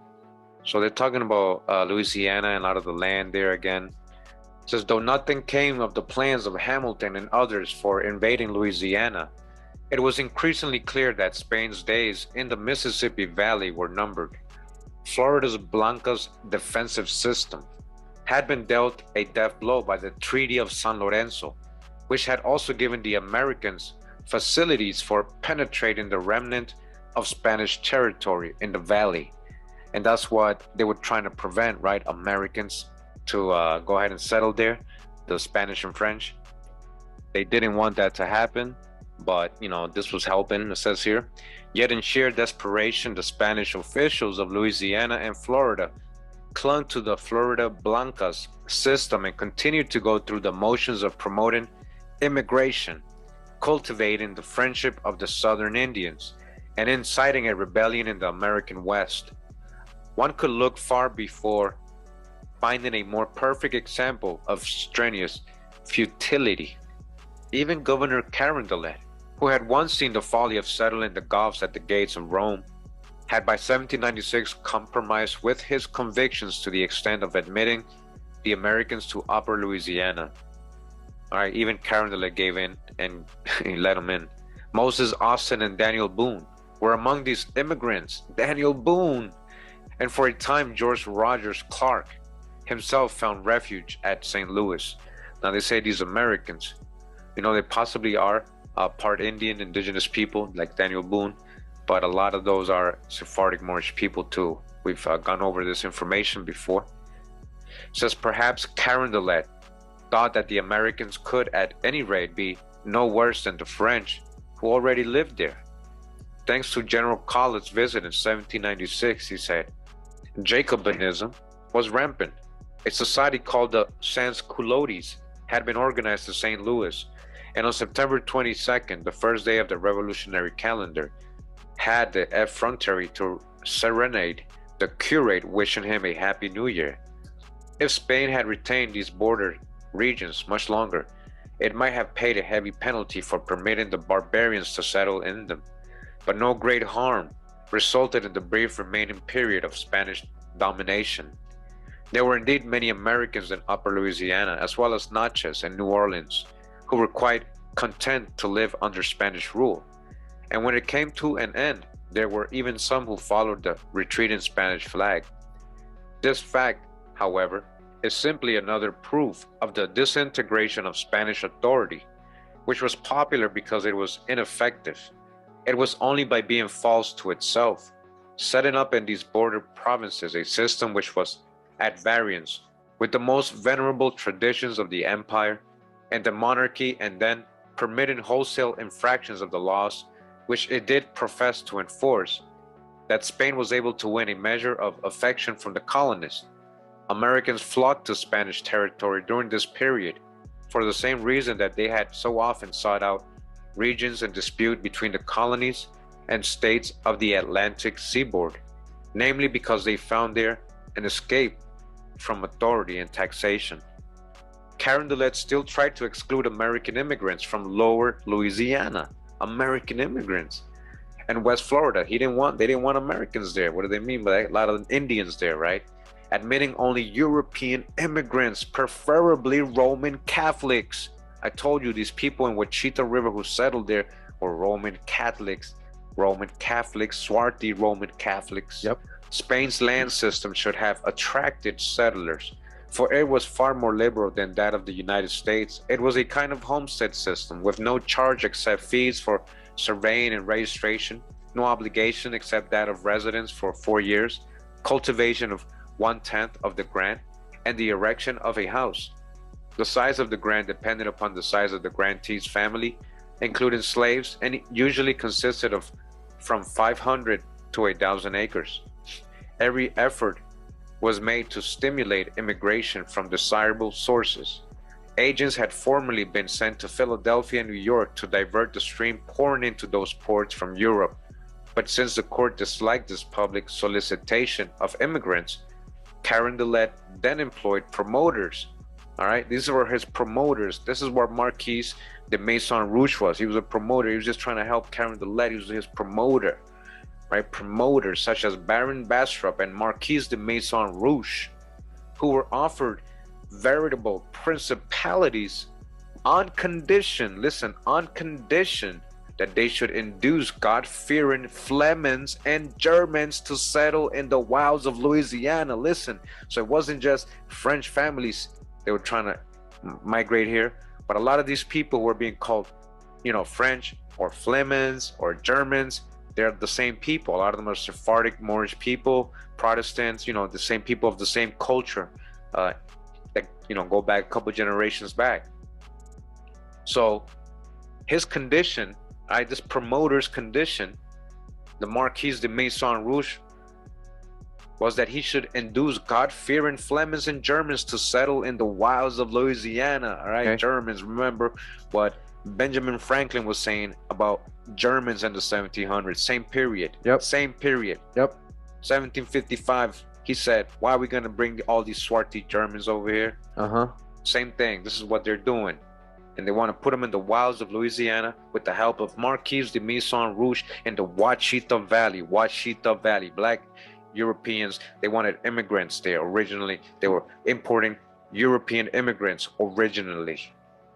It was all in vain, though. Lower Louisiana was too remote from the beaten track of European immigration, its future too uncertain to attract the well-to-do, its plantation system too expensive for the poor immigrant, and its reputation for unhealthfulness too forbidden for either. Maison Rouge failed and passed into obscurity. They saying he's passed into obscurity. He failed. He didn't settle the 30 families though. Bastrop also failed and might never have been heard of again, but for Aaron Burr and the Austins, Moses and Stephen, the God-fearing Flemings and Germans found homes elsewhere. And of the handful of settlers whom Bastrop did import, 9/10 turned out to be Americans. Dissatisfied with the governor's handling of the land system, the Spanish government transferred control of it to the intendant in 1798. He issued a new set of instructions extending the ban on American immigrants and renewing the offers to Europeans. What Europeans? Yes, swarthy Europeans. But he was no more successful than the governor had been, and in 1801 he sought to solve the problem by the heroic expedient of closing the land office. All right. So we've heard a lot about and we read a lot about this grant that was given to this Maison Rouge. And it seems there were some kind of stipulations and conditions. According to somebody, it wasn't met. But according to the grantees, such as the heirs of Maison Rouge, they earn it, they deserve it. So there's a legal thing that went on. We're going to get to those court cases and everything. Don't worry, I got all that. But before that, with all this talk about land being given away, grants being given to French nobles or Flemings or Germans, Catholics, Americans, whoever they're calling, Acadians, I just want to ask everybody something very, very simple. Who gave Spain, who really, out of all the local tribes in Louisiana, who really allowed Spain, who gave Spain the right to give away land grants, especially to immigrants, right? European people. They're not giving them. They had stipulations. They wanted only European immigrants. They didn't want to give that to so-called Americans or the indigenous Americans. So with that said, I just want you to think about that. Who really gave Spain the right? Did all the local tribes say, yeah, that's cool, give away our land? because I know that what Washita Nation is saying, that's their land, and they got it through the Mason grant. They got it through a grant. Well, what about the people that were already there? Who are the tribes that were already in Louisiana? Okay, so let's get into that a little bit, see what it says here, just to go back, and let's talk about the people who were there, when all this was going on, Spain and France and all these people trying to take over the territory, then eventually the Louisiana Purchase, giving it to the United States government. But let's go ahead and read this book real quick here. Great book here. It says Indian Tribes of the Lower Mississippi Valley and Adjacent Coast of the Gulf of Mexico. This is by John R. Swanton. And so right now he's going to list all the sources he's going to use. And so as you guys can see, Baudry de Luciers, his voyage, and Bossu travels through the North America. So those are the two sources. And then the next page has a lot more sources that you guys can see. History and general description of New France, a description of the English province of Carolina, London, 1741. And all that, Dumont, Montigny, the correct French historical collection of Louisiana, Gallatin, and Gachet, and the sources keep going on the next page, as you guys can see. So I want to read this part. It says here, classification of the tribes. The tribes treated in this bulletin, which at the present time are almost extinct, that's the hijack, formerly occupied the banks of the Mississippi River and its tributaries, from about the neighborhood of the northern boundary of the present state of Louisiana to the Gulf of Mexico, and the shores of the Gulf for some distance east and west. The region and its ancient occupants, as they appear to have been distributed at the beginning of the 18th century, are shown in an accompanying map. Northwest of it, in the area colored yellow, were peoples belonging to the Cadouan linguistic stock, of which the nearest were the Washita or Washita River, and Nachitoches and Dusotioni or Suchitioni in the neighborhood of modern Nachitoches, while farther off were the Adai, Jatasi, Nakasa, Kado, and Kahinio. None of these falls within the limits of the present discussion. Following around to the eastward, we find the Siouan stock. All right, there were Siouan tribes there in colored red, the greater part of which lay next north of the Mississippi tribes under consideration and extended in an unbroken mass northward nearly to the Saskatchewan River. The nearest tribe in this direction was the Quapaw. All right, Quapaw, these are Siouan, at the junction of the Mississippi and the Arkansas. But two detached bands, the Ofo, all right, the Ofo were also Siouan, or as they are more commonly called, Ofogula. All right, the Gula, Ofogula, the Gula, the Ofogula, the Gula, those are Siouan tribes, Siouan, on the lower Jasu, and the Biloxi, all right, the Biloxi are Siouan tribes, Siouan. And I'm emphasizing Siouan for a main reason. We're going to talk about this in future videos. So the Biloxi of lower Pascagoula River were within it. Vocabularies proven Siouan relationship have been obtained from both, and as historical accounts of the two tribes will be prefixed to the published linguistic material, they will be passed over in the present paper. The Muskogean linguistic stock, indicated in light green, is the most important large stock with which we have to deal. Roughly speaking, it extended from the Mississippi River to the Savannah River and the Atlantic Ocean, while on the south it reached the Gulf of Mexico, except were interrupted by the Biloxi, above referred to, and the Timucua of Florida. The tribes composing it formed two separate groups of sub-stocks, the Muskogean proper and the Natchez group, of which the latter falls entirely within province of our discussion, while of the former only some smaller and comparatively insignificant divisions concern us. The large and powerful tribes which have played an important part in history, and many of which continue to play it, require independent treatment. These are the Yamasee of the Georgia coast and the Apalachee of Apalachee Bay between Apalachicola and Ocilla rivers, the Creeks, in reality a confederacy of tribes. Again, the Creeks are what? A confederacy of tribes. Of the Chattahoochee, Flint, Alabama, Tallapoosa, and Coosa rivers, the Chickasaw of northern Mississippi and western Tennessee, and the Choctaw of southern Mississippi and southwestern Alabama. Although they lie outside the area of which is proposed to treat at length, it will be convenient to include in this chapter a consideration of the coast tribes between Pascagoula and the Apalachicola rivers, embracing the Moba, the Tohomi, Nanyaba, Pensacola, the Chatot, the Tawasa, and some small bands associated with the two last.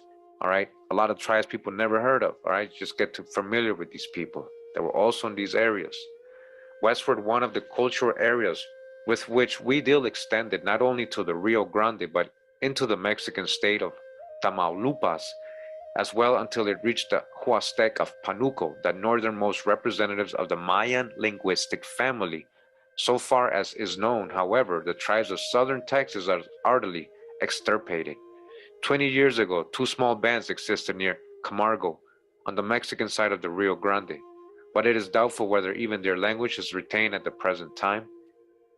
While all the manuscript information obtainable is now being made the subject of special investigation by Dr. H.E. Bolton of the University of Texas, we shall therefore draw somewhat arbitrary line of demarcation in this direction at the Sabine River, or at most near Galveston Bay and Trinity River, where the Atacapa stock appears to have terminated. Within the region thus outlined, the number and names of the tribes which history reveals to us seems very definite and well established, leaving aside words which are evidently distorted forms of the names of well-known peoples. There are very few tribes referred to so seldom that their independent existence is in doubt. On the basis of language, the most convenient method of classification, 5 groups may be distinguished, which with the tribes belonging under each are as follows. So it says here, number 1, the Natchez group, including the Natchez, the Taensa, and a Avoyal. Those are tribes. Number 2, the Muskogean groups, including the Washa, the Shawasha, the Ecolusa, the Quinipisa or Mugulasha, the Tangi Pahoa, the Bayogula, the Acolapisa, the Chakchi Huma, the Huma, the Taposa, the Ibitupa, the Pascagoula, the Mobo, the Tohomi, the Nanyaba, or Gens des Forches. I mean, these are actual tribal names they gave them, right? Pensacola, Chatot, Tawasa, and the allies of the two last. And it says now the number 3 linguistic group is the Tunican group, including the Tunica, the Koroa, the Jasu, the Tux or the Tsux, and the Griga. Number 4 is the Chitimacan group, including only the Chitimaca. The Atacapan group, including the Atacapa, the Alcoquisa, the Opelusa, and perhaps Bidai, and a few other tribes of which we have little more than the names. As stated above, the first and second of these are known to be related, and it may be added that relationship probably exists between the fourth and fifth, with which the Tunican group also shows certain points of resemblance, while they are perhaps responsible for the non-Muskogean elements in Natchez. All right, so remember that in part 1 of this series, the Washita Nation are claiming descendancy, or the title of the indigenous part through Saint Cyr Yamaraya, right, who was supposed to be a Washa Cajun woman, a Washa indigenous tribe, and Cajun Acadian, right? So let's read a little bit about the Washa. What does it say about the Washa here? It says the Washa are first mentioned by Iberville as one of the 4 nations west of the Mississippi, which came to make an alliance with him in 1699. Shortly after his arrival on the Louisiana coast, on his ascent of the river the same year, he encountered 2 canoes, one belonging to the Bayogula, living farther up the river, and the other containing 5 men and a woman, to the Washa. These latter soon left him to proceed to the village of the Washa on Bayou La Forge. All right, so now remember, so it's telling you here that the Washa, as soon as he got there, they're doing alliances with him. The Natchez, just want to remind everybody, the Natchez didn't make an alliance, and that's why they massacred some of these settlers, and they eventually got enslaved, a lot of the Natchez. Bayou La Forge was called by Iberville's Indian guide the River of the Washas, though afterward the French called it the river or fork of the Chitimaca, owing to the greater provenance of the latter tribe. This name, as well as the latter occupancy of Bayou La Forge by Chitimaca Indians, has led Gachet and other writers to consider that bayou as one of the original seats of the Chitimaca. From Iberville's statement, however, as well as others to be noted presently, it would appear that the tribes of Bayou La Forge were properly the Washa and Chawasha, with possibly some other small bands, the real seats of the Chitimaca being farther west. Undoubtedly, the members of these small tribes also hunted and camped throughout the territory, embraced between La Forge and the Mississippi, or even crossed to the eastern side of the latter stream, and from the circumstance of their latter removal to the neighborhood of New Orleans. They ended up in New Orleans, right? Then Washa. It has been too readily assumed as by Sibley that they always belonged to that district. In July 1699, after Iberville's departure for France, his brother Bienville made vain attempt to place himself on a friendly footing with them. La Harpe gives the following account of his expedition. The 24th M. de Bienville left in 2 bark canoes with 5 men, provisions for 3 weeks, and merchandise destined for the savages, with the intention of visiting the west pass of the Mississippi and learn if it was navigable to go up afterwards as far as Bayagula. In order to obtain guides there who were acquainted with Red River, he crossed lakes Pontchartrain and Maurepas, and on the 27th he arrived at the portage of Manchac, and the 3rd of September at the Bayou Gula village. There he took a guide to conduct him to the Wacha Nation, situated in the west fork of the river. He left on the 8th for this exploration. Having advanced 4 leagues, he entered this canal and found only 5 feet of water there. The 9th, he arrived at the landing place of the Wachas. 12 leagues within the fork, he went to the village a quarter of a league inland. He found this nation fierce and difficult to approach, and by their actions he perceived that they had evil designs, a fact which induced him to retire to his pirogues. These Wachas were allied to the Chawachas and Onquilusas, wandering people of the seacoast, counting together 200 men. That night these savages wished to surprise the French, but their sentinel, having perceived them, cried, "Alerte!" They were obliged to fire several volleys in the woods in the places where they heard them coming, and then to embark and take their way to the Mississippi. This event prevented them from descending the fork to the sea, although it would have been entirely useless to do so, since 6 leagues below the Wachas this fork separates into branches and lower still into many rivulets, so that there remains only enough water in it for the passage of a pirogue. From the topographical information given in this narrative, it would seem that the Washa village was in the neighborhood of the modern Labadiville. Although the Chawacha, a related tribe, are mentioned, we hear nothing more of the Wacha until 1718, after the founding of New Orleans, when they moved to the Mississippi and settled 11 leagues above on the south side, 3/4 of a league above the concession of Mount de Mauve. Pennicott state that their old village was 25 leagues from the banks of the Mississippi. If we accept this statement and suppose that he counted the distance of Bayou La Forge, we would have to suppose that they had moved farther south after the time of Bienville's visit. From this time on, the few notices which are found place them in the same general situation, which they certainly maintained until after the middle of the 18th century. In 1739, the officer under M.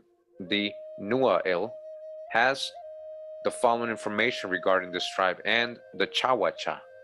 Before falling in with these, the Acolapisa and Bayogula and Juma, we had encountered 2 other nations near the post, Les Alemans. It says the Germans, other tribes, listen to this, but they're calling them Les Alemans, on the left bank of the river, being the Wachas and Chuachas, numbering together 30 warriors or thereabout.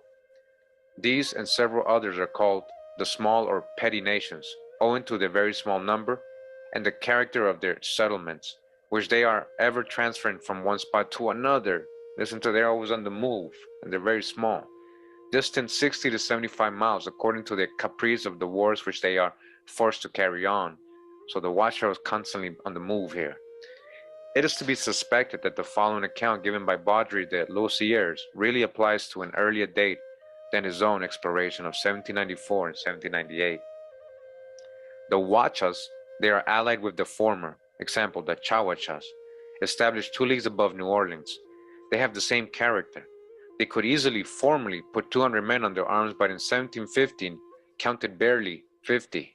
Strikingly different is the account of Sibley, written in 1805.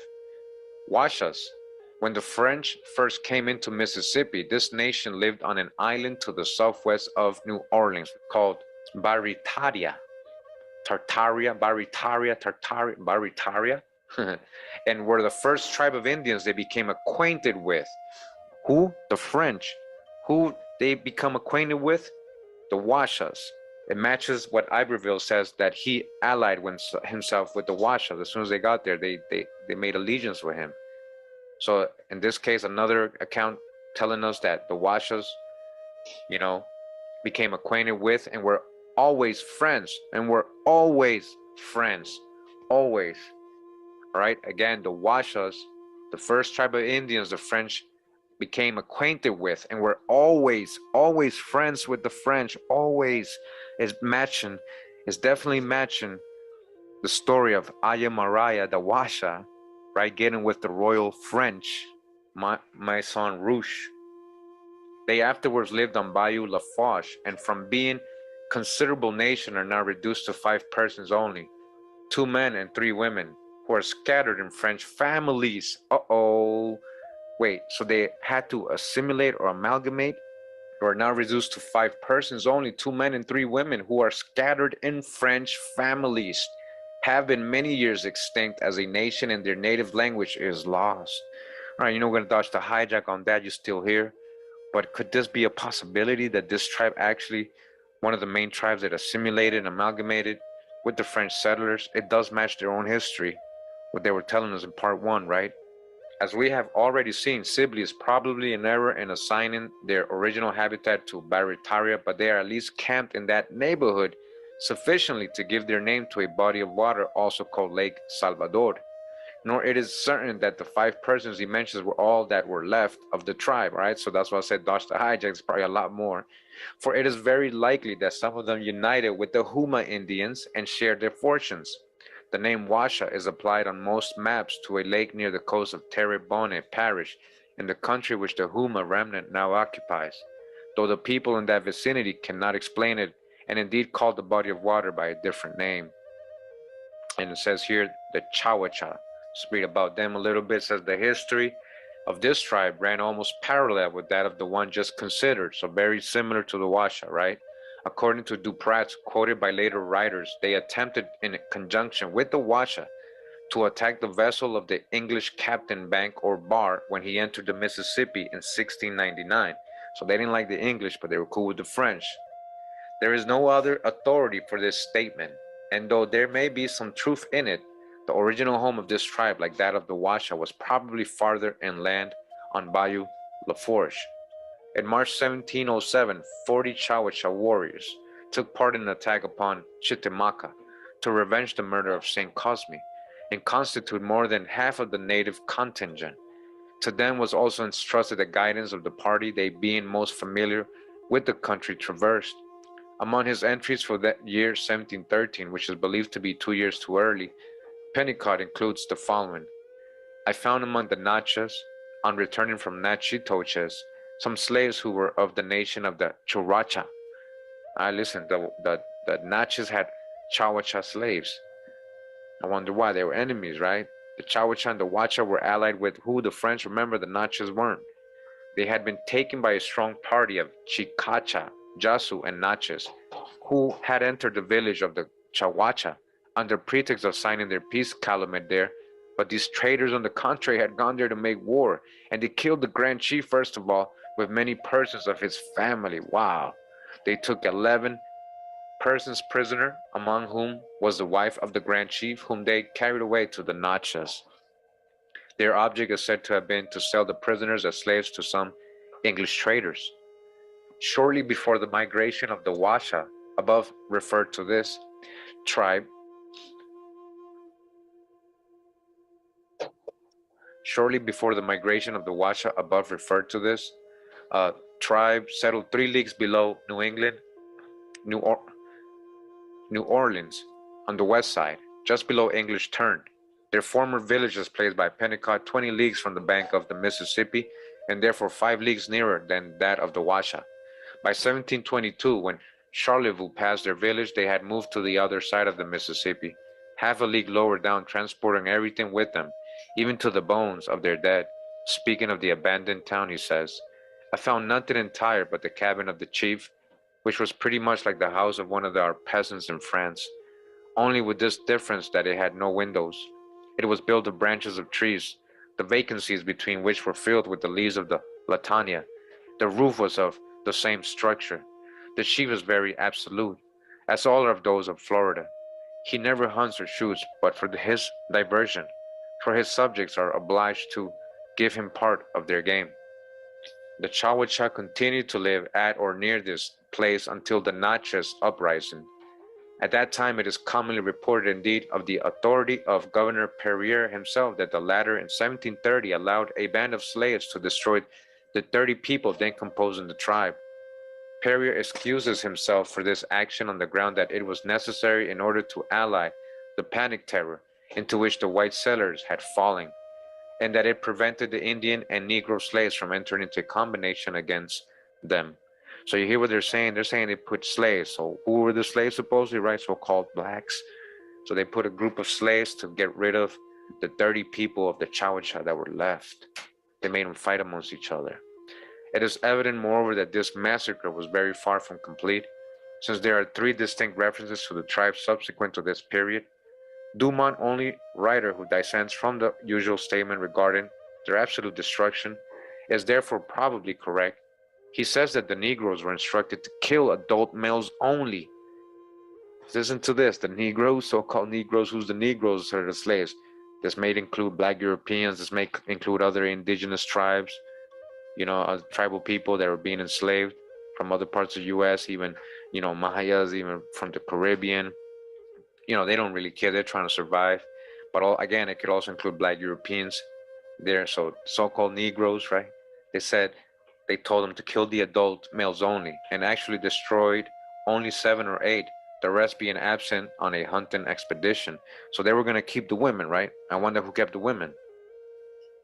A reference to this tribe and the Washa in the year 1739 has already been given. The Kerlerek's report of 1758 regarding the tribes of the Mississippi and Missouri contained the following rather disordered note. And it says here, the Wacha, the Chawacha, the Cotapisa, Aco La Pisa, as well as the Aboyos and the Bayagulas were so many different nations which the vicinity of the French and trade in liquors have equally destroyed. There remain only some Chawachas who form a little village 3 or 4 leagues from New Orleans, and very few, not numbering more than 10 or 12 warriors. This is remarkable in 2 respects. First, in the fact that the very tribe we should suppose extinct is the one noted as still in existence, and second, that the Washa, who are mentioned in the title of the paragraph, are not even alluded to in its substance. It might be thought that the 2 tribes had become confused and the Wacha should be substituted for Chawacha, but the position assigned to the latter agrees closely with the position they are known to have occupied only a short time before. We have still another late reference to the Chawacha from Baudry de Loziers, but as he mentions in a previous section, the date to which this applies is by no means certain. It is as follows: that Tachuachas, reduced to 40 warriors, a wandering, indolent, and lazy nation settled near the French in 1712, settled near the French. Corn is the only assistance one can expect of them. It would seem certain that a remnant of this tribe lasted into the latter half of the 18th century, when it must have declined slowly and disappeared. So again, everybody disappears always, right? All these tribes disappeared. Dodge the hijack, you're still here. Just a little mixed up and with a lot more history. All right, so it goes on to other tribes. So those are the kind of what I want to read, because that's where we're getting that, that the Washita are coming out of the Wacha, right? They got Ayemariah St. Cyr, the Cajun Washa queen, who got with Maison Marquise Rouge, the French noble who got a land grant, who was supposed to, he had stipulations and conditions in that land grant. It wasn't just for his heirs, but he saw it differently, of course, him and his heirs, of course. So again, as it says here, the Washas, when the French first came into Mississippi, this nation lived on an island southwest of New Orleans, okay? The first tribe of Indians they became acquainted with, and were always friends. We're always friends with the French. Friends with the French, the Washa. All right, so before we go today, I wanted to read another chapter of this book that Empress Verdiashi wrote, Return of the Ancient Ones, the True History Uncovered of the Washita. They dug the Mound, y'all, Empire. And this is from 1993.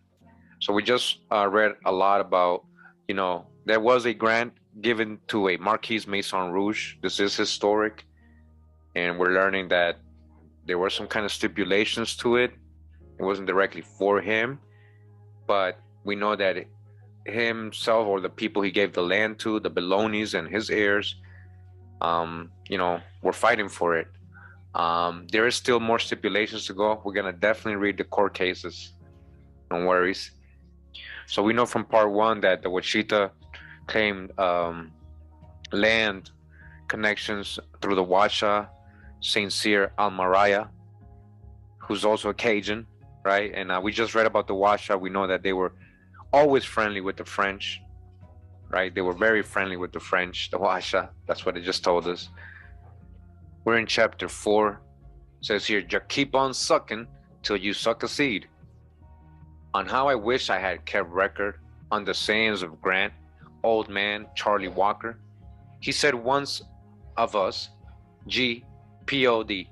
Washita, except in a little taint of the Maison Rouge. You got a little taint of the Maison Rouge French blood in you. I asked him, why didn't he go to church? He said, Je moon, true moon, I wake up to the sunrise on the mound that me Moses stood and have good luck all that moon. He pulled us a plum apiece one day and he told us to suck it. When we bit it, he slapped our hand with his little black stubby paws as Ophelia and I called his hands. Then he said, I say suck till you suck the meat off in the seed. Then just suck seed. It was a plum success lesson I did not get when he made us demonstrate it. I understand it now. As I pondered over my material, I would eat the fruit of success. I would plumb the line until I succeeded. He could not read or write. Even if he could, the Joseph de Maison Rouge grant was nowhere in the Louisiana historical books. And honestly, that is not true. You know, I've read already a couple books in this video. I'm going to read a lot more in the next one too, in the next parts. You're going to see that these were written before she was born. So, you know, they were already published. It was just hard to find. Of course, these books are hard to find. Specific libraries, specific universities here and there. She wouldn't know where to look, right? You know, it's hard. I understand that part. But it was written down. The Maison grant, the Marquise we just read, right? It's something that was known historically. Maison Rouge gave a name to him when he was on his deathbed, so that he would remember the grant as he nursed Henry for Mary Clark of Lewis and Clark ancestry, who reared Grant and Henry and Fielding Turner. You hear that? The famous Lewis and Clark? Lewis and Clark? They reared who? Henry Turner. Listen to this. The same family. These ain't white folks. I saw it all only too clearly now. It was divine providence and a living God who made Ophelia and I follow the little black stump of a man to the corner when he would start out on his monthly rounds to worship on the mount. He would stop at each of his offsprings on his circuit. Oh, how we wanted to follow Grant. Even now, I wished I could stand on that mound that Moses stood on. With the help of the ancient ones, I, the remnant with my consanguinity, have returned to our religious mount. Would we please always remember Grant, a direct connector to the grant of his boss, the de Maison Rouge? Like Grant, he fought a good fight and kept their faith until death.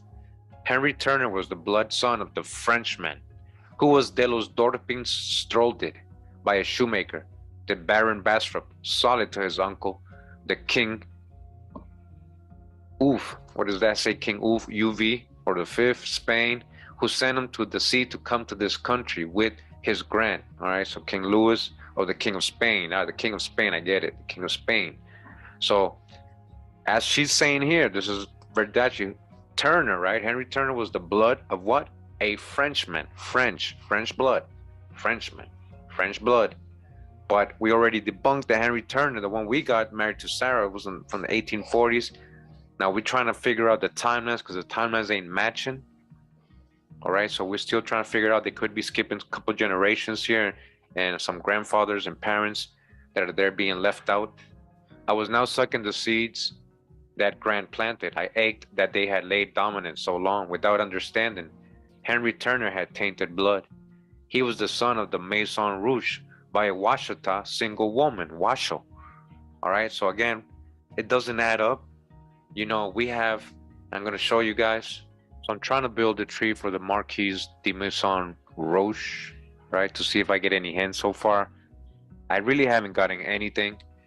I got a couple of stories of who his parents might be, even though they say that's King Louis, right? So some people say his actual dad is Louis Maison Rouge and Catherine de Bellevue. So far, I haven't gotten anything, but I did find one record, and that's a funeral record I want to show you guys. So I was able to find this record, Joseph de Maison Rouge, born 1744, Paris, France, and death 26th of August, 1799, New Orleans, Louisiana, United States. And we go to the actual record and find a grave, Joseph de Maison Rouge. So they're saying he died in 1799. The one Henry Turner we got, born in 1844, married to Sarah Tunica Turner. So we're trying to figure all those timelines out. Maybe people are just skipping things. It says here, Marquis Joseph de Maison Rouge was the son of Louis Maison Rouge, the son of Louis, listen, and Catherine de Villeneuve. He was a French knight. Remember, Knight of Malta, Catholic, who was kicked out of France during the French Revolution. He arrived in New Orleans and was given a Spanish land grant in northeast Louisiana with the stipulation to settle and colonize the area. The venture failed, okay? The venture failed. Sick and dying, he returned to New Orleans, where he died at the Bouligny family home. This is the people that kept his land, or his part of the grant. He was buried in St. Louis, number one. Although no children were listed in his will, it was alleged later in lawsuits that he had fathered 2 sets of twins with his Irish housemaid. Hold up, I thought it was Washoe, Ajimaraya. All right, so then are these two different people we're talking about? But this sounds just like him, talking about Spanish land grants. Joseph de Maison Rouge, they did call him Joseph the Washita. All right, they're saying, whoever wrote this, that he had 2 sets of twins with Irish housewife Maria Fair. Maria Ayamaraya, Maria Amaraya, Maria. I don't know, I'm just saying. She had been given a little property in his will. His 4 children by Maria, John, and a twin who died in infancy, and Marguerite and Thomas. John was raised by the Bouligny family and never had issue. Thomas died young without issue, and Marguerite married a Douget. The Marquise de Maison Rouge lover, Maria, married John Rogers and died around 1841. Place of birth taken from an abstract of New Orleans Sacramento records. It also states he was buried the day after his death. It is not known what caused his death, although at this time there was a particularly bad yellow fever epidemic raging in New Orleans. All right, for further information, please see the Maison Rouge Bachelor Spanish land grants. So we're going to get into all that in the next part. All right, or Encyclopedia of Founding Families of the Washita Valley, Louisiana. And I'm going to ask for you guys a help to be able to find this book right here. I searched everywhere for it. They say they have it, but then when you go to it, it says it's sold out or not in stock or something like that. It's not available. It's very hard to find. And that's by Dr. E. Russ Williams. So you can Google that. It'll come up and stuff, but when you go to the actual website, it's missing. So I thought this was interesting that this would be here. You know, this is a real source. It tells you, look, view source. And this is find grave. This is the grave right here. He's in the St. Louis Cemetery, number 1. All right, so we had him dying in 1799, and that's recorded in a lot of these court cases, stating when he passed away in 1799. Of course, because they want to know when did he pass the land to the heirs, and that's the year he's listed as dying in these court records too. So when they're saying Verdaschi right here saying Henry Turner was the blood son of this Frenchman, was he born before 1799? I can't find that anywhere. And it says he was the son of Maison Rouge by a Washita single woman Washoe. Okay, so still trying to go ahead and figure this out again. So let's continue. It says the Baron de Bastrop was a crook who had stole a Holland treasury and was sent to the jail and was freed in war.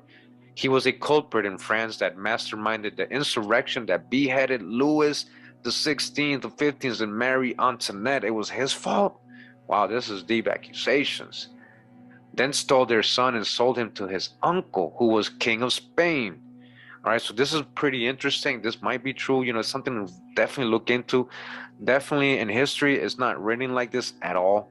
The Jacobians are supposed to be the ones that did the insurrection, all that. I know that's, a cover story. We know that we got to dig into these mainstream stories a lot more, but nothing about and of course, the son supposedly died in the tower, even though there is the lost dolphin, as she's about to say, he was truly the lost dolphin, or dolphin as the remaining oldest of the king was called. All right. They're saying this is King Louis the 17th still. And it's not really making sense historically, the timelines, and the fact that he could hide all these years and he just disappeared. So they're saying Baron de Bastrop, the same guy who gave him this grant that he had given Marquis, he gave it to a child, supposedly. So he gave it to a child, right? He was supposed to be 10 years old in 1795, remember, from part one. We're talking about a 10-year-old child he granted the land to, who supposedly died in 1799. It's not making sense. Verdaschi, according to Verdaschi, is saying that he masterminded the insurrection, which got their heads chopped off, then stole their son and sold him to his uncle, who was the king of Spain. Where are they getting this from? Where's the sources from this? He was truly the lost dolphin or dolphin. I really would want to know where they're getting this information from, because if it's true, it's something very remarkable, something we should be uncovering, something to dig into, but it's just, again, not making sense when it comes historically in the timelines and everything. Grant was the connector to this knowledge, who transferred it to a badger of the Washita. So I guess Grant was the one who told this story, right? What do we lose when we fail to talk to our elders? They have so much to give of the life one has lived. I laid my research out carefully, knowing that I had finally finished the plum and sucked the seed. I laid my plan to free the land. This was success. I, a remnant, was back in the land of my black Washita ancestors, a nation, the empire. Return of the ancient ones. We, of African descent. This is Verdaschi. This is Empress Verdaschi, right? She's telling you, look what she's saying. She's saying we. She's saying you, everybody that's so-called black, of African descent. She's calling you an African. That's why I said this is filled with Pan-African doctrines. Had discovered this Afro-Murican, she's trying to call it Afri-Murican. Both Vespucci and Columbus were the Johnny-come-laters. All right, this is not named after Vespucci, though. America didn't come from that. The Amaru was already here. The Amarique Mountains in Nicaragua and the Amaraca was in South America already. She says we were Moorish in the Africa called Moorish, black, all right? She's saying you're from Africa. We ruled Spain for 900 odd years. The dark years for Caucasians, or dark ages, those were called. Now she's talking about when the Moors took over Iberia, right? Portugal and Spain and all that. So she's talking about the Moors. She's saying you are the Moors. Do you agree with all of this? Like, we know, we're in 2022. This was written back in 1993, and this was nothing against her. Back in this time, this was very prominent info. Now, I do want to say, guys, a lot of people have told me, well, one person specifically has told me that she knew her personally, and she said she didn't write this. She didn't write this book, but I don't ever see her ever denying it. It was promoted by her and her people was promoted. Nobody ever questioned it. So still, either way, if we go with that, but it does say written by her. Literally says written by her. This was a great awakening in 1993, but we can't get stuck in these doctrines anymore. That's the whole purpose of doing this video. Again, it's not to come at anybody or any nation. It's just so we can start talking facts and leave out the conjectures, and everybody can start doing their genealogy and understand their personal history and connection to the land, if they have any, or other lands. And prove it. If so, you believe you're African, prove it. You believe you're from Europe, prove it. You believe from you're here, well, connect to what tribe. Like Kyrie Irving said, find your tribe season, connect to it. So we're going to continue. Again, you see a lot of Moorish and Pan-African doctrine in this book. I just wanted to go ahead and point this out, not to talk bad, but just to point out that we have learned a lot since this time. We've got to keep progressing and keep learning, emptying our cups. The Renaissance, in a traditional sense, the term Renaissance, which literally means rebirth, denotes the revival of classical white culture in Italy, mainly in the 1300s and 1400s. What white culture? Those times, talking about medieval times. It also is the label applied to European history from the 1400s to the 1600s. Along with the Pope and Princess, it was sponsored by the commercial bankers, such as the Medici family in Florence. The study and writing of a classic language, which was actually a theft of our culture. This was knowledge that was not available to old Grant, but him once being present in my life, I was made to keep sucking up knowledge. It was how they studied war and ravaged our black temples, stole the manuscripts and made our knowledge their own in the lion. His story, that is where the word history originates, in Africa. It was the Caucasian playing the game of death. In the North Netherlands, where the mystic lay religions, it led to war up until the 1800s. The Reds were the Bolsheviks who believe in nonviolence, and the Whites, as they are today, believe in the violence of bloody civil war.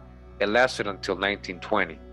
All right, so there's a lot of crayon-colored language going on right here. What whites? We're talking about up there in the North Netherlands. When we're talking about the Norse and the Danes and all that, and the Vikings, these were black folks too. In the triumph of the Reds and the exile of the Whites, the treaties which involves us in one of 1668 with the Netherlands, England, and Sweden. It was under Louis XIV and another triple treaty in 1717, 1865, and 1882. To keep Spain in check, it was quadrupled in 1718 when Austria-Hungary joined in.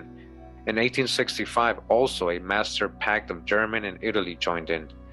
In 1801, Spain ceded Louisiana back to France, after giving all except New Orleans away in large land grants. The neutral strip has always been a no-man's land, ruled by black women, venerari, an empress to look upon with feelings of deep respect, the mother of all living. The United States signed in the said sale agreement to protect us, our land, our rights, our properties, and our religion.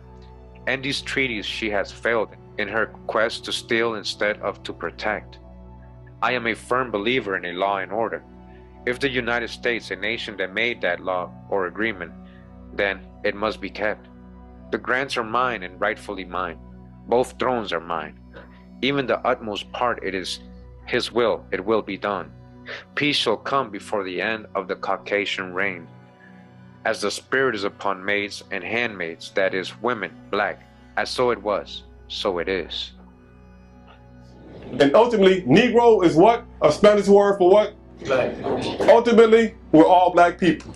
When it comes time, when we're getting jacked up or abused or exploited in some way, we immediately become black. Okay, I was in Canada, I was listening to the Jamaicans and the Haitians and the Nigerians, all these people fussing about their national identity. But the minute there was a problem, they all suddenly were black. So understand, I'm black and I'm proud.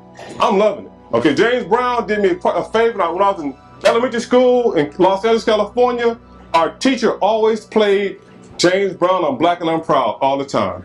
And to this day, I still love that song. Next. So again, that's what they were teaching in the 90s. All right, just reminding you. This is why there's a lot of the doctrine that people are still kind of using. All right, we're gonna continue to part 3. All right,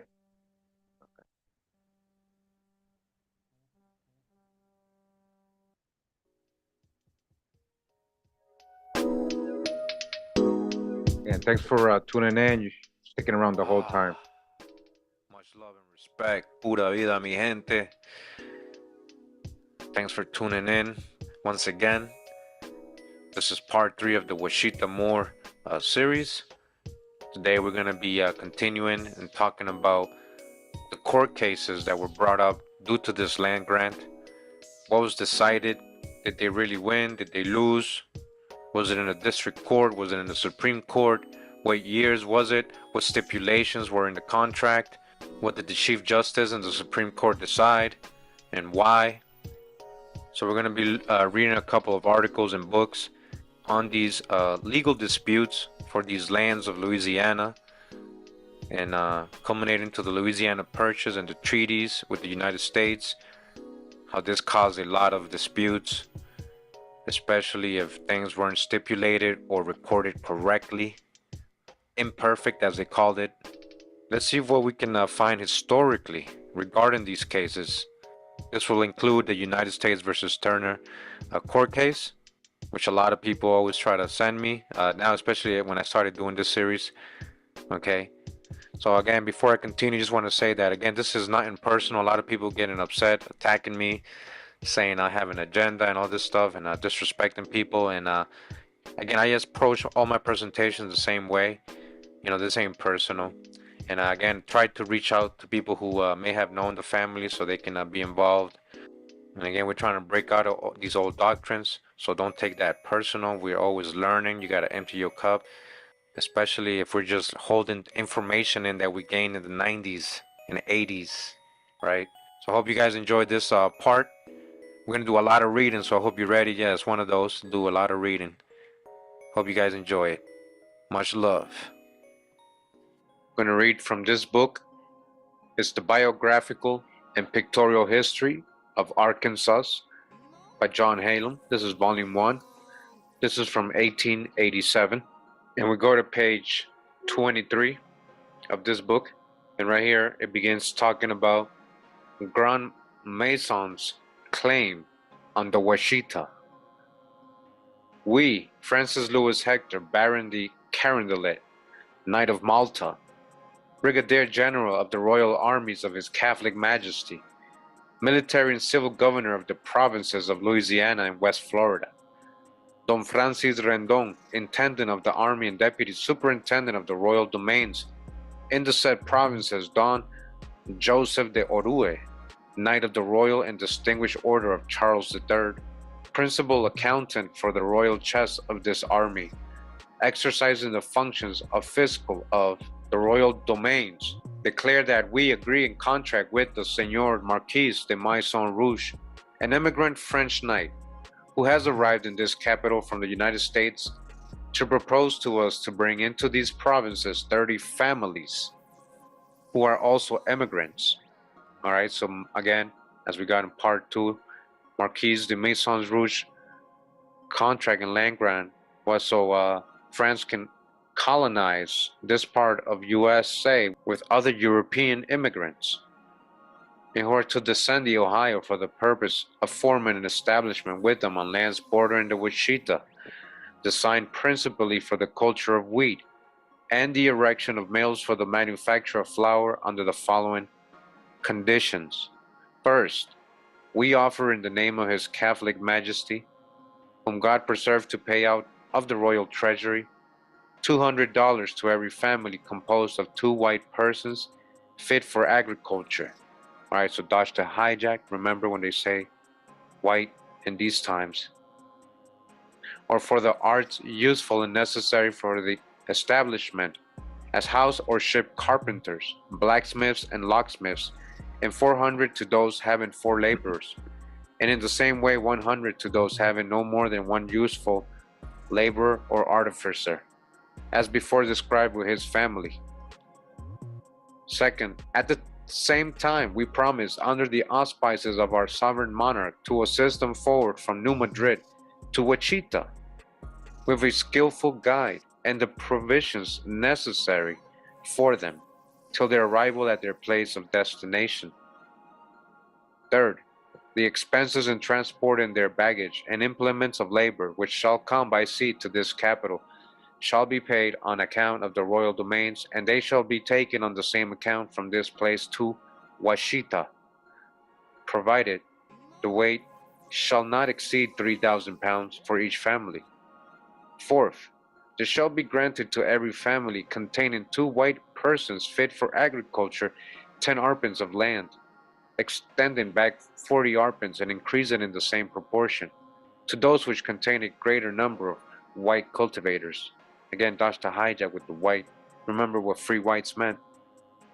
Fifth, lastly, it shall be permitted to the families to bring or cause to come with them European servants, who shall bind indentured to their service 6 or more years, under the express condition that if they have families, they shall have a right, after their term of service is expired, to receive grants of land proportioned in the same manner to their numbers. So again, we've gone over this in my indentured servant videos, how after they will be freed, get their freedom dues, get their land and everything, after their 7 years of service, they can also do the same thing and bring their families, have them work, other people, other indentured servants, and be their own plantation masters, right? As they call them today. Thus we promise, as we have here stated, and that it may be come to the knowledge of those families which propose to transport themselves hither, we sign the present contract with the aforesaid Señor Marquis de Maison Rouge, to whom that it may be made plain a careful copy, shall be furnished. New Orleans, 17th of March, 1795. The Baron de Carondelet, Francis Rendon, and Joseph de Orue, the Marquis de Maison Rouge, having laid before the king what you have made known in your letter of the 25th of April last, number 44, relative to the contract entered with the Marquis de Maison Rouge for the establishment of the Washita, of the 30 families of farmers, all right, 30 families that were bringing from Europe, of farmers destined to cultivate wheat for the supply of those provinces. His Majesty, considering the advantages which it promises compared with the preceding, has been pleased to approve it in all its parts. By his royal direction, I communicate it to you for your information. God preserve you many years. Madrid, 14th of July, 1795. Gardoki. To the Intendant of Louisiana, New Orleans, November 13th, 1795. To be transmitted to the Principal Office of Accounts, Contaduría, of the Army and Royal Domains, for their information, and 2 certified copies to be provided for this Secretary's office. Rendon. Don Gilbert Leonard, Treasurer of the Army, exercising the functions of Royal Accountant, and Don Manuel Gonzalez Admides, exercising those of Treasurer per interim of the Royal Chest of this province of Louisiana. We certify that the 2 foregoing copies are conformable to the originals, which remain in the archives of the Ministry of the Royal Domains, under our charge that the contractor, the Marquis de Maison Rouge, complied punctually with the terms which he promised in said contract, and that this may be made manifest conformably to the order above inserted of this Intendancy General, we give the President in New Orleans the 5th of August, 1803. Gilbert Leonard Manuel Armirez. The Baron de Carondelet, Knight of the Order of St. John, Marshal de Camp of the Royal Armies, Governor General, Vice Patron of the provinces of Louisiana and West Florida, Inspector of Troops, etc., for as much as the Marquis de Maison Rouge is near completing the establishment of the Washita, which he was authorized to make for 30 families by the Royal Order of July 14, 1795, and desirous to remove for the future all doubt respecting their families or new colonists who may come to establish themselves, we destine and appropriate for the establishment of the aforesaid Marquis de Maison Rouge, by virtue of the powers granted to us by the King, the 30 superficial leagues marked in the plan annexed to the head of this instrument, which the limits and boundaries designated, with our approbation by the Surveyor General, Don Charles Lavaux Trudeau, under the terms and conditions stipulated and contracted for by the said Marquis de Maison Rouge, and that it may at all times stand good, we give the present signed with our hand, sealed with our seal at arms, and countersigned by the underwritten honorary commissary of war and secretary of His Majesty for this Commandancy General, New Orleans, the 20th of June, 1797, the Baron de Carondelet, Andrew Lopez Armesto. Note that in conformity to this contract, the Marquis de Maison Rouge is not to admit or establish any American in the lands included in this grant. All right, that was a big stipulation, but she didn't follow. And listen to what they were telling him. This French royal noble, right? This Knight of Malta, Catholic Vatican Roman soldiers, right? To not let any Americans, who's includes Americans? That's American Indians, right? Who's the original Americans? Copper-colored tribes of America. Also, the Sephardic and Moorish people, Protestants, right? Who had become Americans, citizens. The Baron de Carondelet. This grant for 30 leagues of land, Spanish measure, is equivalent to 133,165 English acres. The old French town of École-Fabre, now called Camden, on the Washita River, the county seat of Washita County, is, I think, on this grant. This is one of the very few perfect grants ever made by either the kings of France or Spain, but the old Company of the Indies, established by John Law, whilst in Louisiana was owned and feed by the Lord Proprietors, granted a vast number of perfect grants. But few grantees of the king's domain in those early times ever proceeded further than presenting their petition, procuring a concession and a survey. These titles, although defective in not having the confirmatory sanction of the crown, passed by sale and inheritance, and were treated as perfect by the colonists and officials.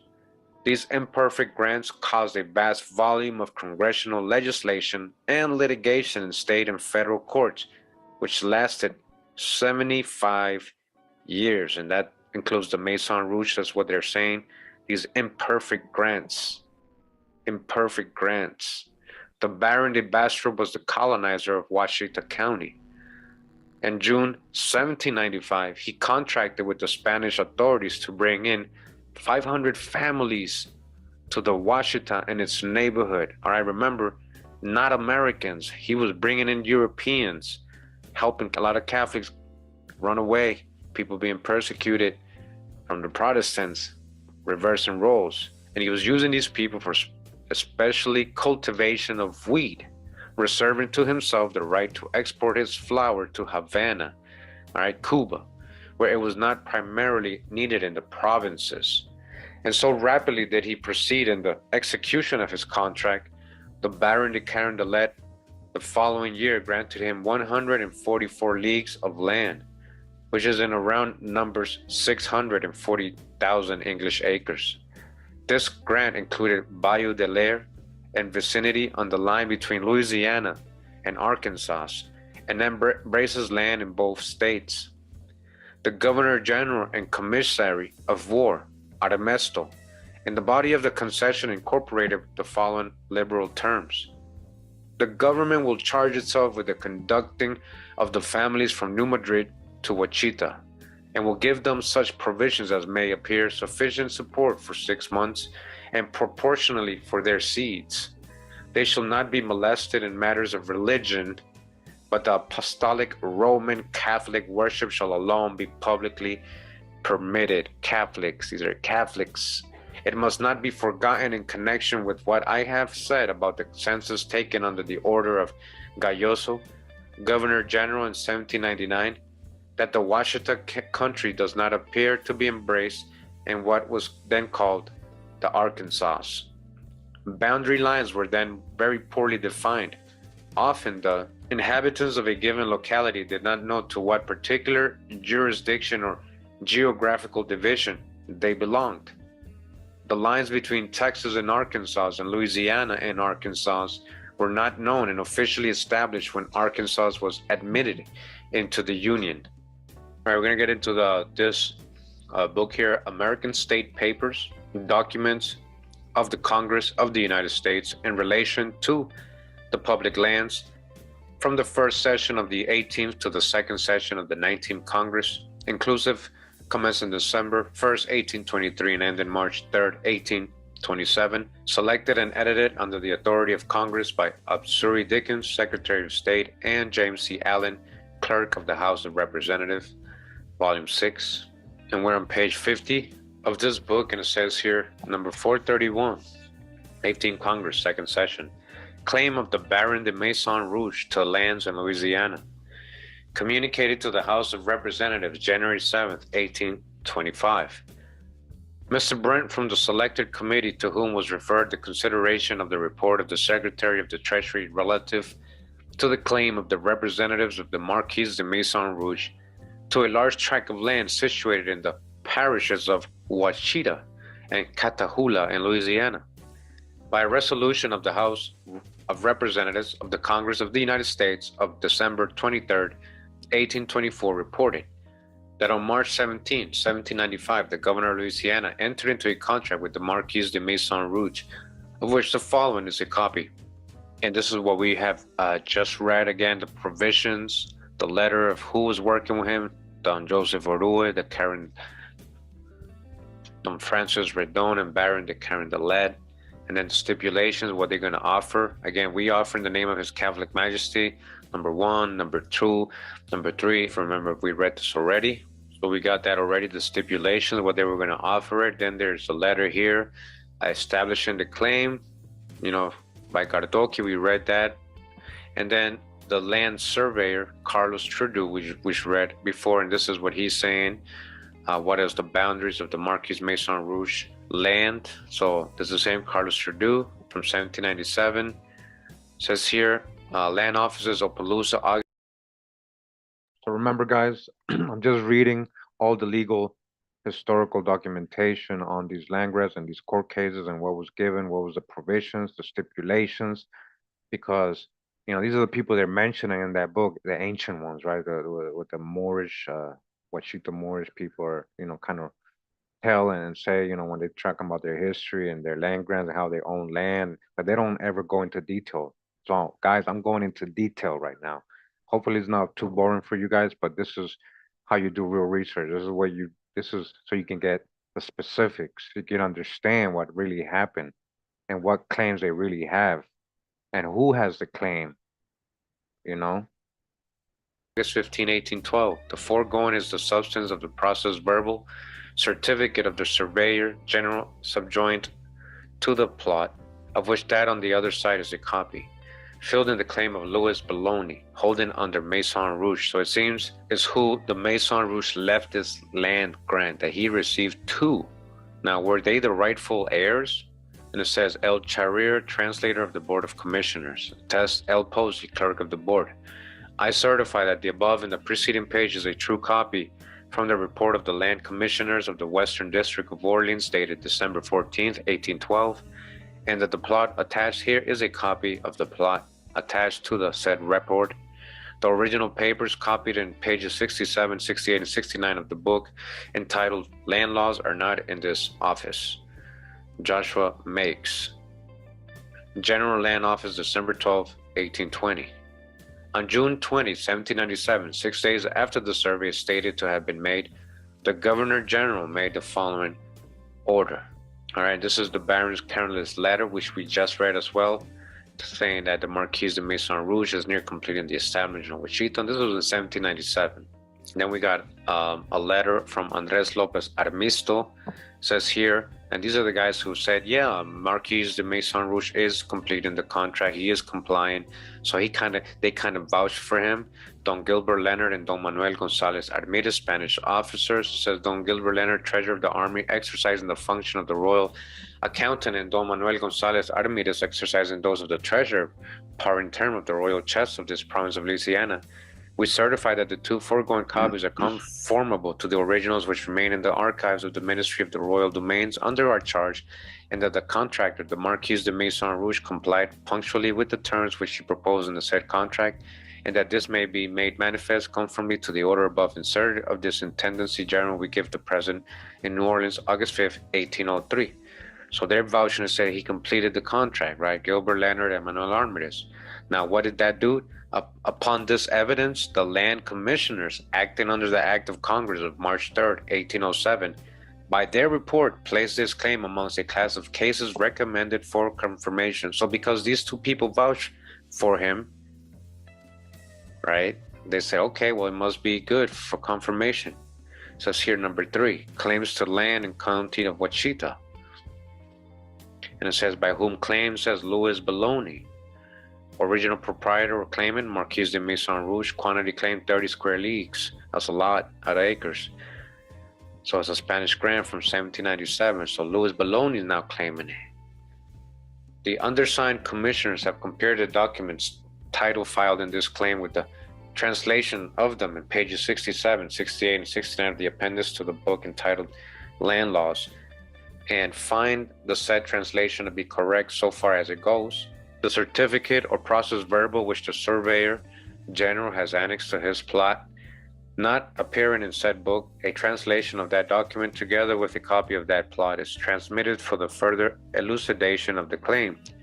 No oral or other testimony has been adduced before the board to establish the occupancy of any part of these lands. You see? So how did he comply with the contract? Where's the 30 families? They're saying a lot of these lands was never really occupied. There's no testimony, oral history, no documents, anything. Again, no oral or other testimony has been adduced before the board to establish the occupancy of any part of these lands, or that there has been a compliance upon the part of the grantee with the conditions stipulated in the contract, except the certificate under the date of August 5th, 1803, signed by Gilbert Leonard and Manuel Armitage, to the translation of which in page 69 of the appendix of said book, the commissioners beg leave to refer. All right. So what they're letting you know here is that they don't have no proof of any of these 30 families actually establishing themselves. The only confirmation that Maison Rouge complied with his contract was from these two people who said he did. That's it. There's no proof of it. Again, remember, we read in part 2 how they were hiring all the lawyers. They were very known in their city, in their town, very high class, Maison Rouge. So, of course, he had people vouching for him. Now, let's say he did establish the 30 families. How come there's no proof of it anywhere? And what families was that? Mm-hmm. The undersigned have observed a remark in the 25th page of the introductory part of the book entitled Land Laws, that no patent has issued on the claim under consideration. With great deference for that authority, the undersigned commissioners cannot but be of opinion that the instrument under date of June 20, 1797 is a patent for what was usually in Louisiana denominated a title in form, transferring to the Marquis de Maison Rouge the title in as full and ample a manner as lands were usually granted by the Spanish government, subject, however, to the conditions stipulated in his contract with the government. The plat of survey above referred to will be found subjoined to this report. All claims which did not exceed a league square were confirmed by Act of Congress of April 29, 1816, and this being for a greater number of acres than are contained in a league square was excluded from confirmation by said act and is now presented for confirmation or rejection by Congress. The confirmation of this claim is resisted by the government of the United States upon several grounds, amongst which are the following. First, that the documents relied upon to establish the claim of the representatives of the Marquis de Maison Rouge to the 30 superficial leagues claims show that no contract or grant has ever been made to the Marquis de Maison Rouge in his own individual right, or for him personally. It wasn't for him personally. There were stipulations there so Spain can establish wheat business with European families going there to farm it. He was to help with that. It wasn't for his own personal family or his, they saying it here, his own individual right, and that it was only a contract with him as an agent of the persons he was to bring with him, by which the Spanish government bound to grant to each person, according to the conditions of the contract, a certain number of acres of land, and that de Maison Rouge did not acquire by said contract a right to dispose of said land by sale, deed, or last will and testament, or in any other way. Okay, so you guys understand that he couldn't just sell the land, get rid of it, or put it on a will saying, I'm going to give it to the Bolognas, because that's who ended up having it. He ended up giving it to, for some reason, to the Bologna family, which is probably related to him. He couldn't do that. That was not part of the stipulation. He wasn't supposed to pass on the land to who he wanted to. You understand what they're saying here? Not me. By law, this is what they're saying here. The first stipulation, or the first thing they want to point out. Now, secondly, it says that the conditions of said contract were never fulfilled by the said Marquis de Maison Rouge. There's no proof of it. Thirdly, that the said land never was surveyed as certified under the Spanish government, and if it were, that it was not done with a view to vest the Marquis de Maison Rouge with any right individually. It wasn't for him personally. There's nothing stipulating that. There's no document certifying that it was for him, his right individually, but for the sole purpose of designating a certain number of acres of land upon which the new settlers might establish themselves as they came in, and out of which the promised grants of 400 arpents each was to be made to each family containing 2 white persons. Remember, so-called white, according to the 4th condition in said contract, and the said families not having settled the land as agreed, it remains as public land, because most of it did not get settled. It remained as public land.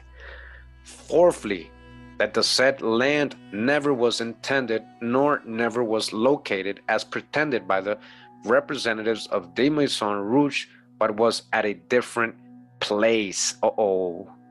In support of these subjections and others to the confirmation of this claim, a reference has been made to the documents aforesaid and to the depositions of sundry old inhabitants of Louisiana and of Spanish officers. So they went and asked the people there locally, which were taken by proper authority after due notice given, in which testimony is marked W and accompanies this report.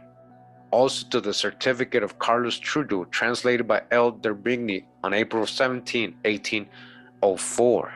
There's New Orleans, April 17, 1804. From a careful examination of the foregoing documents and testimony, the committee are of the opinion that the decision in the present claim depends entirely upon a question of law as to the title and upon the examination of witnesses as to several important points to be ascertained, and that an investigation of the claim by Congress will not only be attended with great delay, but with so many difficulties that justice, as well to the parties interested as to the government of the United States, requires a reference of the decision of this claim to the United States Court for the Western District of Louisiana, with an appeal to the Supreme Court of the United States, and for that purpose report a bill. I'm going to read from this book now, called Cases Argued and Decided in the Supreme Court of the United States, 1234 Howard, Book 11, Lawyer's Edition, complete with headlines, headnotes, statements of cases, points and authorities of counsel, footnotes, and parallel references by Stephen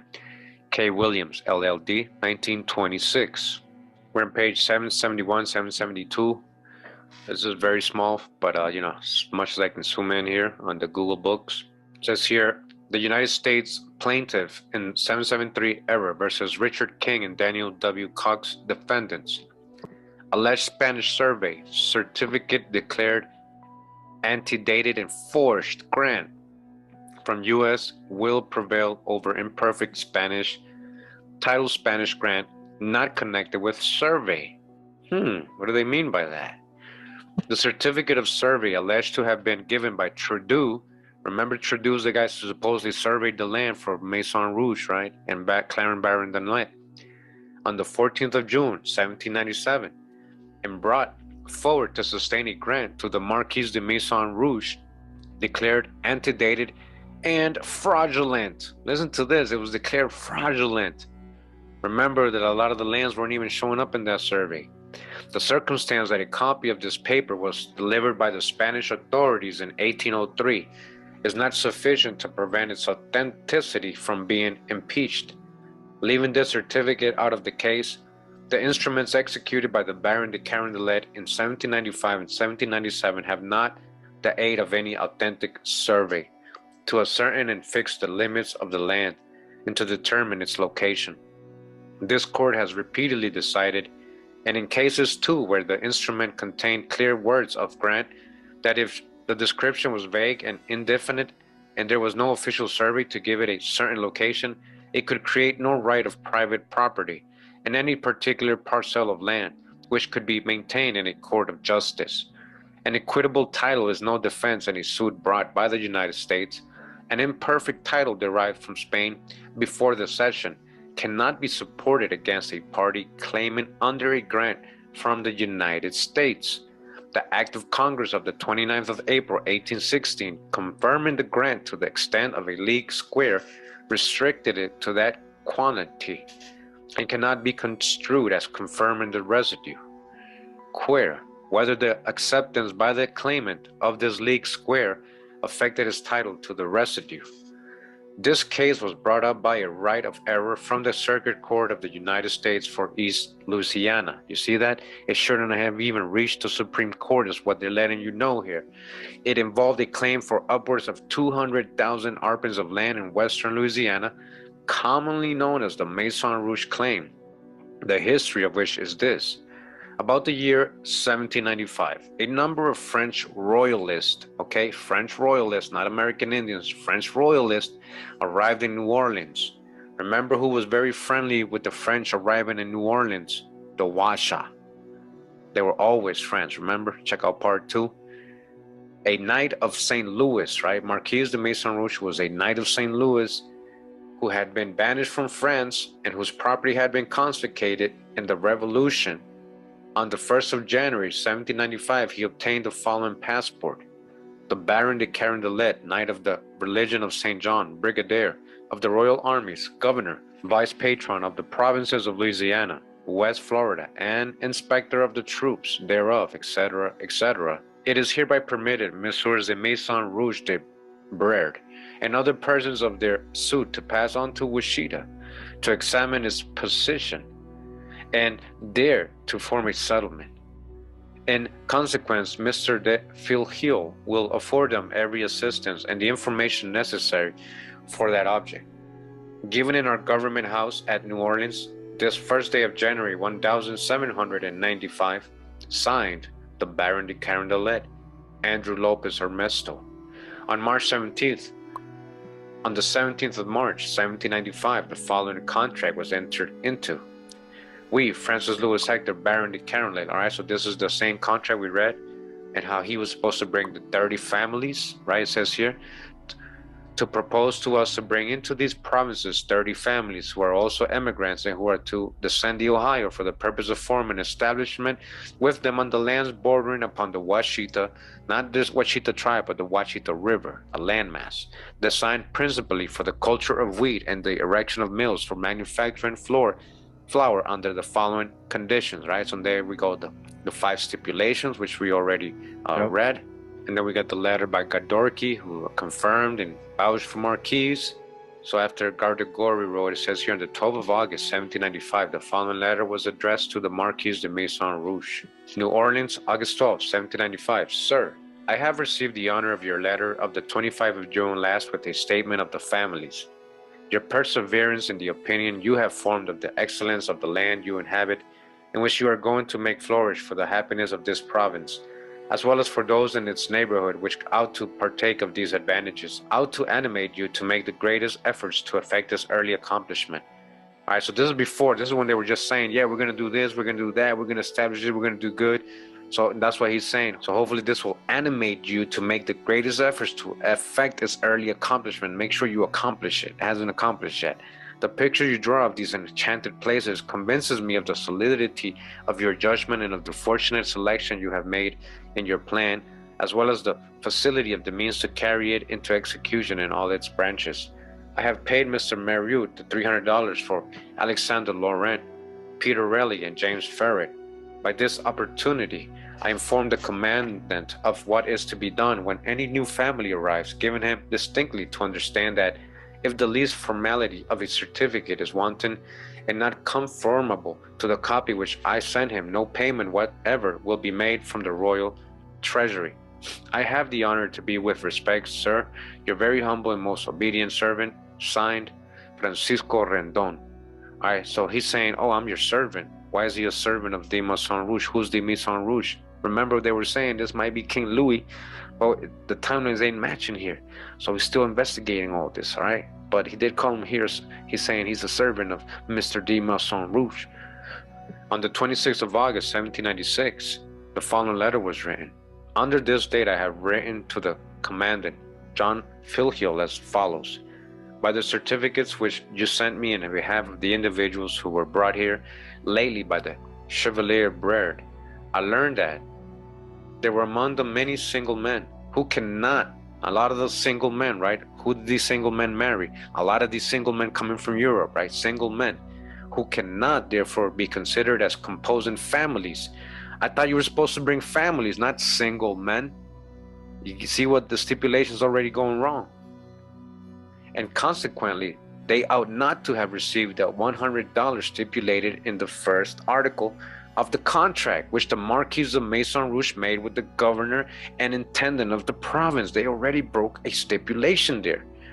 On this occasion, we passed over this irregularity in order to avoid disputes in future, it being inconsistent with the spirit of the contract and of no use to the interest of the king to spend the public money on individuals who, having no inducements to remain in the country, could leave it with the same facility they came, right? Because they don't have a family, they have no attachments. They want people to have families so they can live there and multiply and stay there and create towns and stuff and colonize. It must not occur again, and inform the Marquis that there are no funds in the public treasury destined to that object. He's warning these people. This is somebody writing. We're going to find out who it is writing, but he's letting them, hey, I ain't going to be paying money for these single men coming over here. That wasn't part of the deal. We want families. Make sure you inform the Marquis that there are no funds in the public treasury destined for that object. There ain't no money for that. And that as soon as he has completed the number of 30 families, which he contracted for, that's what he really contracted for, 30 families, nothing will be paid out of the royal treasury to any who should exceed that number and who wish to come and establish themselves in this district. And you will consider yourself instructed to this effect and conform to it in future. They're telling him, you better conform to this, Marquis, advising me in conformity of what is done in the premises. I consider you as the agent and authorized to act for the Marquis of Maison Rouge in the business of bringing families to that post, and therefore communicate this for your government and information.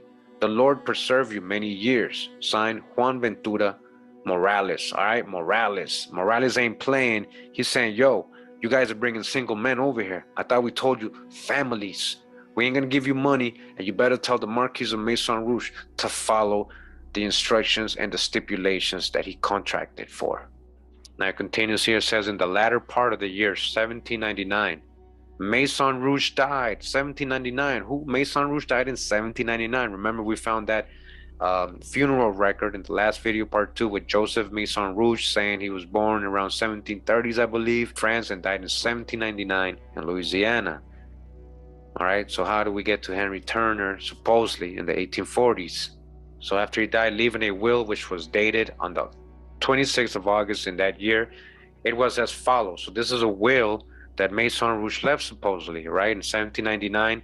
Now remember, it said earlier, we read that he was not supposed to leave the land in any will. That wasn't part of the contract or stipulation. But let's see what it says here. It says, first, recommending my soul to the same Lord God who gave it to me, and created and redeemed it at the price of his most precious blood, passion, and death. I implore him by the most holy bowels of his divine mercy, that he will pardon it and send it to eternal rest among the chosen for which it was created. My body I ordered to be placed in the earth, out of which it was made, and when I die, I desire to be buried in the plainest manner, and that my funeral shall take place in such place as my executor chooses, to whom I leave the management of the rest of my funeral and interment, in order that he may act as to him appears best, such being my will and pleasure.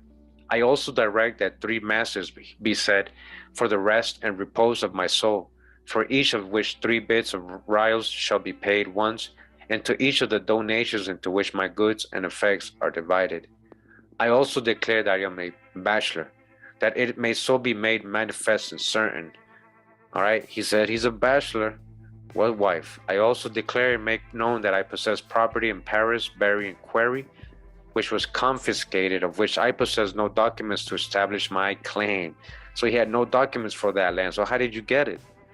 I also declare that I possess in Washita a house and land, which I give and bequeath to my servant maid called Maria, an Irish woman, such being my wish and pleasure. Listen, remember in part 2, and the funeral record says that even though it says that he didn't have no children, that he left a set of twins with this Irish Maria, Maria, Irish, the Irish women, indentured servants. They were sending them here. So do you guys hear what's actually on his will? He did mention a Maria, right, that he had supposedly some kids with, but she was Irish. Remember, she had a Saint Cyr last name, Cadian. All right. By the thousands. So again, he's leaving that land in Washita, the land in Washita in his house, in the Washita Valley River, to his servant maid called Maria, an Irish woman, such as being my wish and pleasure. Remember who the Irish back then, talking about black Irish. I also declare that I owe some small sums to my work people, which I desire to be paid from the present harvest. I also name as my executor and property holder Mr. Louis Bologna. All right, so listen, he's giving it to Louis Bologna. Why? Whom I empower and give authority to after my death to take possession of my goods and property. All right, as you can see, there is no Turners here. He's not giving it to any Turner so far, right? And no Aya Maria from Washitaw tribe. He said Maria, an Irish woman. Not Aya Maria, but Maria, an Irish woman. So he's leaving Maria some land in Wichita and the rest of his property and estate to Louis Bellini, his main executor.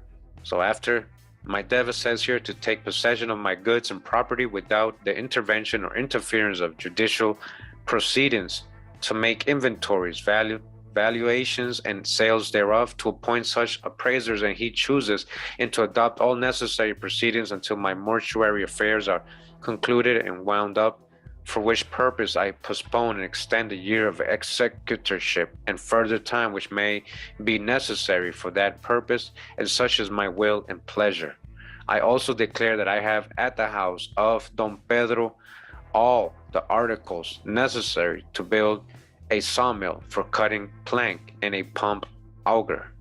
I also desire and declare that in the donation which by this will I make to my servant maid Maria, slash mistress slash girlfriend of a house and a land, there is only included 5 acres front by the usual depth, and the aforesaid house, and not the rest or other land, such being my will and pleasure, and the residue and remainder of my goods, rights, and actions as well within as out of this province, in case my parents are dead. In case my parents are dead, who's your parents? I constitute his parents weren't the king and queen.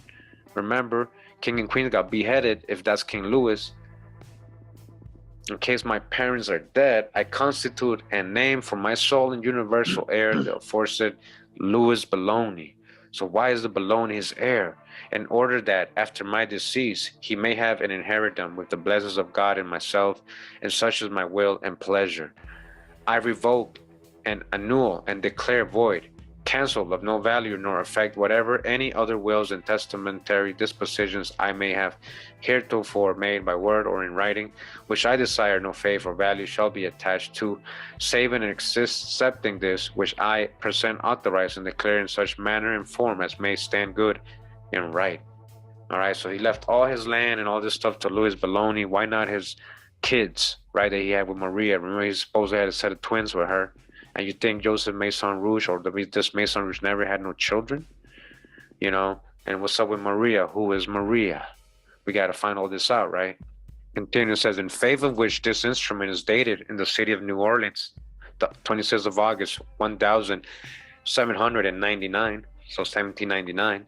I, the notary, give faith to and know the declarer who, to appearance, possesses his natural judgment, memory, and understanding, and signed it in the presence of Don Andres Lopez de Armesto, honorary commissary of war and secretary of this government, Don Pedro Condillo and Don Vicente Tejido Lientard, inhabitants, de Maison Rouge.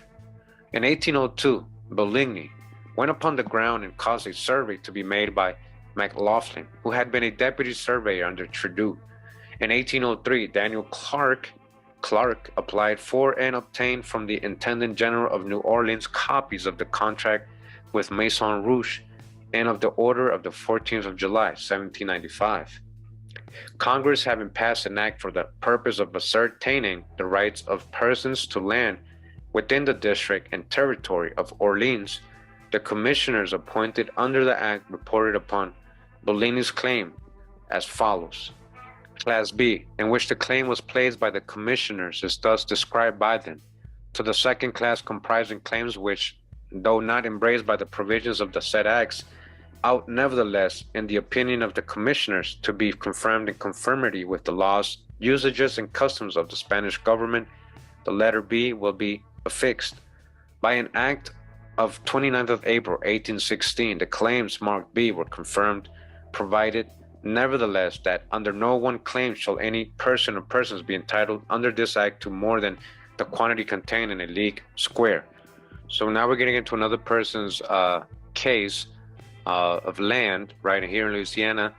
He's this guy, defendant Cox, and he's going to be using the Maison Rouge grant as part of his case. Let's just read about what he has to say and what happened to him. When we're talking about this claim, right, this land claim, it says in 1841, the defendant Cox, who had become owner of this claim, applied for patents for a league square, which were accordingly given to him under the circumstances stated in the opinion of the late Mr. Attorney General Legare, under the date of 22nd of December, 1841. On the 13th of February, 1843, the United States, by Bailey Payton, their attorney, filed a petition in the Circuit Court of the United States stating that Richard King had taken possession of and claimed title to a part of the land. The petition prayed that the land might be adjudged to belong to the United States, etc. King answered and called Cox and warranty, who also answered and set forth his title and extenso under the grant of Maison Rouge. So Cox is using the Maison Rouge grant, and this other guy, King, is using some other thing to say, this is my land. On the 10th of July, 1843, the court, after argument, pronounced the following decree. The court, having maturely considered the law and the evidence in this case, doth now order, adjudge, and decree that the plaintiff's petition be dismissed and that the grant made by the Baron de Carondelet as the governor of Louisiana on the 20th of June, 1797, to the Marquis de Maison Rouge be, and the same is hereby declared valid, that the said Richard King, the defendant, and the said Daniel W. Cox, warrantor, be, and they are hereby declared and recognized to be the lawful owners of the parts of that said grant held by them as described in the answer of the said Richard King and in the Schedule A, and that they be quieted in the ownership and possession of the same. Theo H. McCaleb, U.S. Judge. All right. In the course of the trial, the United States filed 5 and the defendants 3 bills of exceptions. The following were assigned as errors on the part of the United States.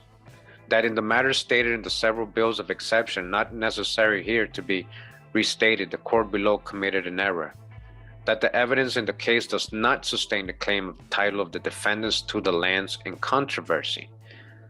That the acceptance by the defendant, Daniel F. Cox, of a patent for 1 league square of said land under the Act of Congress of the 29th of April, 1816, operates as an extinguishment of his title to any other portion of said land. The evidence referred to in the second point of error was very voluminous, It consisted of a number of letters written by the Baron de Carondelet, by the Marquis de Maison Rouge, and by others, and of the deposition of sundry persons, all of which is impossible to insert at length or to compress within a reasonable compass. Mr. Nelson, Attorney General for the United States. Mr. Cox for the defendants. Mr. Nelson, after referring to and explaining the papers above cited, laid down 4 propositions which he proposed to maintain. Number 1, that the paper relied upon by the defendant is not a grant. Number 2, that assuming it to be so, it was to take effect upon conditions which were not complied with.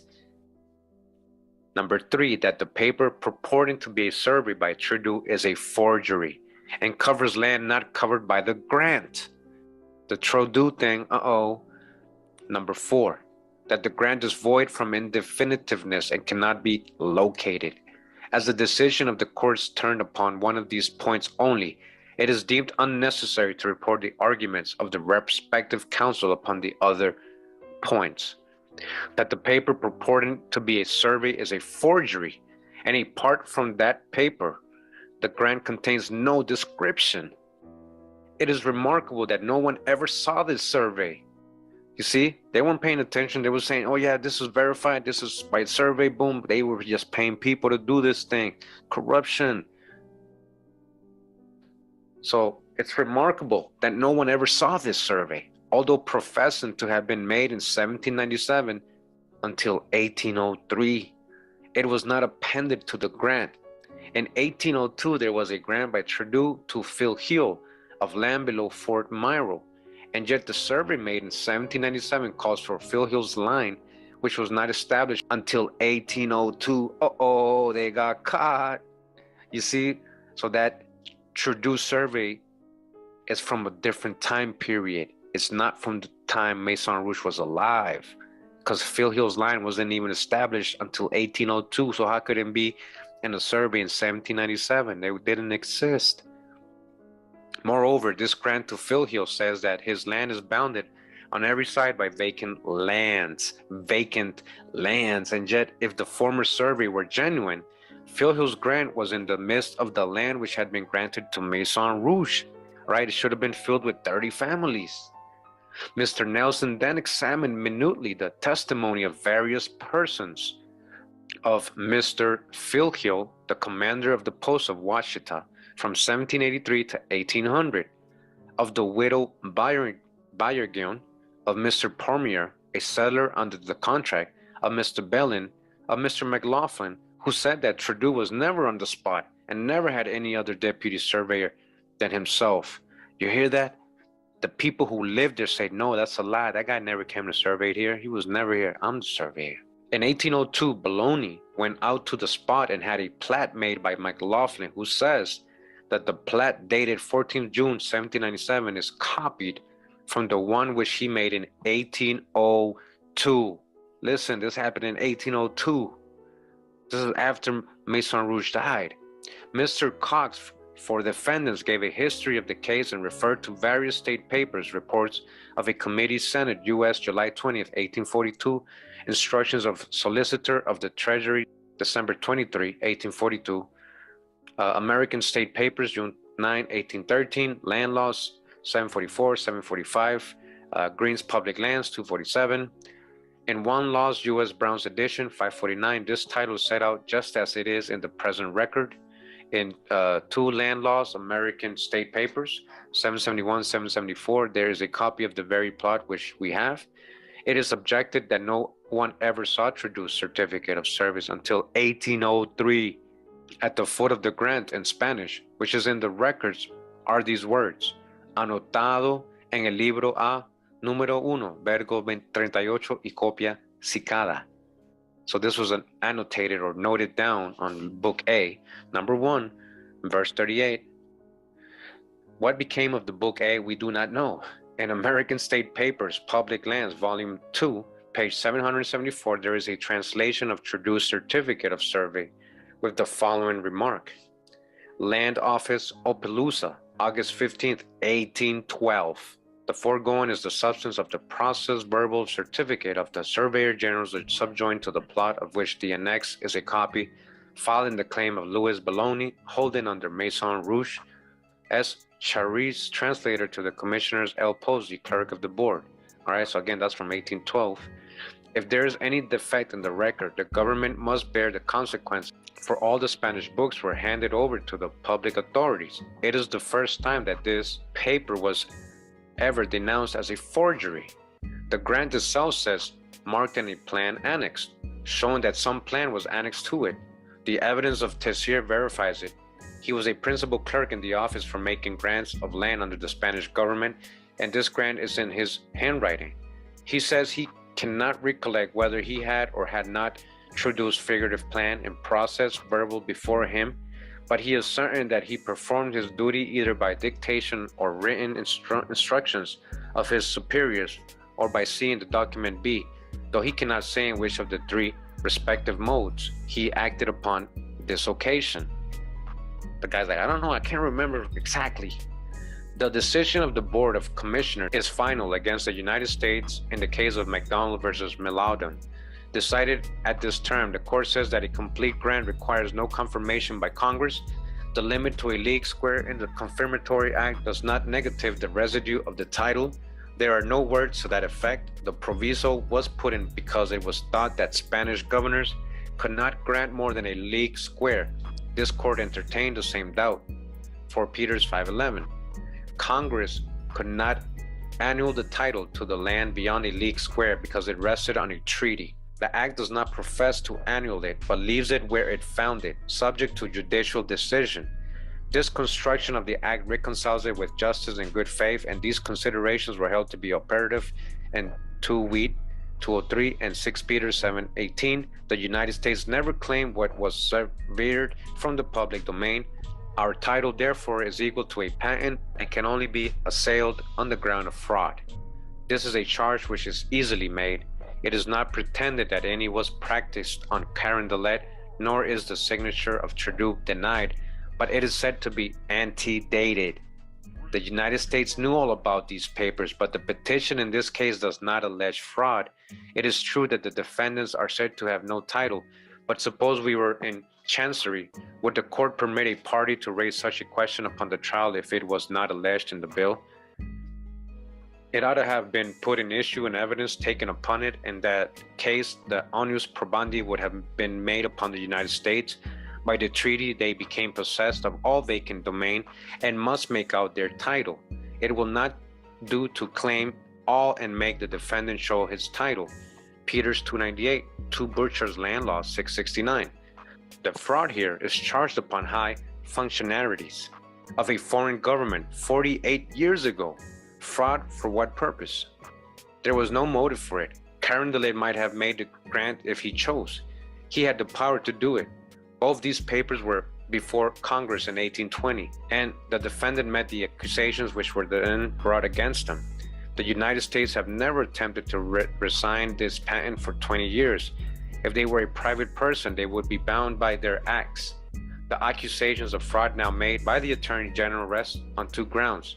A pamphlet published by Gerard on evidence taken in another suit. With regard to the pamphlet, it has been answered in the same way. With regard to the other, the evidence was taken under a notice, served by a hostile party before another hostile party, all on the same day, and the suit then not prosecuted. Mr. Cox then examined this testimony. Mr. Nelson in reply and conclusion. This is a mere question of title to be settled on principles of law. The defendant claims under a grant from the Spanish government, the treaty gave the public domain to the United States. There is no contest about their title. If the land had not previously been granted by Spain, we concede freely that the United States only succeeded to the rights of Spain, and that all grants, perfect or imperfect, are binding. If the rights were imperfect, the United States are bound in equity to carry them out, but not this branch of the government, which can look only at the legal title. Is this such? But first, let us examine a proposition laid down by the other side, that this claim has been recognized by all the departments of the government. If so, the United States must be stopped. If Congress has conferred a title on the representatives of Maison Rouge, there is an end of the question.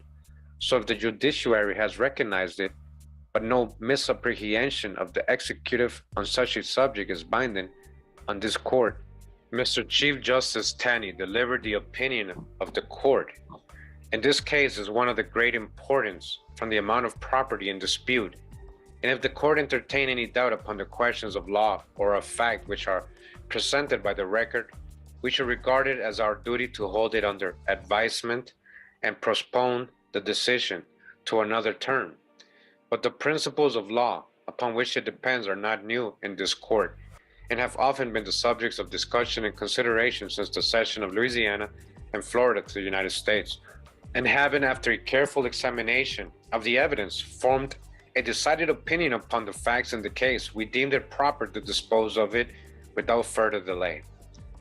The claim in question arises upon two instruments of writing, executed by the Baron de Carondelet, civil governor of Louisiana, one 1795 and the other in 1797, the latter of which is alleged by the defendant in error to be a grant to the Marquis de Maison Rouge for the land included in a plot made out by Trudeau, the Surveyor General of the province, and dated 14th of June, 1797, and which survey embraces the land in controversy. It is insisted on the part of the United States that this certificate of Trudeau is antedated and fraudulent. Okay, it's not from 1797 as they're saying, it's very fraudulent.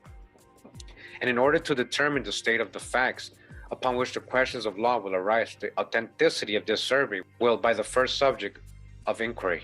Upon this point, a good deal of testimony has been taken upon both sides, but it would extend this opinion to an unreasonable and unnecessary length to enter upon a minute comparison and analysis of the testimony of the different witnesses and of the other evidence contained in record. It is sufficient to say that after an attentive scrutiny and collation of the whole testimony, we think it is perfectly clear that this certificate of Trudeau is antedated and fraudulent, and we refer to the evidence of Filhill, McLaughlin, and Poinier as establishing conclusively that the actual survey upon which this certificate was made out did not take place until December of 1802 and January 1803, and that the one referred to by the governor in the paper of 1797 was for land in a different place and higher up in the Washita River. We are entirely convinced that the survey now produced was not made in the lifetime of the Marquis de Maison Rouge, who died in 1799, but after his death, and at the instance of Louis Boligny, who, according to the laws of Louisiana, was what is there termed the forced heir of the Marquis' forced heir, and that it was made in anticipation and expectation of the cession of the country to the United States, the negotiations upon that subject being then actually pending, and the Treaty of Cession signed on the 30th day of April 1803. We see no reason to doubt the truth of the witnesses to whom we have referred. On the contrary, they are supported by the testimony of other witnesses and by various circumstances detailed in the record. All right, that land survey that Trudeau made from sentence is fraudulent. It's a lie. He did it in 1802, 1803. You guys understanding? Following along? This is stuff that, you know, the Washita Nation will never really go into. They probably don't even know a lot of this stuff. You have to go into the records and the court cases to understand all this stuff. It has, however, been argued that inasmuch as an attested copy of this certificate, with the two instruments executed by the Baron de Carondelet, were delivered to Daniel Clark in August 1803 by the Spanish authorities at New Orleans upon his application for the documentary proofs of the title to this land, the authenticity of the paper in question ought not to be impeached, and that it is inconsistent with the comity due to the officers of a foreign government to impute to them fraud or connivance in a fraud in an official act where their conduct has not been questioned by the authority under which they were acting and to which they were responsible. This proposition is undoubtedly true, where no other interest is concerned except that of their own government or its citizens. And as regards the interests of others, the acts of the officer in the line of his duty will prima facie be considered as performed honestly and in good faith, And although this certificate and other documents were delivered to Clark after the country had been ceded to the United States, yet as possession had not been taken, and the evidences of titles to lands in the ceded province were still lawfully in the hands of the Spanish authorities, the documents upon that subject obtained from the proper officer ought to be regarded as genuine unless impeached by other testimony. So because even though this was still after the land sale, things were still in transition. The Spanish still had hold there in that land. They were still doing things. They were still there trying to do certain things with the land and business and the land grants and all that. But it would be pushing the comedy usually extended to the tribunals and officers of a foreign government beyond the bounds of justice and the usages of nations to claim for them a total exemption from inquiry when their acts affect the rights of another nation or its citizens. Certainly, the political department of this government has never acknowledged this immunity from inquiry, now claimed for the Spanish tribunals and officers, and in every law establishing American tribunals to examine into the validity of titles to land in Louisiana and Florida derived from the government of Spain, they are expressly enjoined to inquire whether the documents produced in support of the claim are antedated or fraudulent. And we have no doubt that it is the right of this court to hear and determine whether the certificate of truth, although recognized and sanctioned by the colonial authorities of Spain, so Spain made this official when they were still in power. They say, oh yeah, that's a good, yep, that was from 1797, yep, that was correct, yep, that's ours. It is antedated, okay? It was still antedated and made out either with or without their privity and consent in order to defraud the United States and to deprive them of lands which rightfully belong to them under the treaty, and that it is our duty to deal with it as the evidence may require. We desire, however, to be understood when speaking upon this subject and not intending to charge the present claimants with having participated in the fraud, but from the testimony and the record, we are fully convinced that it was committed in the manner herein before mentioned by Baloney, under whom they claimed title. So this was during Baloney's time that this was going on, and he probably paid Trudeau and all. He paid people to get this going. This is the person. So they're saying, we're not blaming you guys who are using this grant as being part of the fraud, but fraud was committed, right, during the time herein before mentioned by Baloney, under whom they claim title. Remember, that's the guy Joseph Maison Rouge supposedly left everything to in his will, the forced heir. Regarding the case, in this point of view, the right of the defendant in error must stand altogether upon the instruments executed in 1795 and 1797 by the Baron de Carondelet, and it has not aid of any authentic survey to ascertain and fix the limits of the land and to determine its location. The instruments themselves contain no lines or boundaries whereby any definite and specific parcel of land was severed from the public domain, and it has been settled by repeated decisions in this court. And in cases too, where the instrument contained clear words of grant, that if the description was vague and indefinite, as in the case before us, and there was no official survey to give it a certain location, it could create no right of private property in any particular parcel of land which could be maintained in a court of justice. It was so held in the cases reported in 15 Peters 184, 215, 275, 319, and in 16 Peters 159. I guess that's volume 16 of Peters, right? Page 159, 160, in case you guys don't understand this. They're not talking about biblical verses here, just in case.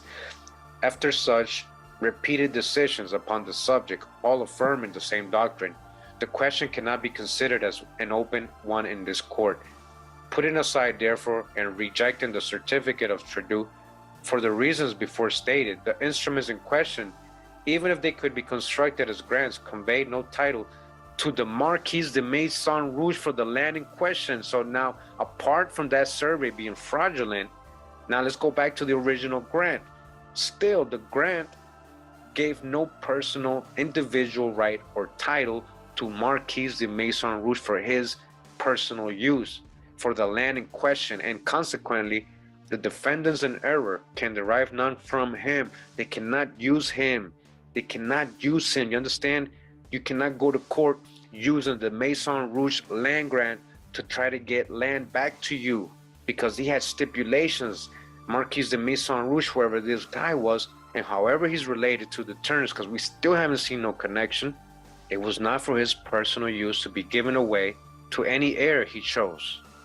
Consequently, the defendants in error cannot derive none from him. They cannot use this in court, any of those land grants. The land claim was not severed from the public domain by the Spanish authorities and set apart as private property, and consequently it was passed to the United States by the treaty, which ceded to them all the public and unappropriated lands. It is unnecessary, therefore, for the decision of the case to say anything in relation to the construction and effect of these two instruments, or the purposes for which they were intended, as relates to the claim of an equitable title arising from the number of immigrants alleged to have been introduced under those instruments. It would not avail the defendant in error in this action, even if the proofs showed a performance equal to that contended for on his part. For if these instruments were regarded as grants, and it appeared that the Marquis de Maison Rouge had originally selected this very district as the place where the grant was intended to be located, and the immigrants introduced by him had been settled upon it in performance of the conditions of his contract, and if it should be held that he had thereby acquired an equitable right to have the quantity of land mentioned in the paper of 1797 laid off to him at this place, still it would be no defense against the United States. For in the case of Choteau and Eckhart, right, 2 Howard 375, this court decided that an imperfect title derived from Spain before the cession would not be supported against a party claimant under a grant from the United States unless it had been confirmed by an act of Congress. The same point was again fully considered and decided at the present term in the case of Hickey versus Stewart. These decisions stand upon the ground that such titles are not confirmed by the treaty itself so as to bring them within judicial cognizance and authority, and that it rests with the political department of the governments to determine how and by what tribunals justice should be done to persons claiming such rights. If therefore this controversy was in a court of equity and no suspicion of fraud rested upon the claim, yet it could not be supported against a grantee of the United States, because Congress has not confirmed it, nor authorized any other tribunal to determine upon its validity. This case, however, is in the court of law, the petitory action brought by the United States and the Circuit Court of Louisiana being in the nature of an action of ejectment in which the decision must depend on the legal title, and that the title under the treaty cession being in the United States an equitable title, if the defendant in error could show one, would be no defense. Still would be no defense. All right, we're in this website, Justia, U.S. Supreme Court. You can find a lot of court cases here online. And it says here, United States versus Turner, 52 U.S. 663, 1850. United States versus Turner. Appeal from the District Court of the United States for the District of Louisiana. Syllabus.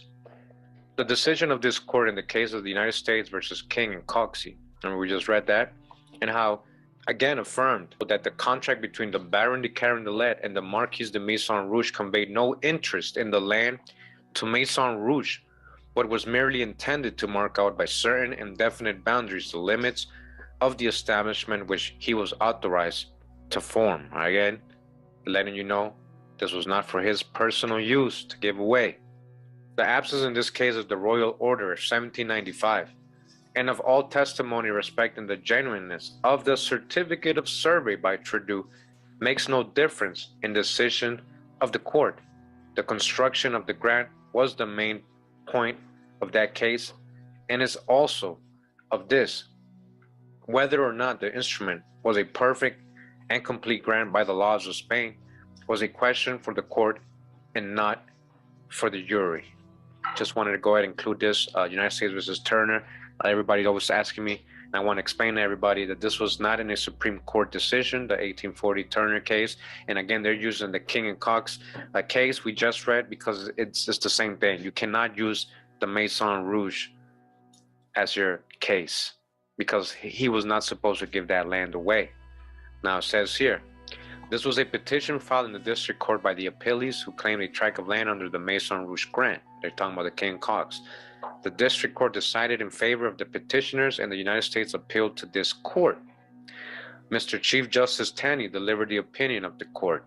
So again, we already read the opinions of Chief Justice Taney in the last book we were reading, but again, we're going to quote it again, and here it is. It says, "It will be observed that this contract contains no stipulation in favor of Maison Rouge. All the engagements on the part of the government are in favor of the immigrants who should accept the conditions. Indeed, it seems to have been no part of the purposes of this agreement to regulate the compensation which he was to receive for his services. Its only object, as appears by the concluding sentence, was to make known the offers made by the Spanish government to those who were disposed to come. It was therefore to be shown by the Marquis to those whom he invited to remove to this establishment, and it does not appear to have been thought necessary, and perhaps was not desirable, that his compensation or his interest in forming the colony should be made public." So they didn't say, yo, if you help us with this, we're going to give you this. This is your payment. This is your land. That wasn't stipulated yet, or was not made public. That was a matter between him and the Spanish authorities, which doubtless was understood on both sides. And whether it was to be in money or in future grant of land does not appear. So whether he deserved anything, I'm sure people always deserve something, right, for helping out and doing things like this, especially for governments and royal families and all that. But that was not put into the contract. So again, whether it was to be in money or in future grant of land does not appear. Certainly it was not to be in the land on which this establishment was to be formed, because the government was pledged to grant it to the colonists, not to you, Mr. Marquis, and to Louis Bologna, who you left it to, and to single males you were bringing in. The question which this appeal brings up is therefore res judica. Nor does the court perceive any ground for doubting the correctness of the opinion heretofore pronounced, and in the case arising under the claim of the Baron Bastrop, in which the judgment of the court has just been delivered, the principles decided in the case of United States versus King Cox have again been affirmed. After full argument by counsel and reconstruction of the court, the Bastrop claim was upon an instrument of writing similar to that in the favor of Maison Rouge, and executed on the same day of the Baron de Carondelet for a still larger tract of country than that destined and appropriate for the establishment of the Marquis de Maison Rouge. Undoubtedly, the validity and the effect of both these instruments depend altogether upon the laws, ordinances, and usages of the Spanish government prevailing in the province of Louisiana at the time they were made, and it is duty of the court to expound them accordingly. And they are both strikingly unlike the grants for colonization authorized by the laws of the Indies, and equally unlike the grants usually made by the Spanish authorities to persons undertaking to introduce into the province a certain number of colonists. And grants of this description authorized by the laws of the Indies and usually made by the provincial authorities, the colonists were introduced by the grantee free of expense to the government, and the grant was the equivalent for the service performed, and depended upon the number thus brought in. And in such cases, the intention to grant as private property was always indicated in clear and appropriate words. So if Maison Rouge was to receive any of this land so he can pass it on to heirs, that would have been stated. It would have been indicated. That's the usual grants at this time. It would have been clear and appropriate words which severed the land at once from the royal domain and converted it to private property. That way it would have not been part of the treaty in the Louisiana Purchase. You guys get it? But in the cases of the Bastrop and Maison Rouge, the colonists are to be brought in at the expense of the government itself and supported for some time afterwards, and they are to receive their grants for the land allotted to them from the public authorities and not from the Bastrop or Maison Rouge. There would seem therefore to be no equivalent or consideration for these extensive grants, and certainly there are no words in either of the instruments that indicate an intention to convey to them as private property the land delineated for their respective establishments. On the contrary, as the colonists were to receive their titles and grants from the government, it follows necessarily that the entire title, legal and equitable, must have remained in the government and have been so understood by the parties, for otherwise this stipulation could not have been performed. And if the land designated for the establishment remained national property and was not severed by these instruments from the national domain, it passed to the United States as public property by the Treaty of Cessation. And again, here we're at the Library of Congress. It says here, U.S. reports United States versus Turner, 52 U.S. 1851. I'm going to go ahead and go into this. Again, most of this is already information we've already read today. I just want to show you who is involved really when it comes to Turner. What they're talking about Turner, right? Now it says here, the United States appellants right? Versus Sarah Turner, who's the wife of Jared Tyler, not Henry Turner. Remember they were saying Sarah Tunica or something was married to Henry Turner? Well, not this Sarah. So this Sarah's married to a Jared Tyler, who is authorized and assisted herein by her husband. And then it says, Eliza Turner, wife of John A. Quitman, who is in like manner authorized and assisted by her husband. So Eliza Turner and Sarah Turner are the ones bringing this up. Are they sisters? Are they related to Henry Turner or Joseph Turner? Now, what's interesting about this is, if you guys remember my Moorish video series with Drew Ali, this is one of the set of parents that he is supposed to have, which is Eliza Turner and John A. Quitman. Now, it actually might be John Washington Drew Quitman. All right, that's what I got. But I want to point that out, that Sarah Turner is married here to a Jared Tyler, right? And then it says Eliza Turner married to a John Quitman. And then it says Henry Turner and George W. Turner, heirs and legal representatives of Henry Turner deceased. So what does that tell us? That there's two Henry Turners. There's two Henry Turners. There's a junior and a senior, right? There's not just one. So there's obviously a Henry Turner who's deceased that these people are representing in the 1840s, right? And remember, Maison Rouge died in 1799. So how does it connect to all these Turners? How did the Bolognas connect to the Turners? Because the Bolognas is the one who inherited. Now look what they say right away when it comes to the Henry Turner, or when it comes to the Turner versus United States case. The decision of this court in the case of the United States versus King and Cox, right, one we just read, again affirmed that the contrast between the Baron de Carondelet and Marquis de Maison Rouge conveyed no interest in the land of Maison Rouge, but was merely intended to mark out by certain indefinite boundaries the limits of the establishment which he was authorized to form. It says here, the absence in this case of the royal order of 1795 and of all testimony respecting the genuineness of the certificate of survey by Trudeau make no difference in the decision of the court. The construction of the grant was the main point of what the case and is also of this. So again, they're using that same case to basically rule out the Turner versus United States. This was an appeal from the District Court of the United States for the District Court of Louisiana. It was a petition filed in the District Court by the appellees who claimed a tract of land under the Maison Rouge grant. The District Court decided in favor of the petitioners, and the United States appealed to this court. So they won in the District Court locally. Now remember, you got money, you can pay the best lawyers. You know, they're looking at the, they're not really seeing if the land survey is good or not, or what the stipulations of the grant was. It was submitted by Mr. Crittenden, Attorney General for the United States, upon the ground that this court had already decided in the case of United States versus King that the grant was invalid. You see that? So it was very same case, very same situation. And so because they already had, you know, ruled in that case the same exact situation that it was invalid, so they're using the same in the Turner versus the United States case, guys. You understand? You can't send me this saying, but look, it happened. Yeah, that was a district court. It got overruled and appealed by a Supreme Court, and for good reasons. For good reason. And again, they're going to give the opinion here of Chief Justice Taney, which we already got. And he already said, nope, it was not for his personal right. He cannot give it to the heirs. He was not supposed to sell it. All right, so I just want to show you guys that, you know, that's what the Turner case is. It got appealed. And that makes no difference in what the stipulations of the grant was and how he was supposed to settle 30 families and not keep that for his own use. So again, even though there was a case, United States versus Turner, and they were able to win a district court case, there was an appeal. There was an appeal by the United States in the Supreme Court. All right, so real quick, documents relating to the foreign relations of the United States, volume 14. Just to let you know, show you guys that this court case and what they had decided, not just one from 1840s, right? But the whole case, how it worked, how it finished, how it was started, what are the stipulations. It's on a lot of books here. As you guys can see, the same things we have been reading.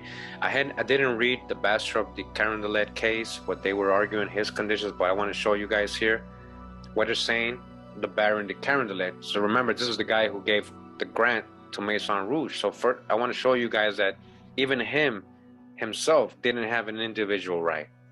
Now it says here, the land commissioners of the United States having refused the confirmation of this claim as aforesaid, the owners now present themselves and ask that Congress will confirm to them the aforesaid 12 leagues square, which they claim as deriving a legal title from the Basra. From the evidence and documents which have been before the committee, it is proven that many persons were introduced under the contract of the Basra. All right, many persons, that included Maison Rouge, but not to the number contracted for, and without touching the question as to the individual right of the Basra, his individual right to the land, or of any person claiming under him, like Maison Rouge, by purchase or otherwise, except those who came to Washita under the contract. The committee think that in equity, the government of the United States ought to confirm to every person or those claiming under them who went to Washita under the contract with the Basra the number of acres of land which the government general of Louisiana agreed to give to each family or person according to said contract. The government of the United States resists the confirmation of this claim to the Basra or those claiming under him, Maison Rouge, by purchase or otherwise, for the following reasons. All right, this is what they're saying. No, it's not legit. First, that the contract and grant, if any there was, were for the 500 families the Basra was to settle upon the land. As remember, Maison Rouge was supposed to settle 30 of those for him. That's why he needed Mason's help. He had different people helping him. Out of those 500, Maison Rouge was going to bring 30 for him. And not to the Basra and his individual rights. So it was for the settlers, the land. It wasn't for him, just like Maison Rouge. It wasn't for him, his individual rights, so that he could sell or dispose of the same. So he couldn't sell the land or give it to any heirs. And he did. Secondly, that the conditions never were fulfilled. He never settled the 500 families.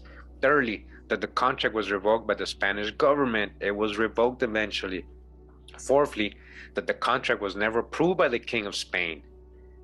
All right, this is history right here. Fifthly, that the Governor General had not the power of making such contract without the authority of the Spanish government.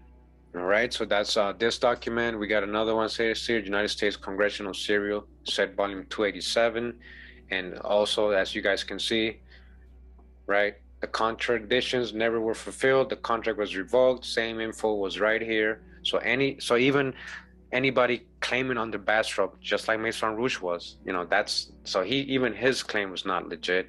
We got reports of committees here, 16th Congress, first session, 49th Congress, same information, guys. And it goes on and on. This case was very well known. And what happened, what was determined was also very well known. So I hope you guys understood that trying to win a case or getting land using the Maison Rouge land grant is not really a good defense, because that was thrown out already. That was already thrown out. There was many court cases that were similar, and the United States made it very clear why the heirs of these supposed grants are not entitled to it.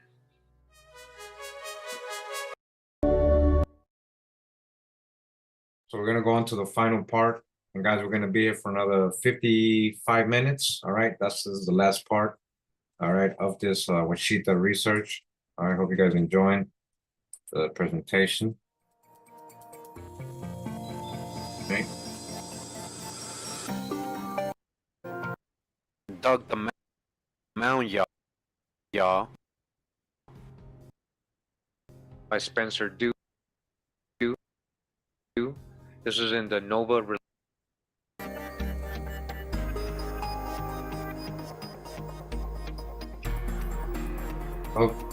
Hope you guys are enjoying and understanding if you've been here the whole time. If not, you can rewatch from the beginning. We did a lot of research just trying to get a historical background, right? Here's the final part.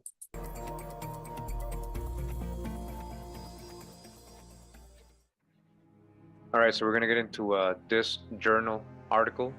It's called The Washita That Dug the Mound, y'all, by Spencer Dew. This is in the Nova Religio, the Journal of Alternative and Emergent Religions, volume 19, number 2, from pages 65 to 82, published by the University of California. And again, Washita That Dug the Mound, y'all, counterfactual religious readings of the law.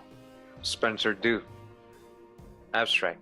African American members of the Washita That Dug the Mound, y'all religious movement claim to be legal heirs to the land annexed by the United States in the Louisiana Purchase in 1803.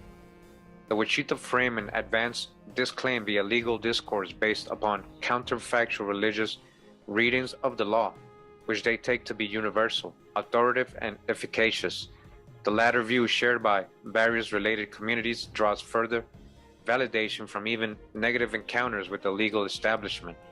This article examines the Washita's movement legal interpretations, particularly in the movement's foundational text, Return of the Ancient Ones, and the Supreme Court's decision in the United States versus Henry Turner's heirs. Members of the Washita de dug the Mound, an African American new religious movement, NRM, identify as descendants of the first settlers of what became the United States. All right, descendants of who? The first settlers.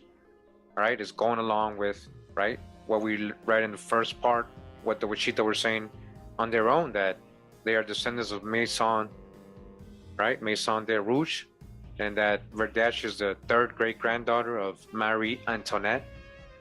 So the first settlers, these French first settlers, again, they identify as descendants of the first settlers of what became the United States.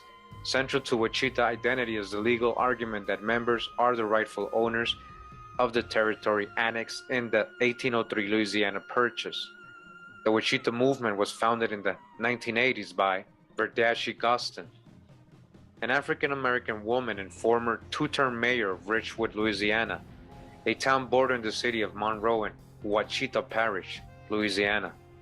Proclaiming herself Empress Verdache Tiara Washita Turner Gostin Elbay of the Ancient Ones, Gostin preached that the 828,000 square miles of land acquired by the Louisiana Purchase had been seized illegally by the United States.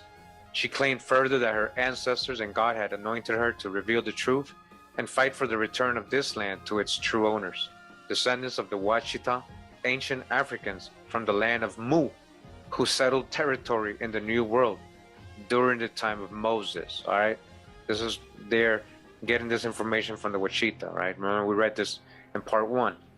Evidence of such settlement, Gostin claimed, could be found in a variety of objective sources, including ancient earthworks and ceremonial mounds built by early Washita settlers, notably the Watson Break and Poverty Point sites in northeast Louisiana. In the movement's founding text, Return of the Ancient Ones, 1993, Gostin wrote that by 3000 BC, the ancient black nation was here in the land called Washita that dug the Mound, There likely are only a few hundred Washita nationwide, though this estimate is complicated by schisms within the movement and porous boundaries between Washita groups and other African American NRMs advancing similar claims to indigeneity and antiquity, be they Islamic, Moorish, African, Egyptian, Israelite, or Native American.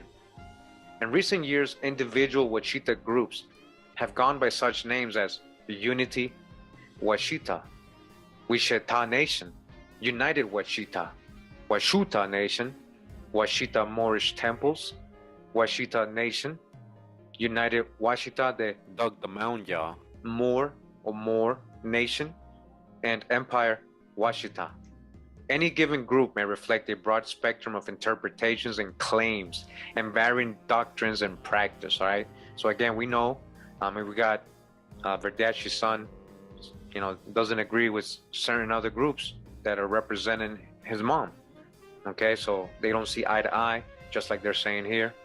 Yet all groups share a reverence for the Empress and her Return of the Ancient Ones, which serves as scripture and anthologizes various historical and legal documents within a pedagogical framework. Return of the Ancient Ones includes primary documents related to the history of Louisiana and the Louisiana Purchase. These sources appear either in toto, such as letters from President Thomas Jefferson, and Louisiana's Code Noir or Black Code of 1724, or as selections such as journal entries by explorers Meriwether Lewis and William Clark. All right, Clark, there goes the Clark, and page reproductions from unidentified history textbooks. along with interpretive advice to help Washita pull the lion cover of the past and present. The book's narrative is identified as historical and legal, documented truth, alongside the research Gostin used to uncover that truth. All right, so again, they put quotes. So readers are encouraged to employ hermeneutical model of discovering the objective truth, and then correct popularly accepted historical narratives to argue for Washita land claims. These claims must be argued via this legal discourse, within which Washita truth and method have direct and potentially efficacious application. The articulation of claims in legal language and before representatives of the law is for the Washita, as for other communities in the widespread and diverse sovereign citizen or freeman movement and religious practice. Such engagement is advanced via community-specific forms of legal expertise achieved via faith and training in non-traditional knowledge of the law. The Washita believe that legal discourse will produce positive results. Their use, however, of pro se litigation, representing oneself instead of using trained attorneys, causes complications for the American legal establishment, which perceives these claims as nonsensical perversions of the law. In a 2012 court decision involving Washita member, United States District Judge Robert Kruger described Washita legal discourse as a senseless shuffling of legal terms and legally senseless colloquial layperson's expressions. The Washita's senseless legal discourse actually has emerged from a melding of religious and legal expressions in which such shuffling of terms is understood as expressing truth in such a manner that the legal establishment will share in the understanding intended by the speaker. This religious legal discourse follows a specific logic and represents a distinct hermeneutic used by various NRMs in the sovereign citizen movement, while deemed by the legal establishment to be counterfactual reading of the law. This hermeneutic assumes that secular law is authoritative and efficacious, and that the counterfactual readings are further validated by the American legal system's attention to them. Indeed, Judge Kruger's legal opinion could itself be considered part of this hermeneutics plausibility structure by scrutinizing and enshrining it within the legal record. Engagement in Washita truth claims, then, can be read as validation of those claims and the discourse used to argue for them, and the American legal system, despite its history of injustice and oppression, holds the promise of restoring Washita land to Washita. Continuing, it says here, Washita sacred history. The name Washita de Dug the Mound Ya links the group to history in two ways. Washita references Native American history and the Wachita tribe, whose name was given to the two rivers, marking the geography of what contemporary group members call Washita proper. The land bordering the Washita River in Texas and Oklahoma, as well as the Wachita River in Arkansas and Louisiana. The river runs through Wachita Parish near Monroe and the Watson Break Mound Complex in the northeast corner of the state, dated by archaeologists to around 3500 BC. All right, that's old, and that's according to their carbon datings, right? We got to trust it. The Wachita called themselves the Dug the Mound Ya Empire because they claim to be descendants of those who dug the mounds, and as such heirs to the Watson Break and Poverty Point complex of plazas, residential ridges, and ceremonial mounds dated between 1700 and 1100 BC. The question of who built, used, and then abandoned the sites, along with the fate of the builders, is an archaeological mystery, but the Washita offer an answer. Their ancient ancestors built the mounds as sacred spaces in response to God's command in Exodus 20, 23 to 26 to build earthen altars. All right. So again, remember, we read this in part one where she was using the exact same Bible verse as proof that they are the mound builders that did that in Poverty Point. I mean, that doesn't really say who specifically did that, right? It's just a Bible verse. Contemporary Wachita continued to treat mounds as sacred, making individual pilgrimages to a variety of sites in the United States and referencing sites worldwide in their history narratives. A specific group connection to a mound site links its own geography to the sacred geography of the Washita Empire. Thus, Cahokia in Illinois, or Serpent Mound in Ohio, or Federal Hill in Baltimore are claimed as evidence that those areas rightfully belong to the Washita. All right, so you hear what they're saying about what the Washita are saying, that wherever there's a mound, that's their land. Right, so how do they connect? But what grandma connected them to mound builders? The Empire Washita group says prayers of gratitude to the mound builders, mentioning structures from Alabama to Michigan and California to Minnesota. The Empire Washita has held its annual holiday gathering at Poverty Point to celebrate the United States versus Henry Turner's heirs decision, and video footage shows Gostin giving an interpretive tour of Poverty Point to a group of Washita. Communal claims to their historically sacred land are the central feature of Washita religious thought. Specific theological claims, however, vary. Gostin used the Bible as reference to document her claims. Okay, this is what I was saying in part one. I mean, it's all good. You want to use the Bible, it's all good. Right? We get down with the Torah, you know. Well, at least I do. But, you know, if that's your sources, you know, then you're not going off any kind of genealogy or any kind of like historical records or anything like that. It's just that's a Bible verse. That Gostin used the Bible as a reference to document her claims, repeatedly referring to her salvation through Jesus. I recommend him to you that you may find the open door to the Great Spirit. You see, that's from her book. Yet this turn to the Great Spirit was a turn away from institutionalized religion. Gostin offered a spirit tied to Washita history and land claims, which allowed for a diversity of individual theological opinion. Some Washita rely on Christian language and imagery. Others espouse various religious interpretations of Islam, including African American variants such as Moorish science, of spirituality rooted in Native Americans' symbolism, just symbolism, or of ancestor-based spirituality rooted in African symbolism. Still others synthesize claims of indigeneity and matriarchy into new titles for the greatest spirit, such as spiraling force of the mother of all creation. Such accommodations of diversity nonetheless links back to a clear sense of the divine as an active force in Washita history. Gostin became empress not only through what she called consanguinity or blood inheritance of the matriarchal leadership position, but also through miraculous experiences and visions she interpreted as proof of her divine calling. She was just an instrument of God with no knowledge, but from my Maker, my Creator God, who sent her on a quest for truth, inspired her to pursue her distinctive research longing, and led her to devote her life to uncovering objective proof of Washita land claims.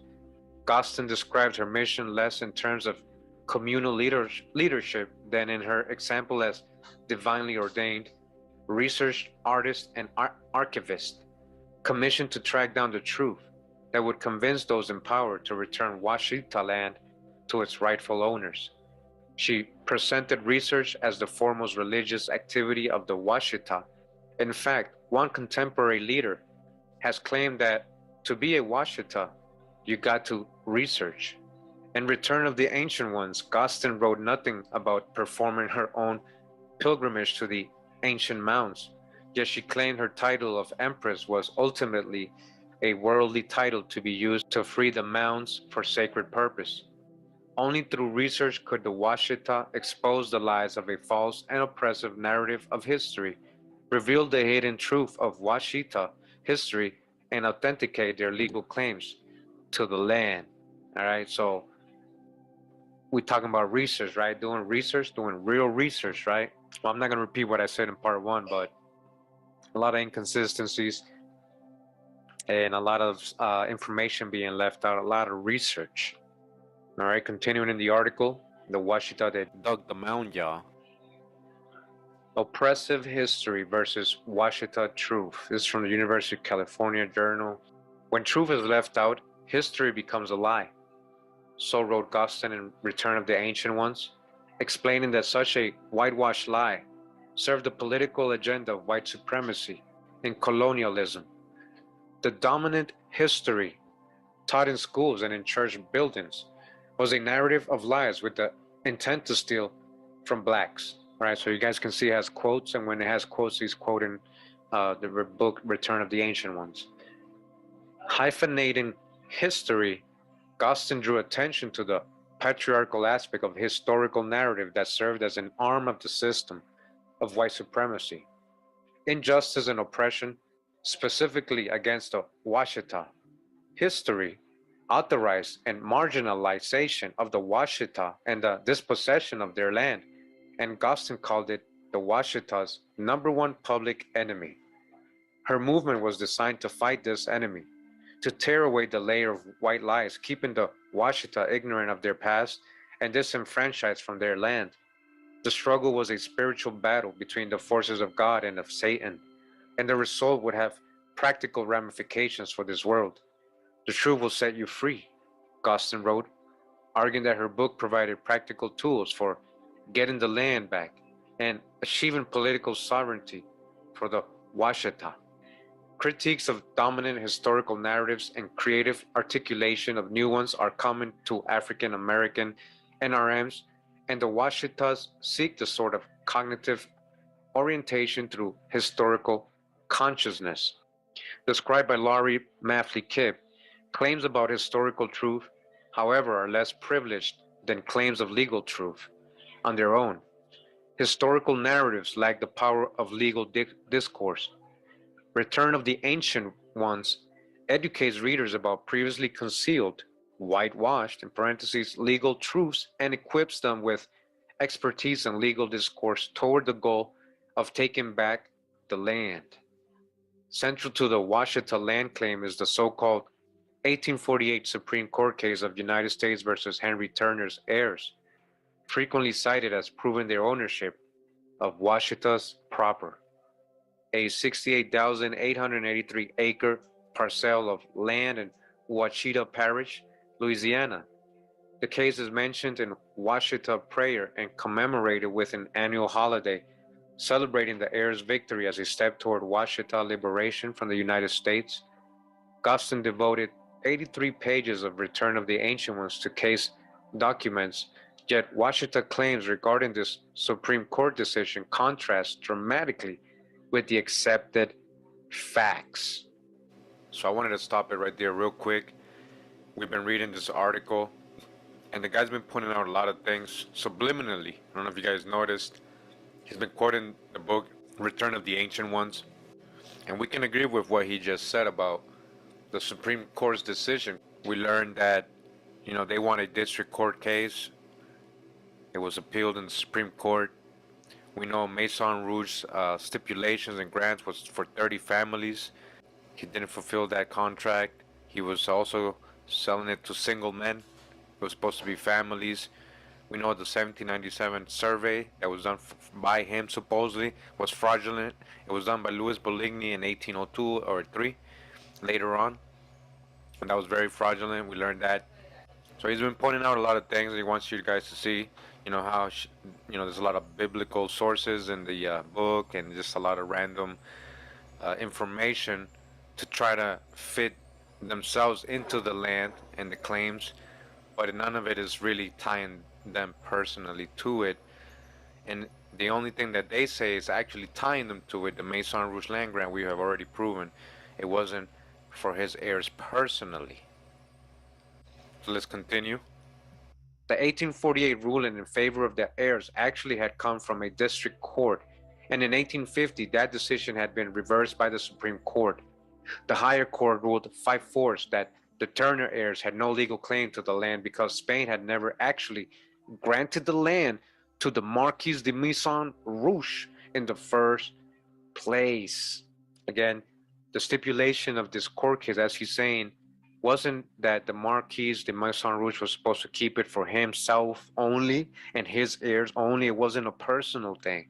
There was stipulation. He had to settle 30 families, and he never actually completed the contract. The Marquis had been merely an agent of the Spanish crown, sent to mark out territory for colonial settlement within certain indefinite boundaries and limits. Further, this land was available only to immigrants, all right, immigrants who agreed to accept the conditions of the Spanish government.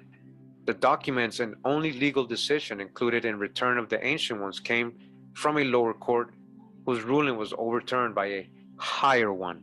All right, if you guys know about court and law, this is what happened for real.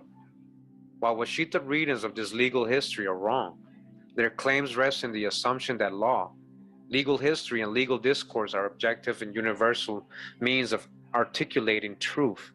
Washita believed that their counterfactual claims about United States versus Henry Turner's heirs constitute a compelling, objective proof to the wider world.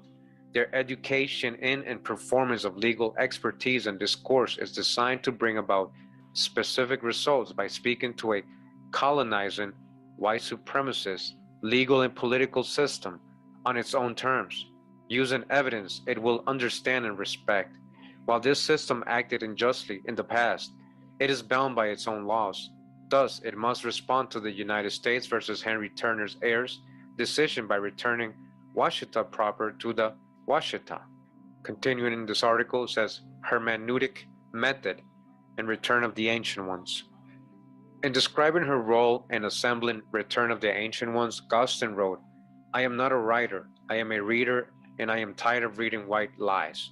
Her book then was to offer proof of those lies and the truth they concealed, presented as the central religious value of the Washita. This truth was objective and universal, and it was dependent on certain forms of expertise: historical, etymological, exegetical, archaeological, and legal. These categories of discourse were presented as authoritative in content, form, data, and the expertise to understand and articulate the significance of that data. For the Washita, this is what research means: the expert understanding and articulation of truth, hitherto concealed. All Washita, the Empress thought, must become expert researchers in order to claim their rightful identity and inheritance. Return of the Ancient Ones is at once the culmination of Gustin's research quest and a means of teaching the research she used in her sacred mission to restore Washita's sovereignty over the land.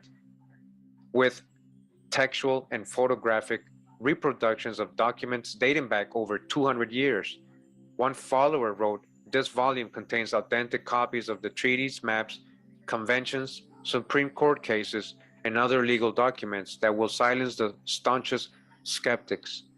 The Empress offered a commentary guiding readers through the primary sources and showing them how to read and make use of such data.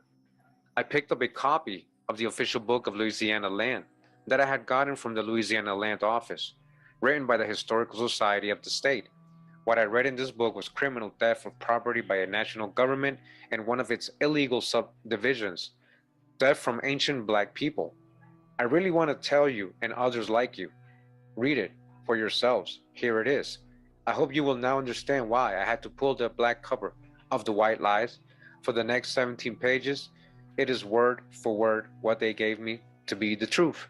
This declaration was followed by a short article from 1973 issue of the Louisiana Historical Quarterly, after which the Empress writes, "You have just read a State of Louisiana document.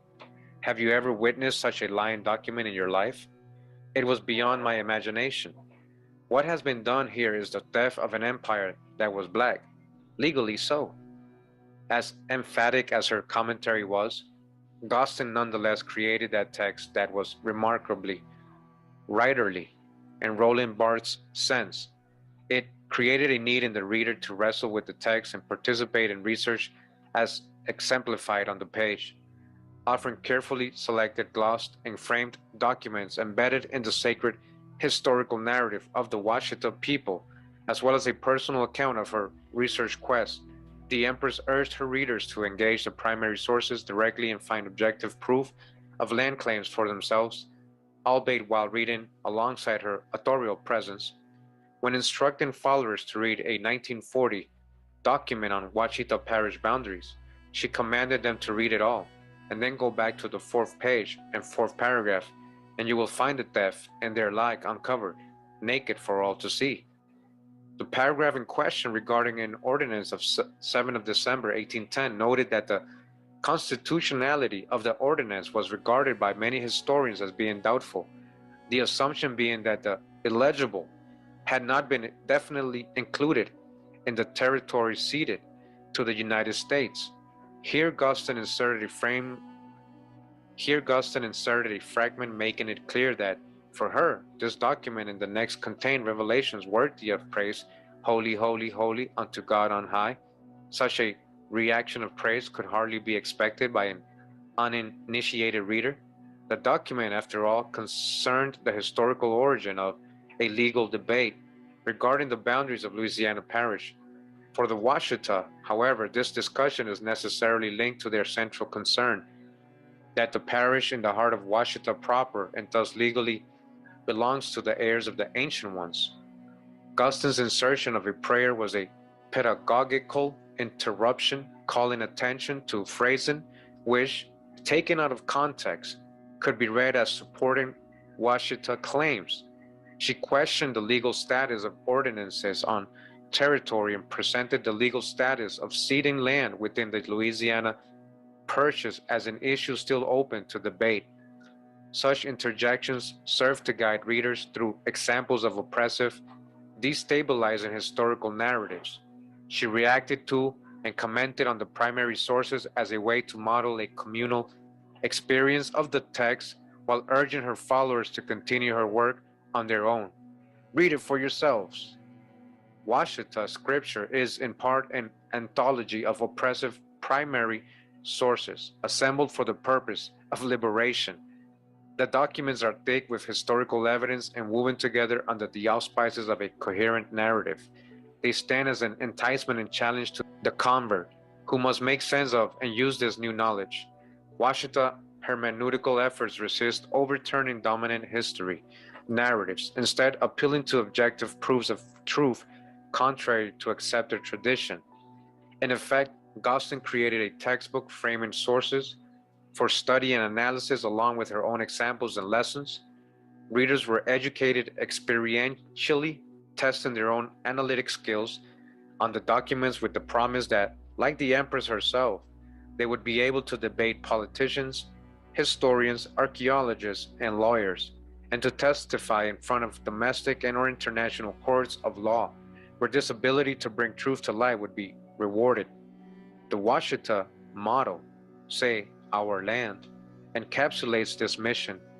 To say our land restates sacred history and religious claims. Ultimately, it offers a potentially efficacious legal claim to speak such that the land will be returned. And continuing in the article, it says here, historical and legal proof of Washita claims. In 1803, the territory of the former Washita Empire was claimed by the United States. The Louisiana Purchase was illegal, theft against blacks, and a damn lie at its best. All right, so again, the parts where he's quoting is what he's quoting Berdiashi right there with the quotes. Wrote the Empress, emphasizing that the original landowners, the Washita, had not been consulted in the transaction. Guston collected documents in her book that she said offered proof of the unbroken presence of Washita, as well as a paper trail of legal claim to the land. To accomplish both ends, she connected her movement to historical Native American groups, as well as to the European colonial powers who first claimed possession of the Louisiana territory. Seeking proof of Washita presence before the arrival of white settlers, Guston turned to the earliest account of territorial exploration, the 1804 expedition of Lewis and Clark. Expedition, she wrote, decoding the term by using her own folk etymology derived from the Washita, ex-spy, shishin, a sending forward of the embarking upon a voyage. for exploration or battle, with the valence of speed. That was according to her. Expedition was related to expedite, and to expedite speeds up the progress to rid the land of our people by any means necessary. This very word indicated that the true nature of the Lewis and Clark expedition had been to steal land and quickly. Understanding this required research and diligence. If you have this type of education under your hat instead of under your belt, you can do an efficient job of reading between the lines. The Lewis and Clark spy mission, according to the Return of the Ancient Ones, was twofold. On one hand, the explorers recorded their observations. They documented everything in sight: the weather, the plants, the rocks, the minerals found, the people by tribe, by habits, by color, by warlike activities. For the researcher able to read between the lines, the Lewis and Clark records confirmed Washita claims. The first white man came to our good area and jotted down a history document. How do you know they were white men? Said we were here. On the other hand, expedition reports intentionally obscured the truth as agents of colonizing power in an oppressive, racist, patriarchal history. Lewis and Clark buried Washita truth under white lies. For instance, they replaced Washita with other names: Washas, Shaktus, Shaktas, and Tunicas. Hey, the Washas were kind of already there. They were kind of ancient there. I don't know what she means by that. Even Osage for Washita sages. So she's saying these were all Washitas, all these people. The name Choctaw was assigned to Washita because the latter were and are black, like chocolate brown in color. The chocolate black Washitas. All right, so they're quoting her, right? So this is from that book. Again, black crayon colors. We're not seeing any sources. It's just like opinions. This invention of Indian identity in the records of white explorers was part of a conspiracy to erase Washita, an explicitly black identity. This son of a Lewis or Clark failed to come out and say they were black, as they made no treaties with the blacks, even if they were pre-Columbian and owned their land. Lewis and Clark, however, had failed to edit out all clues of a black presence, mentioning a bushy-headed tribe who did not like the red man or the white man. Gustin seized on this as proof of a black nation in the land. To establish this land ownership as legal, Gustin did three things. She cited United States versus Henry Turner's heirs, which she believed was a recognized court ruling on the ownership of Washita proper, the center of the empire in Wichita Parish, Louisiana. She traced her interpretation of this ruling back into historical narratives, again revealing a hidden historical truth. Finally, she connected herself genealogically to the principal actors in this drama. Gustin had much to say about Turner's heirs, who had won a Supreme Court civil action in 1848, which legal and proper was the Joseph de Maisons Rouge Spanish land grant, never sold to the United States, as it was never ceded to France. This is her saying it, not... In 1795, the historical Marquise de Maisons Rouge, the historical, whom Gustin would come to see as an ally of the Washita, an ally, I thought he was family, had entered into a contract with the King of Spain to mark out land for settlement along the Washita River. According to her, Louisiana's state capital of Baton Rouge had been named after him. The notion that Baton Rouge had been named for a red stick marking the boundary between two Indian nations' hunting grounds was yet another example of the obfuscating work of history. All right, people of the red stick, we already know that's the real. It wasn't named after no French guy. You see what she said in her book? She was trying to give that name, which is an indigenous name, people of the red stick. The red stick, we know that. She was trying to say it was named after Maison Rouge. And that's what they're trying to point out, obfuscating work of history. Why? The red stick lie is instituted to make you believe someone was stupid enough to name the capital after some dead stick in the mud. Lie, by some white stick in the mud. So I don't think it just meant about sticks. I don't think she understood that part.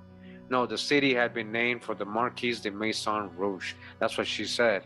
The Marquis' son, Gustin claimed, married a previous empress, Saint Cyr El Yimaraya. I remember Saint Cyr, Akkadian surname, Cajun. She was being called Cajun. And Ayamaraya, Hebrew name.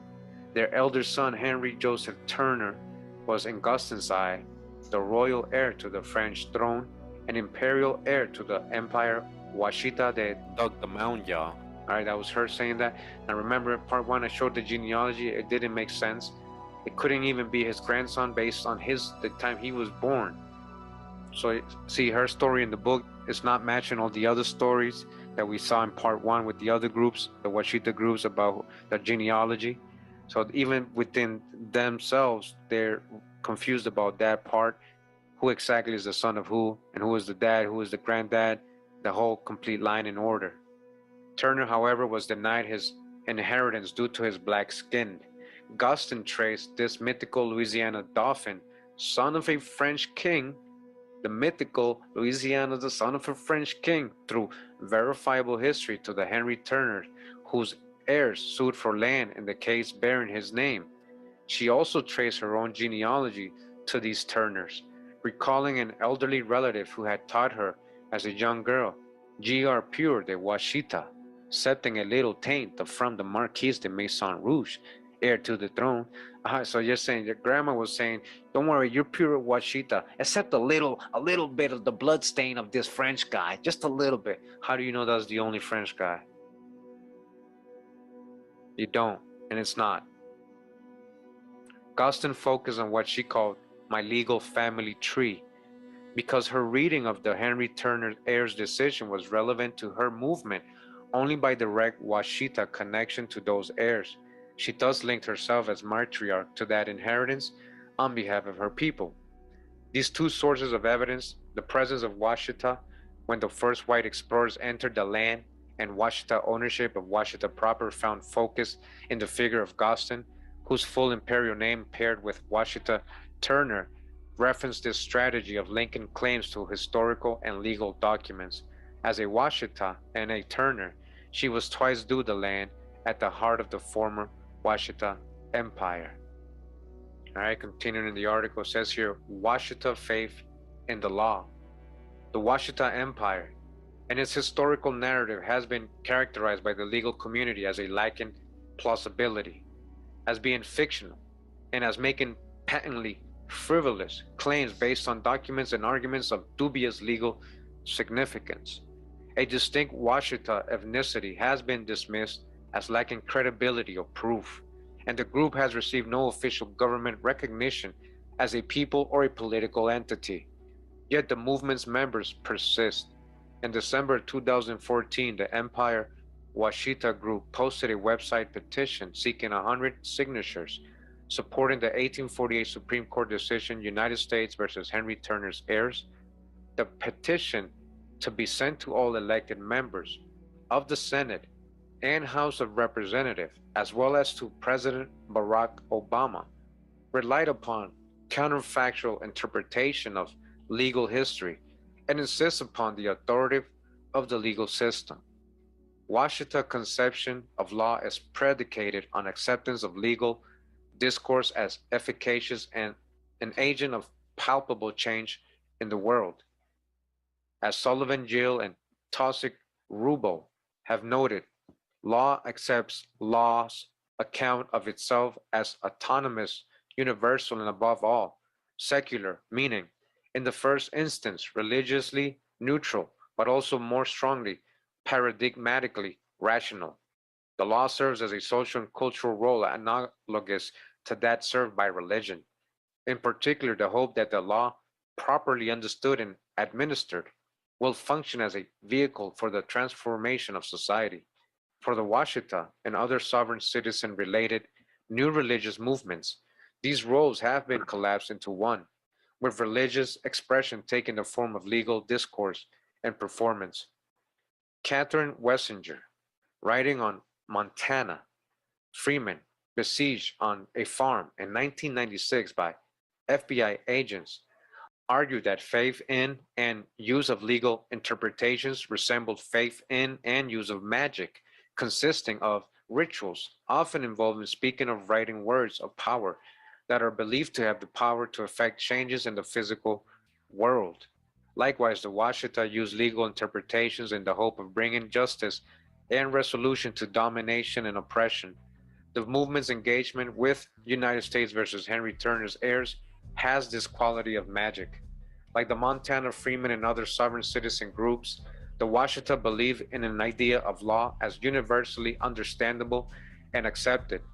Unlike beliefs such as transubstantiation or reincarnation, the consequences of which exist largely within the specific community of believers, Washita faith claims about legal opinions regarding land granted to the Marquis de Maison Rouge are believed to transcend the faith community as universally recognizable and authoritative. They are, as Gustin wrote, the undisputed truth, recognizable to persons of an authority within the legal establishment.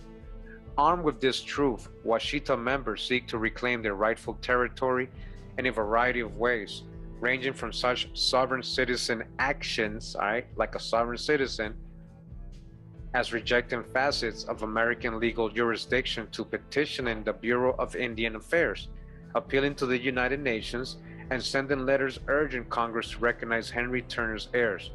The validity of the Henry Turner's heir case is central to Washita's claims about the past and hopes for the future.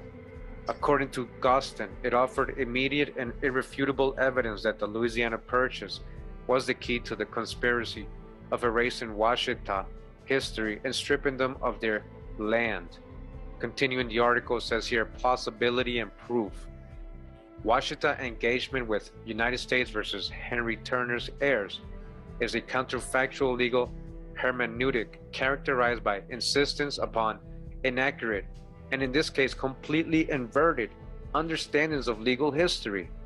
This hermeneutic has three essential traits. First, counterfactual religious readings of the law conceive of it as having an aura of objective truth and universal application.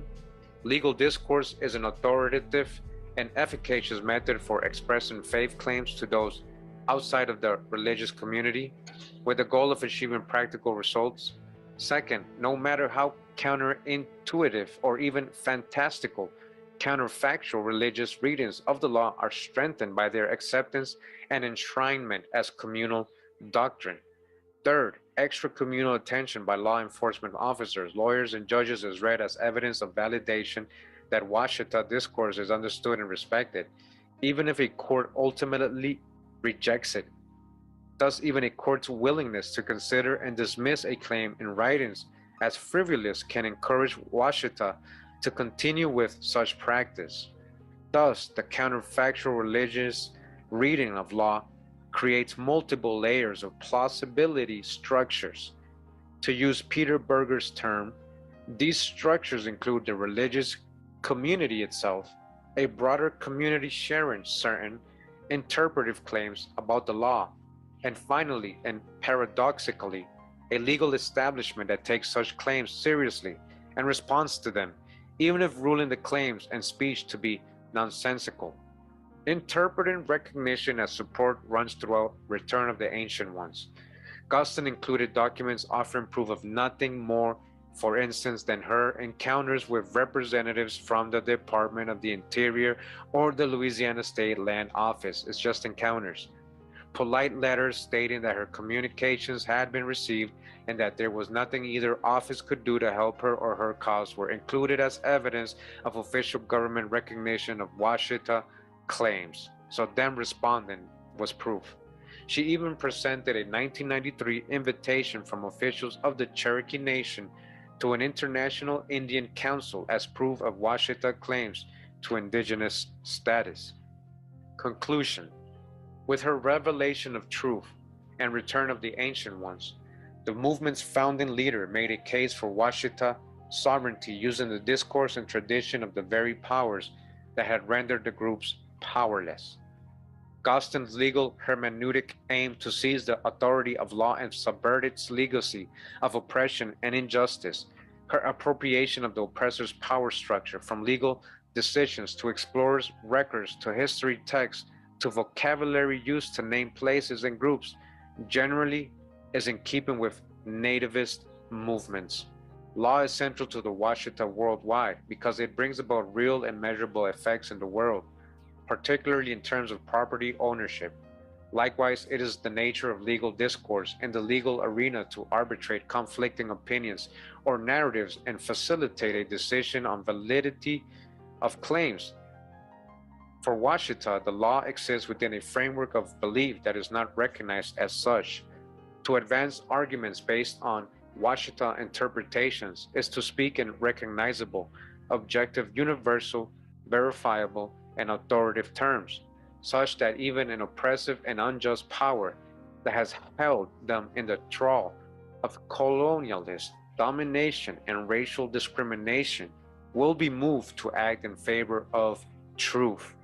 Washita truth is found in Return of the Ancient Ones, its teachings on research and history, reading between the lines of history, and advancing claims within the Washita legal hermeneutic. Guston's work is thus recapitulated daily as the Washita argue their interpretations of history and law and struggle for the return of their territory. Washita claims, as in the United States versus Henry Turner heirs, are factually incorrect. Yet counterfactual readings enshrined as doctrine are bolstered by belief in the legal system's authority and universality by specific interpretations within the movement and among related communities, and by legal encounters in which even dismissal of Washita claims can be read as validation. The Washita case is not unique. Indeed, its hermeneutic is shared by NRMs across the range of sovereign citizens. So all these groups doing all this sovereignty is the same thing. And freeman movements that contest normative interpretations of law and legal history while idealizing law as means of redemption from oppression. For such communities, legal arguments and discourse become the most important mode of religious performance. All right. So I'm at this website, moors.com. All right, you come here and, the same old things, basically what I showed in part one, the same information. But I just wanted to go down here where it says click here for full pages. And it brings us to this page right here. And this is what the guy who wrote that article we just read today was talking about, is what the Wichita Nation uses, is like correspondences back and forth and a recognition. They're saying of the UN, but let me show you guys something. So this is what they're saying. This is a piece of the brochure, because literally it's like a brochure of the event, of what's happening that day, and listen who's going to speak, who's attending, what organizations are there. In Washita, they dug the mound, y'all, is one of them. It says oldest indigenous people on earth here, it says, and look at the names: Bay, LL, Bay, Paul Miles, and Bay. But so they go on to show the cover of this Economic and Social Council, which was held in '96, which Verdashi and I guess the Washita Nation was participated in or was invited to. And I just want to show you this. This is where they got that part where they're saying they're being recognized. But if you really pay attention to this, this is literally like a brochure. They gave this information. It's not like they're calling them Washita, the dug the mound, y'all, the oldest indigenous people on earth. It's not like the UN is stating that. This is the information they provided the UN. You can tell by the different organizations that's above and below them. You got the Wayanlayo Aledo Foundation, you got the United National Liberation Front of Manipur, you got the United Liberation Front of Assam, you got Tribal Council Treaty for First Nations, you got Tribal Act Tradition for Demand, you got Torres Strait Regional Authority, you got the Third World Movement Against the Exploitation of Women, you got Tenton Sioux Nation Treaty Council. Is this the UN giving all these people different names and giving them these titles? This is the name they provided the UN. You can tell this is the information they wanted to be listed as. They wanted to be listed as this. So the Washita gave them this information that when they say, who are you guys? This is what we want you to put. Washita, the dog, the mound, y'all, new Yvette, oldest indigenous people on earth. Once they published that and printed this on this brochure, then they used that to say, oh, look, they recognized us. The UN recognized us. But the UN never really straight up said that. Literally. This is just on the brochure printed right here. He also mentioned how they use correspondences back and forth. This is just one example, but I have many. Somebody sent me a link with all these letters going back and forth, but really they're just correspondences going back and forth. They're not saying nothing really substantial, important. It's just them acknowledging them and responding back. So the Washita Nation used that like that was some legit acknowledgement of something. But they respond to many organizations. Of course, they have to. That's the UN. They, by law, and of course, they're all about helping indigenous groups. So if the Washita Nation says they're part of indigenous groups of America, of course, they're going to hear them out and respond to their letters. That's normal. All right. So again, just wanted to show that. And that's what he was talking about. So as you guys can see, I mean, he pretty much went over the 3 parts, you know, what I showed in the 3 parts. He just said it in a different way, in a scholarly way. He has footnotes and he has very good points. But I hope you guys enjoyed this series. I just wanted to leave out there. There's still an open investigation into this lost dolphin, right? And the Turner's connection and all that. We're going to continue that investigation probably in the future in later videos to see what we can find, hopefully, because it is very interesting still. Again, this is nothing personal. Make sure you're doing or trying to do your genealogy, trying to know yourself specifically, not just assuming anything. You got hundreds of grandparents. You got many lines to trace. And there might be some amazing things you might be missing out on if you're not looking. So again, thank you for tuning in once again. Hope you enjoyed this series. Much love and respect. Pura vida. Wow.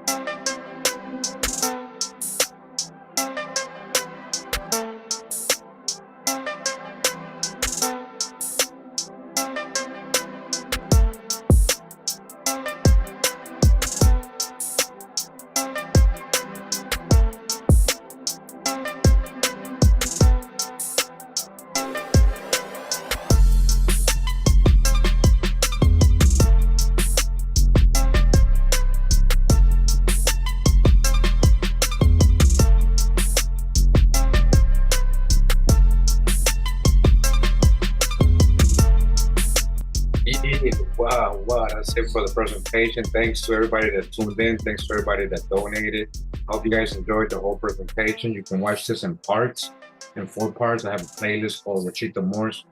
Go ahead and check it out. Thanks for tuning in. Really appreciate you guys. I know a lot of you were here from the beginning. I kept seeing your name pop up, but you taking the time to do that. You know, I'm sure you were multitasking like me. You know, hey man, shout out to Javante. He just knocked somebody out, man. I'll check that out too. Anyway, thank you. Much love and respect. Pura vida, mi gente. Bye.